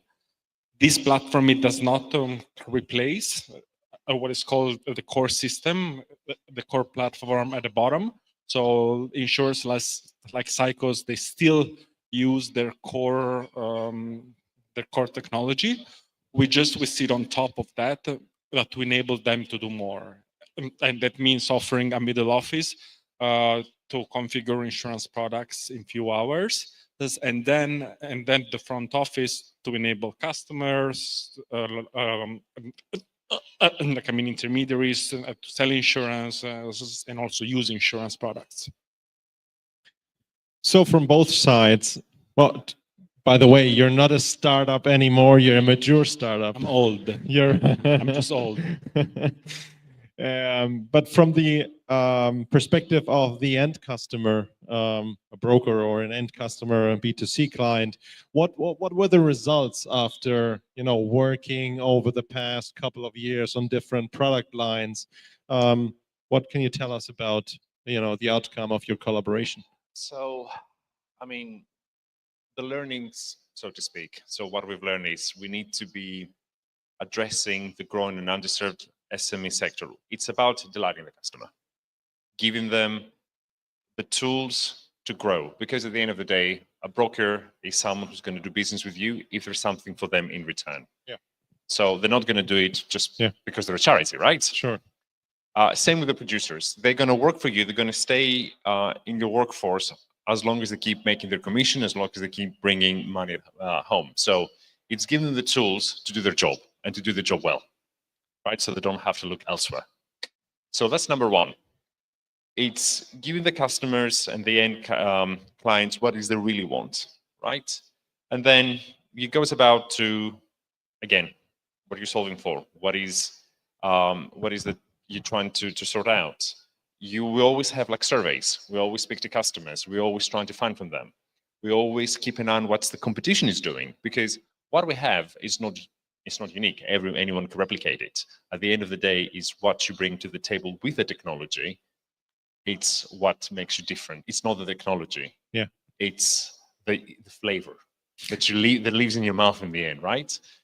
And then it's all about testing, and it's all about going above and beyond. So I think at the end of the day, if you have one spot for the customers to stay, and it becomes like an ecosystem. Really, that's what it is, that you can get everything from one portal, you get your job done, and you don't have to worry about anything else. This is what we strive to provide. Yeah, and I think actually about your question, so like like when you come when you go to Saudi, like we all we always hear this big opportunity like for SME, at the SME authority in Al Manshat, the same that they have 1 million SMEs in Saudi, and they're growing 20% per year, and these guys do not have access to insurance, right? Because before this, insurance agents and brokers were selling policies via paper, email, and fax. So when you are an SME with 10 employees, if you are a broker, you don't want really to spend your time on that. So what basically we would have enabled together is to offer, is to offer a customized product to these guys that they can buy in few seconds. And this also thanks to the whole government data ecosystem that Ian was mentioning. Michele, Ian, thank you very much for that KSA Pleasure. case, and see you next time.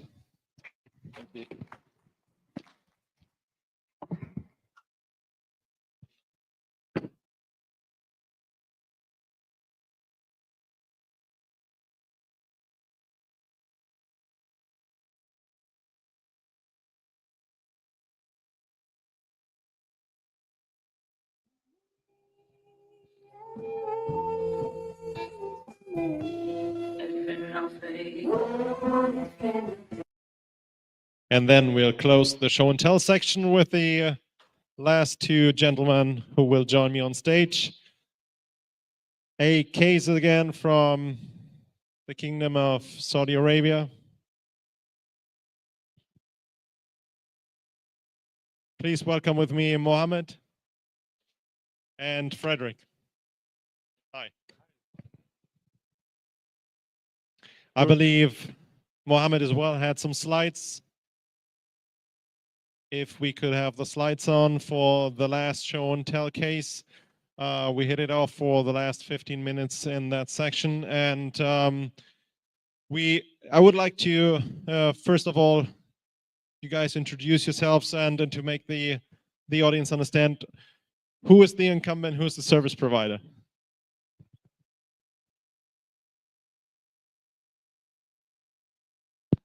Yeah, so Hamad Lasfour from Aman Insurance Company in Saudi Arabia. I'm heading the motor department from both sides, underwriting and claims. Fred? Yeah, and good afternoon, everybody. My name is Frederick. I am the service provider, and we're working with insurers across the region here on practical AI implementations, which is also the topic of today. Great. So, Mohammed, at what stage are you right now, and what was the problem in the first place you wanted to solve, and you needed somebody, you were watching out for someone who was capable of solving it? Yeah, well, Alex, let me start with Aman Insurance Company is more focused on medical business with a huge ambition to grow motor business in Saudi Arabia. So having said that, we have a small portfolio where we identified claims department as being the area of development for us. So we wanted to have enough confidence in our processes regarding claims, the services we provide to customers, and then we can start growing from there. So at the same time, we had issues like what level of monitoring we have, what level of confidence we have, how effective our processes are. We, at the same time, didn't want to change our core system. So that's a challenge itself. We want to keep it. We didn't want to change our processes, but we want to enhance them at the same time. This is the main idea of where we are coming from. We want to develop and improve the claims processes for motor business. This is where data is coming. Yeah. Yeah, and thank you for us. I have to say it's a fantastically exciting exercise, because how do you automate an entire claims process without touching the core?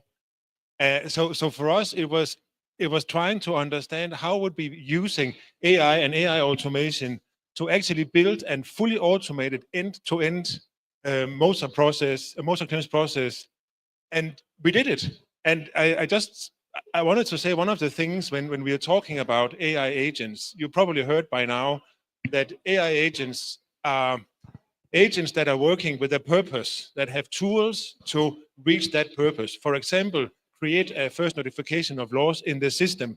But here is a problem, because creating a first notification of loss in the system implies that you have to create something in the system, which we were not able to do because we could not connect to the core. So what we did, and I'm not sure if this is a first, but it's extremely exciting. If you know what I said, AI agents are working with tools like WhatsApp, email, search, optical character recognition. But all of a sudden, we gave these AI agents a tool called robotic process automation.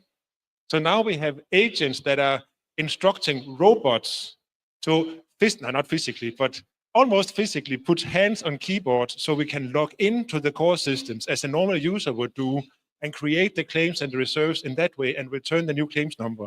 And that is new, and that is quite fantastic. So a huge insurance organization with no backends automated and providing no API, standard API to connect with processes.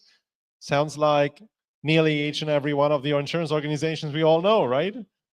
So what did you guys do in order to cope with that promise and fully automate this claims process that, by the way, you centered a niche market for your organization, which I think is very smart. Start over there and try to, come up with something that makes sense, and then probably go over to healthcare later. So what did you guys do in order to, come up with a solution? So the first was to understand the area we're working in. And if you go to any incumbent insurer and say, show me the processes, chances are that 99 out of 100 insurers cannot show you the processes. So we had to start documenting the existing processes, understanding how the organization was working. And then while we were doing this, we were able to identify where we could augment or lift out core processes and automate them using AI. Well, I'll tell you what this is going to do to us as motor claims. Actually, it's going to provide better services for our customers. Customers will have enough confidence in whatever we are providing on claim side. Plus, it will maintain our cost at the same level. So we do not have to spend more and more, for example, in hiring new people to handle claims processes. This solution will help us to maintain the same headcount, which is very important part of it as well. So maintaining headcounts and even being able to grow in terms of being able to handle more claims in the future. Be able to grow, be able to provide better service, be able to differentiate Amana within the competition in the market. So we are getting all the good out of this, yeah, with the help of data. No, so what I'm thinking here, and which is quite interesting, right? So Amana is looking at a 4 to 5 time growth in the motor portfolio without increasing the number of people with only one person. And I think that resonates very well with a lot of the discussions we've had here today about now we have humans managing a workforce of AI agents. And this is exactly what we are seeing in the case of Amana. And that's why you can see the smile on my face. It's a really, really interesting project to work on, I have to say. And by the way, I'm not firing anybody, right? I'm maintaining the headcounts I have now. Great. So tell me a little bit more about how the solution works. Oh yeah, I can do that. The solution, first of all, we're not allowed to touch the core. So this is an overview or schematic on how the solution works. What we want to show with this one is on the left-hand side is how it is today working. And you can see the second we go down and touch the core system, Amana's existing core system, we're using robotic process automation. And this is an AI agent instructing an RPA to go and use this to log into the system, to enter the details, to get the information and sending back. Of course, where we can use AI into the Najm, the elms of the Saudi world, we are doing it. But in some cases here also, the AI agent will be using an RPA to get the information. If you take a look at the right-hand side, you can see that when, inshallah, Amana gets a newer or modernized core system, we actually retain the whole agent side and only take the systems of differentiation and the financial systems and replace. So basically, and it is not as simple as I'm saying here, but basically we will just change the APIs towards the new core. And I think that means that the investment that Amana has been doing in this is almost 100% kept when the new core system is ready. From the inside, Mohammed, did you imagine or did you envision something like that when you proposed yourself to automate the process? Or what's the feeling of having a solution like that? Yeah, I mean, you have to do that before you actually materialize something like this. You have to have the vision. You have to understand where you want to go, where you want to be. So if you want to grow in a very competitive market like Saudi, especially in the motor business, especially if we are focusing on more retail and the SME business, then we have to be different. Time is very important at the same time. If we do it now, we'll be able to differentiate ourselves. If we do it 2 years or 1 year from now, we'll be behind the market. So I think this is the right move for us to do at this time if we want to grow, if we want to compete. Talking about growth and time, how many years did you invest in building the solution?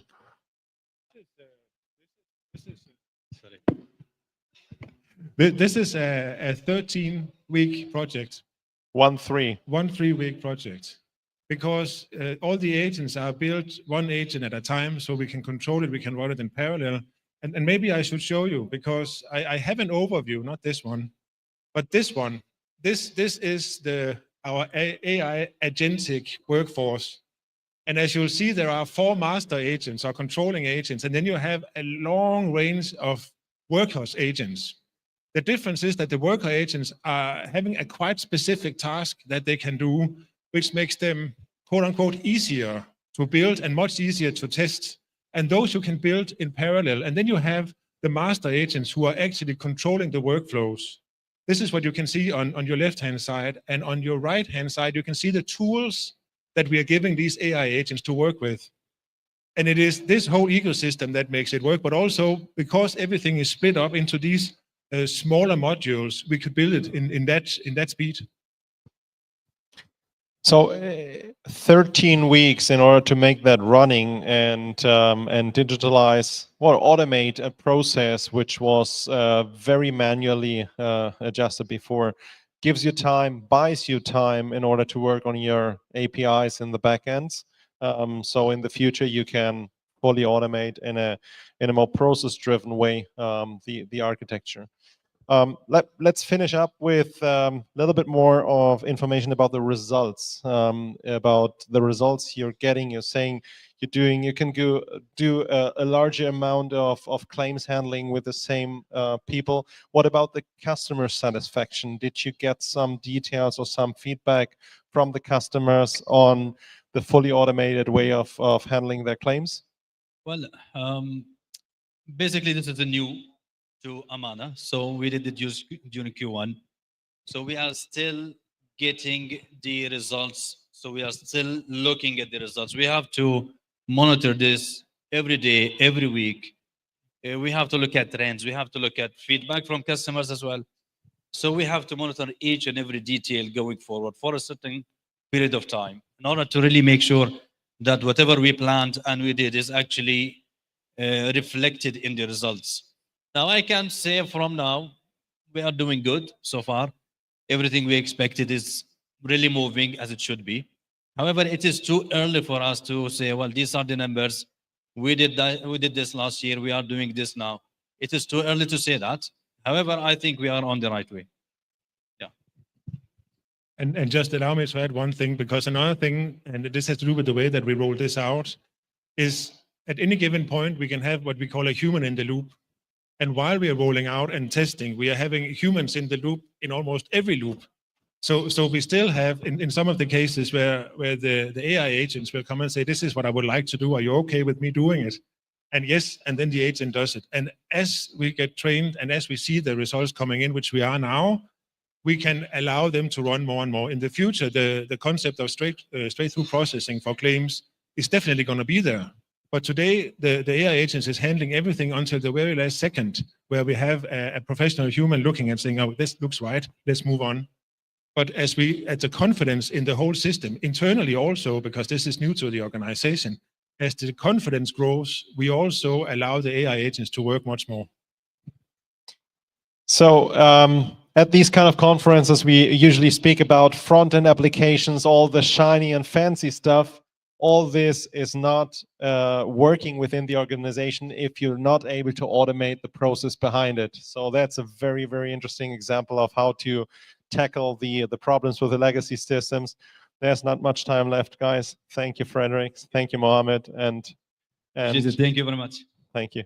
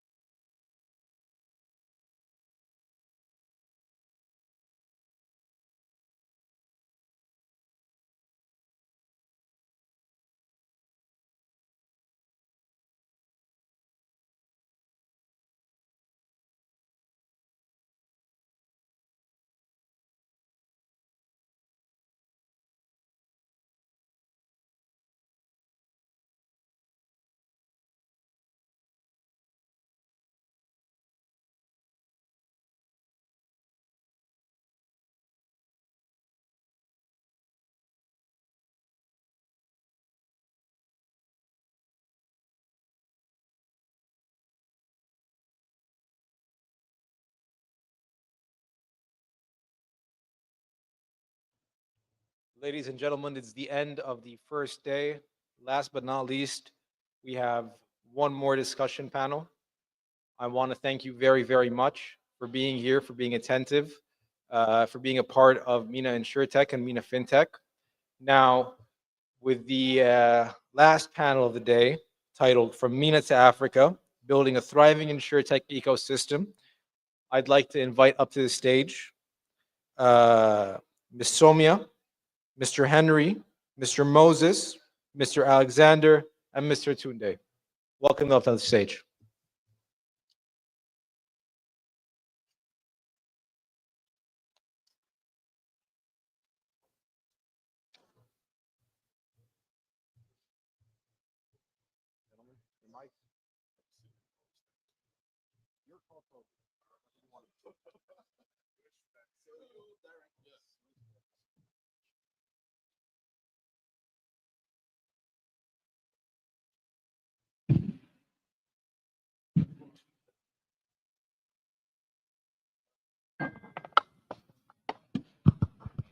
Hi everyone, good afternoon.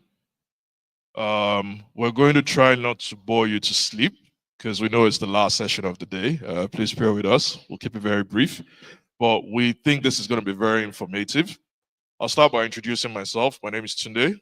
I'm the Managing Director for the Insurtech Lab of Africa, and we're basically gathering the African panel here to share insights as to what's going on down in the continent of Africa and the opportunities that we see in the emerging markets vis-a-vis Africa and the Middle East as well. But before I delve into it, I'd like the excellent panelists here who are some of the innovators that are building the next generation solutions in Africa to introduce themselves. I'll start from the far left. Please introduce yourself.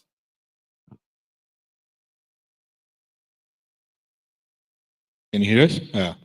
Hi, I'm Shadi El Tahfa, co-founder and CEO of MENA, a digital broker in Egypt.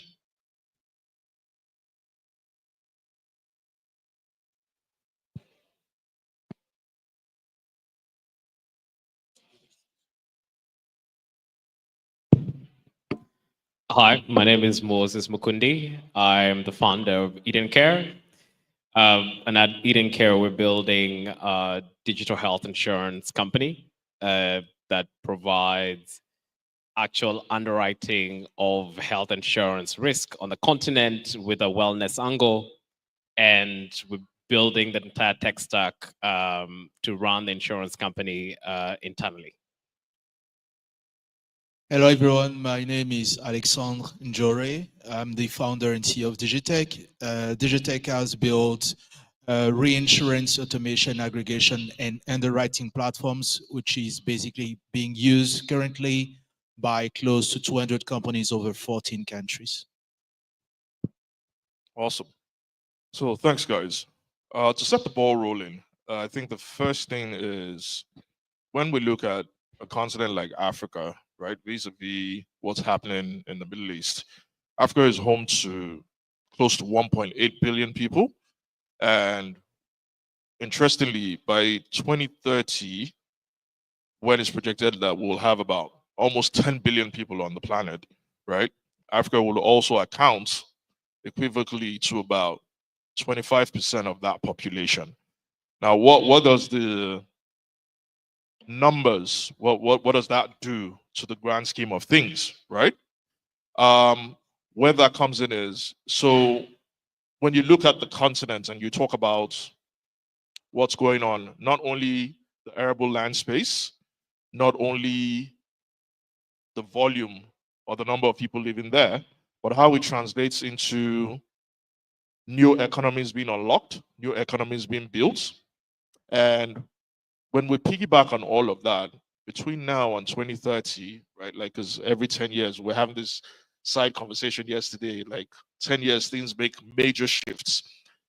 It'll be interesting to know how these innovators are positioning for that in Africa and how they're going to unlock new solutions, new products, and service the new generation of customers that are evolving. Because yes, let's face it, insurance is a very interesting product, so to speak.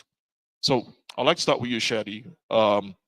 Could you tell us a little bit more about how your products are being future-proof in terms of preparing for the future for the Gen Z customers that are projected to be at least about 2 billion flooding the market between now and 2030?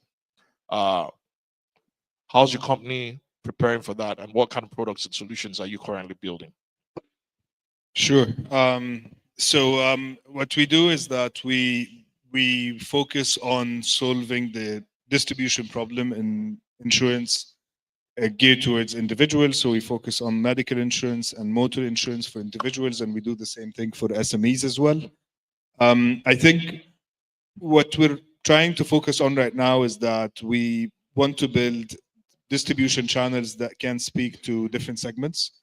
So, for example, we have been focusing in the past 3 years on building very economic distribution channels. And because one of the main challenges in insurance distribution, especially on the retail side, is the unit economics of direct distribution to individuals. And you can translate that into conversion, and then you can translate this conversion, optimizing this conversion or maximizing this conversion to the experience that you provide to your customers, and what are the channels that you're reaching those customers through, so that you can guarantee that you're actually attracting more and more customers through those channels. So I think what we're trying to do is that we're trying to be as relevant as possible, going through distribution channels or reaching customers through channels that are most relevant to them, depending on the segment, of course.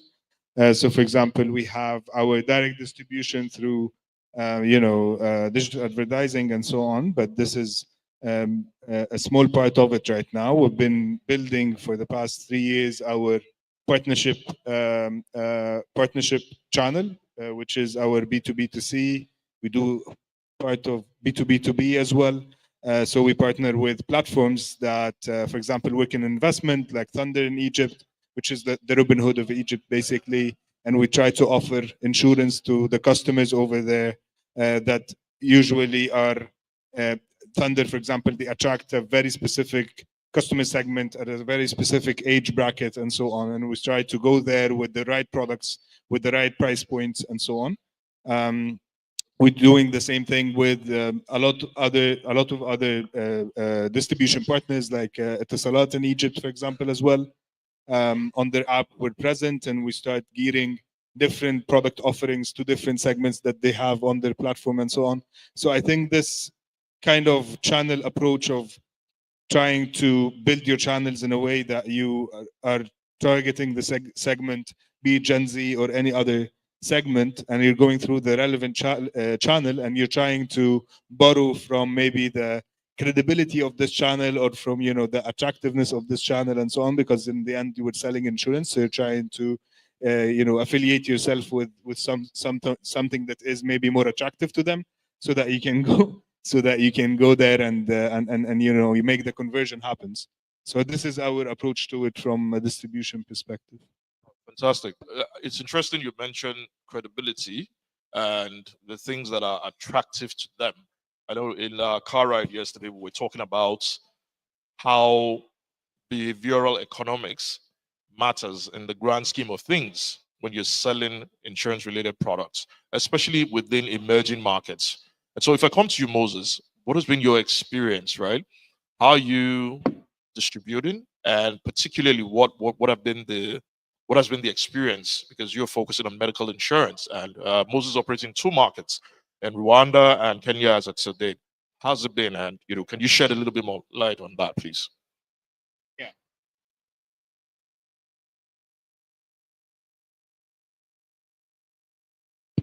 Yeah, and I think a couple of things, and we had to really look at how do we efficiently distribute into the customer base. And a lot of the issues that we realized were actually internal in how a traditional insurance company had been structured. And that meant for us to be able to service customers a lot more efficiently, we had to rebuild the entire tech stack internally that enabled the processes and the workflows that the customer then sees, right? So that means if you're going to, for example, be able to offer a customer ability to buy health insurance in 5 minutes and go live, your internal processes need to be able to support ability to sign on the customer, underwrite that customer, receive the payments for that customer. Your PAS needs to be able to support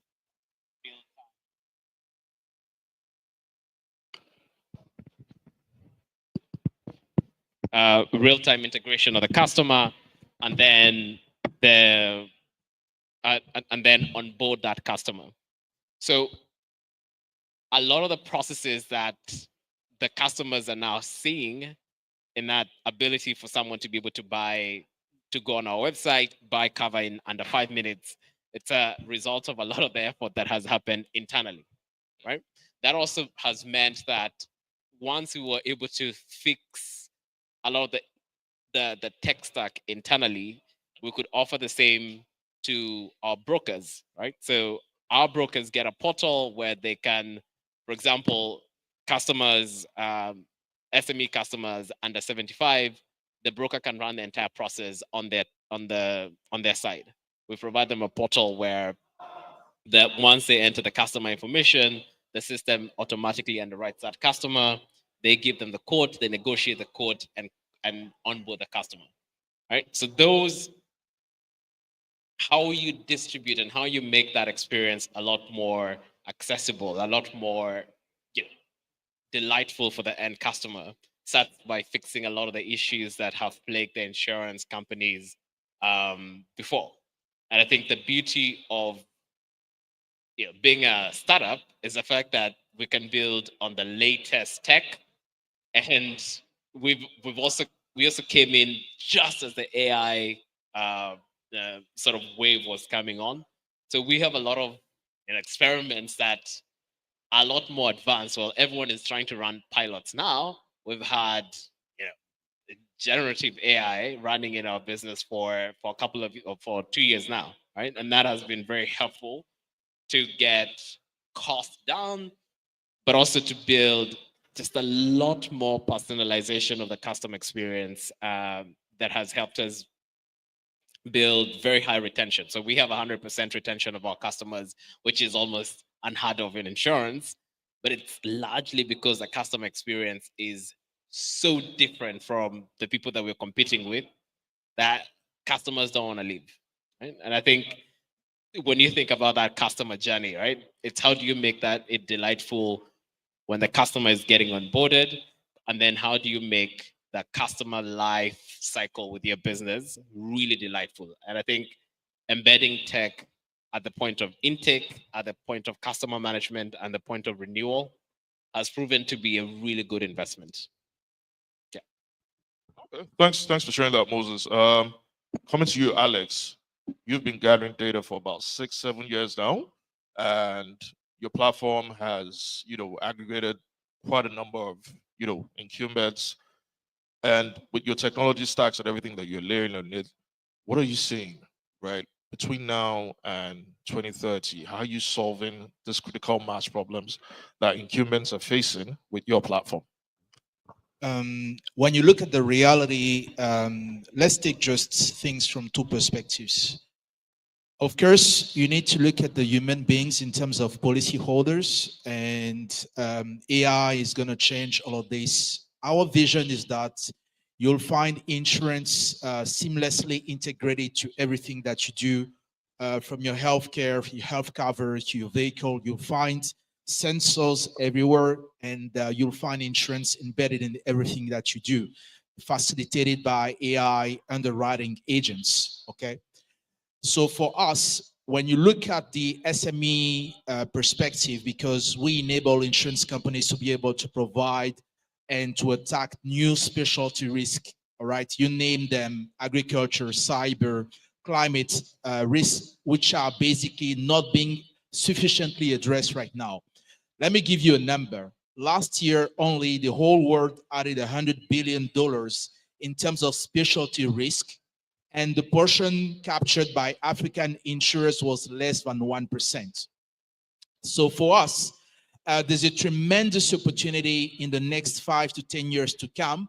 And the way we're addressing that, the way we're preparing for that, is to build the infrastructure, the systems, and the tools to be able to provide insurers and underwriters in Africa to capture this, okay?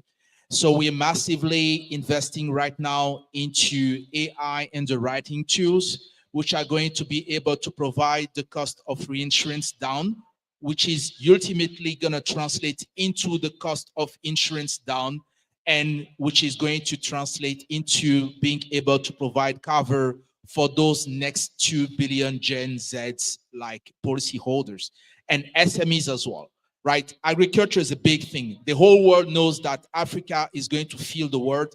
I mean, the numbers are just there, 70% arable lands. So your food is probably going to come from Africa from now until year 2050. But this agriculture industry cannot get modernized without investment, and the investment will likely not come without the proper insurance cover. And your normal actuaries right now do not find the data to underwrite that small farm located right there in Nairobi or whatever, right? You can only solve this problem through AI and through basically AI underwriting agents. Basically, an AI underwriting agent can underwrite 25 years of climate data in less than 5 minutes, right?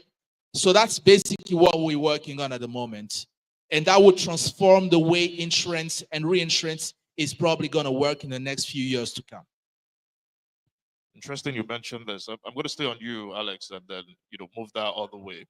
Talking about new technology stacks within the insurance ecosystem on a continent like Africa, right? When you look at emerging markets and the problems that are imminent, you would find that the different tech stacks that might work on one part of the world, but not necessarily work in the other. Let's take, for example, when we talk about the concept of mobile money, where M-Pesa literally revolutionized the whole of the Eastern Africa market, was piloted in other parts of the world and it didn't work, right? And that tells you, to my point of our conversation yesterday, I think I also had this with a couple of people, the behavioral economics per environment is different, right? So to your environment, serving the Francophone side of Africa, what tech stacks, you've talked about generative AI, what other tech stacks are you seeing, right? Are you using in your business? And what do you think would definitely unlock this millions of policies, right? Because we look at the whole continent, you have less than 3% in terms of coverage. So what's going to unlock the policies for the remaining 1.5 billion or more people, you know, in the years to come? This is a very interesting question. Coming to your point about mobile money, actually mobile money failed in South Africa because in South Africa, 70% of the people already have a bank account. So it couldn't solve like any issue that those guys were facing. So it literally failed.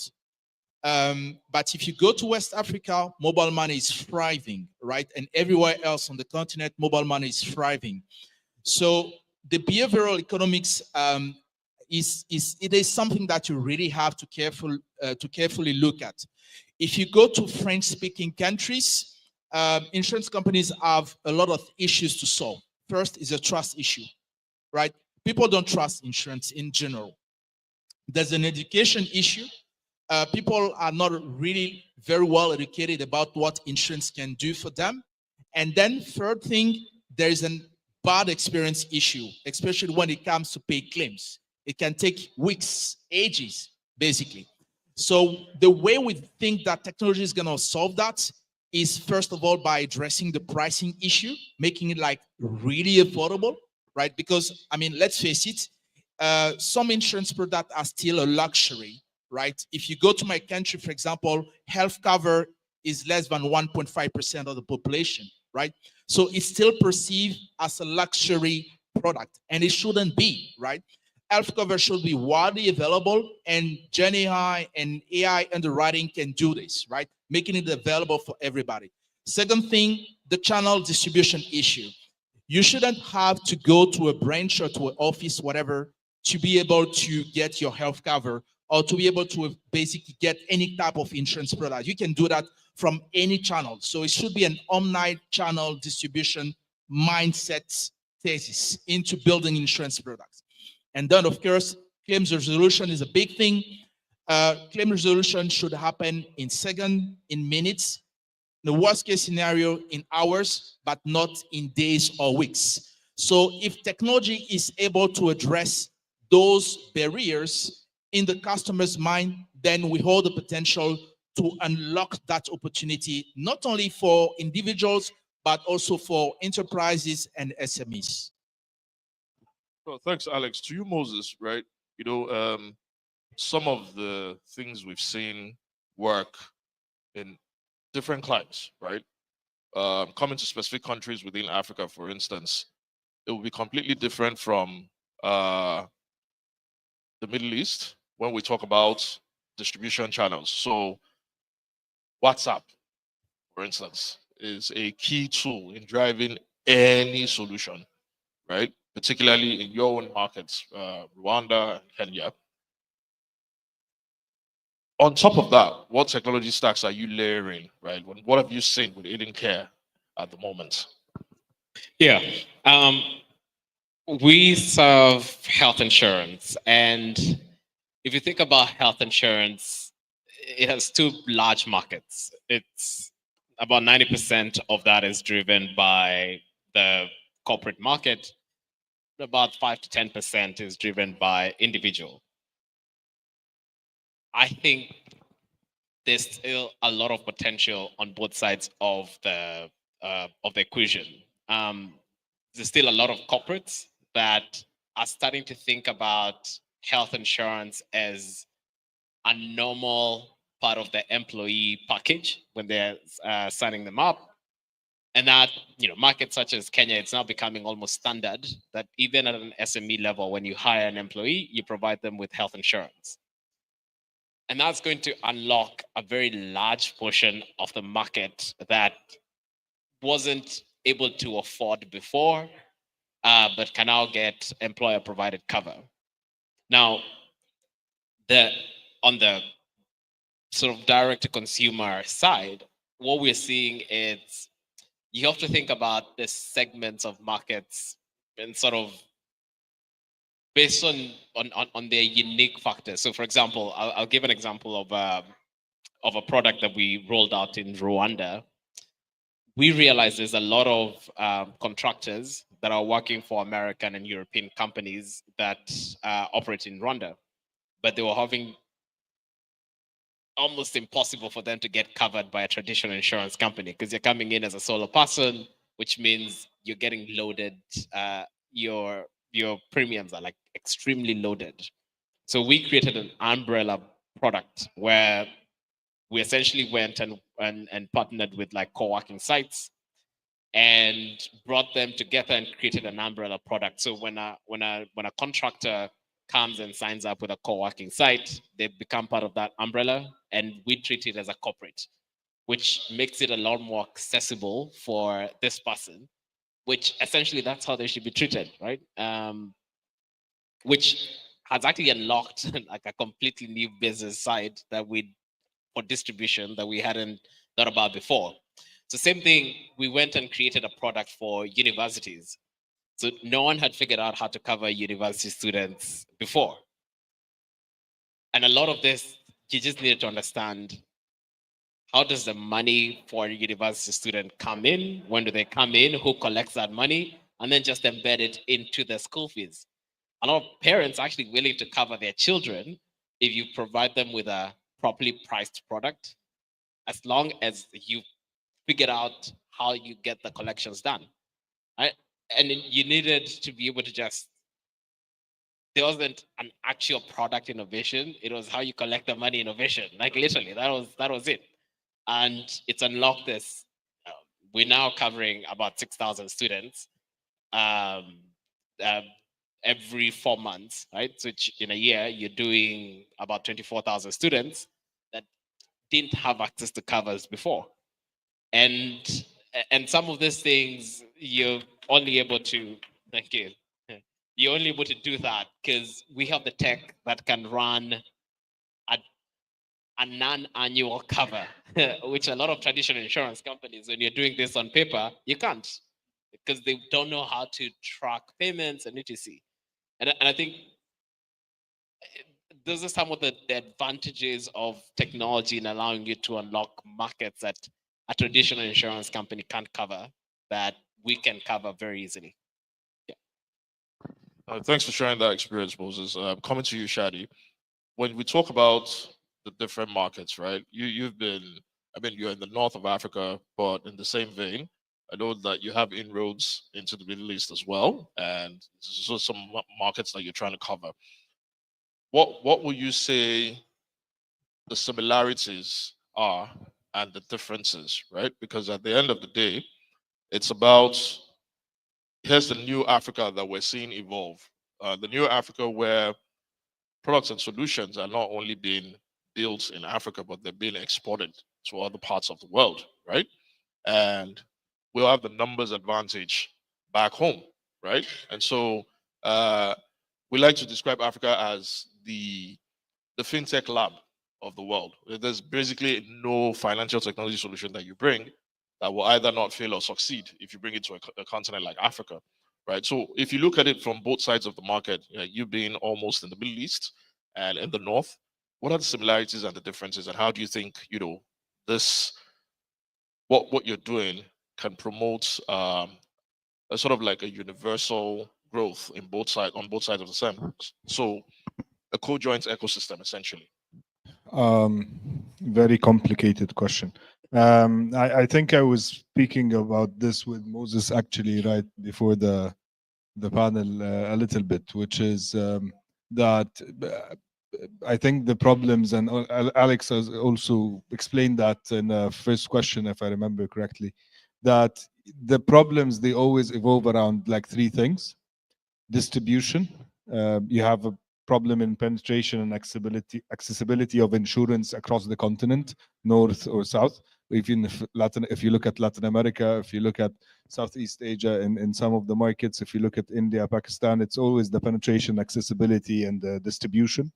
So I think this is one main problem that we all share together. And the second problem is the product relevancy when it comes to the benefits covered, the pricing points that speak to different segments. So also, I think this is a problem in Egypt, and I think it's a problem in Morocco, and a problem in Kenya, and a problem in Nigeria, and in Ghana, and in all markets. That because of, and it is actually a problem of distribution as well, because historically the insurance industry, because incumbents did not have the tools and did not have the means to access different segments easily economically, they did not really build the products that speak to those segments' needs from a benefits perspective, from price point perspective, and so on. And because the economics of distribution did not work in the first place. And the last point is the experience as well. I think I'm repeating everything that Alex had said, but this is basically what we believe as well. Experience when it comes to purchasing the insurance, experience when it comes to using the insurance, doing the claims, and so on, also needs a lot of work and to be able to serve the customers better. And I think the three of them are very connected. I think what we're trying to do, for example, in Egypt, in our context, which might not be, right for each and every context in terms of how markets are different. But I think in our case, what we're trying to do is that we're trying to solve the distribution problem first.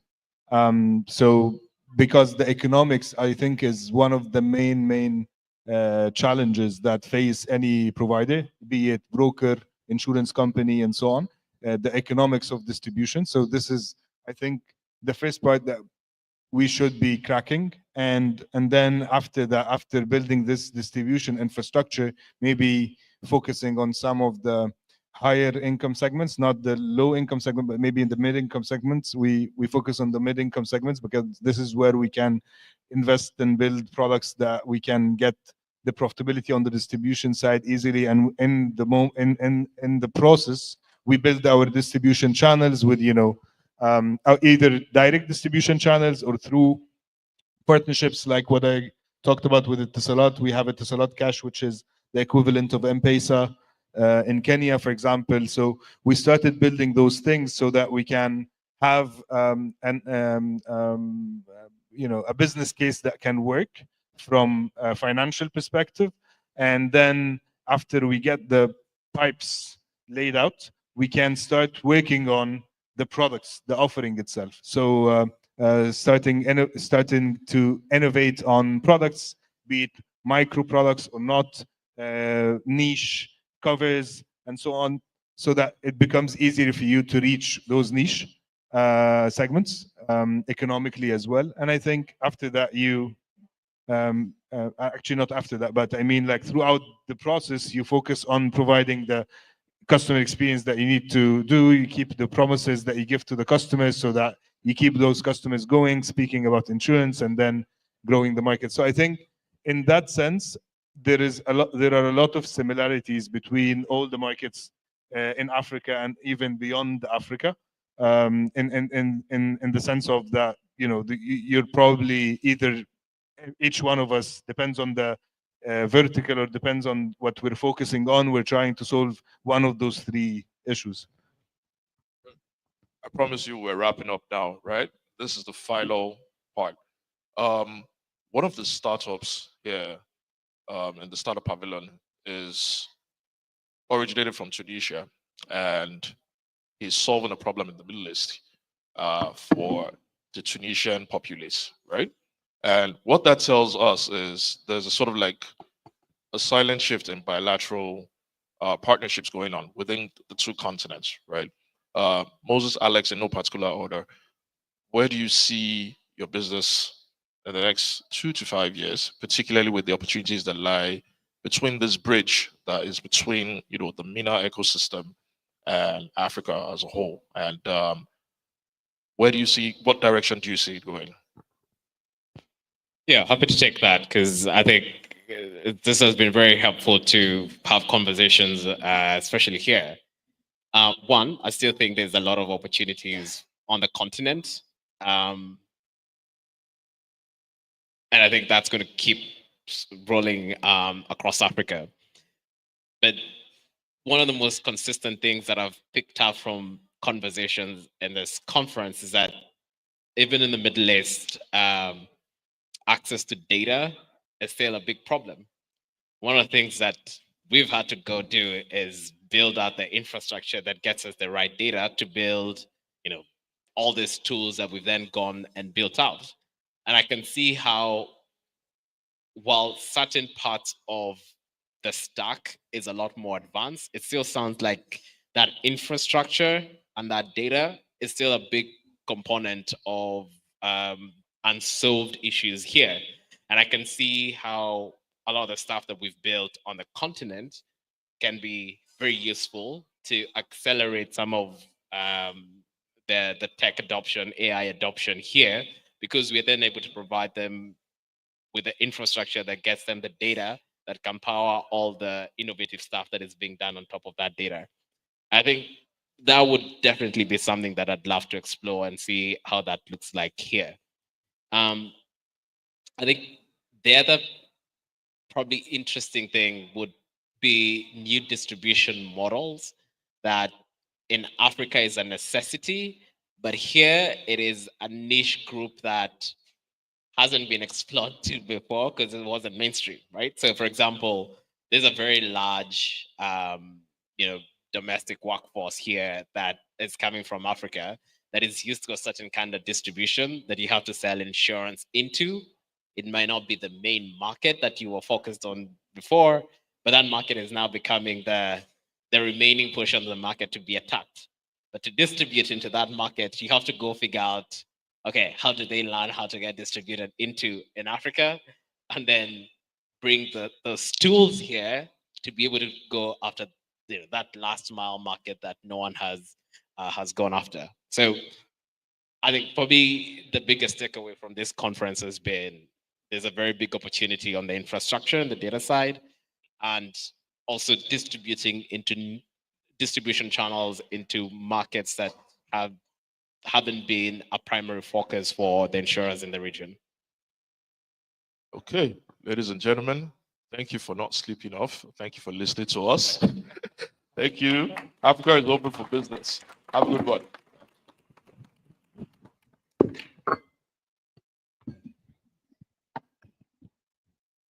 Thank you. It's always a pleasure. Thank you so much. Also, take the stage. Huh? Whenever you have, you take a stage. Right?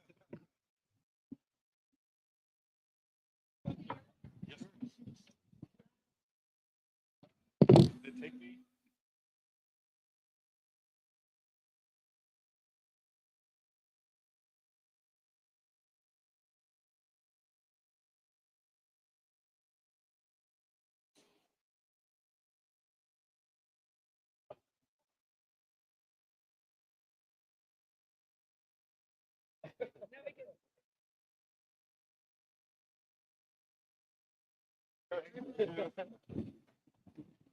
Okay, for the stand. Thank you very much, gentlemen. I have an urgent announcement, and Tunde was taking 5 minutes more than I had for this announcement, but now the announcement. Some of you have signed up for the Qatar Foundation Qatar Library tour. Maybe it's too late already. Yeah, if you want to go and go into registration desk now, because they're leaving now. Okay. Qatar Foundation and Qatar National Library tour. A couple of you have signed up, so it's over there. Kayat, you're running. Okay, so that's it. Thank you very much for today. I think it was an amazing audience today, so thank you for all. See you tomorrow at 9. I think tomorrow we have another fantastic day on AI, on insurance, with a life hack with Cypher League. So a lot of things coming up. So thank you very much for today. See you tomorrow. Thanks.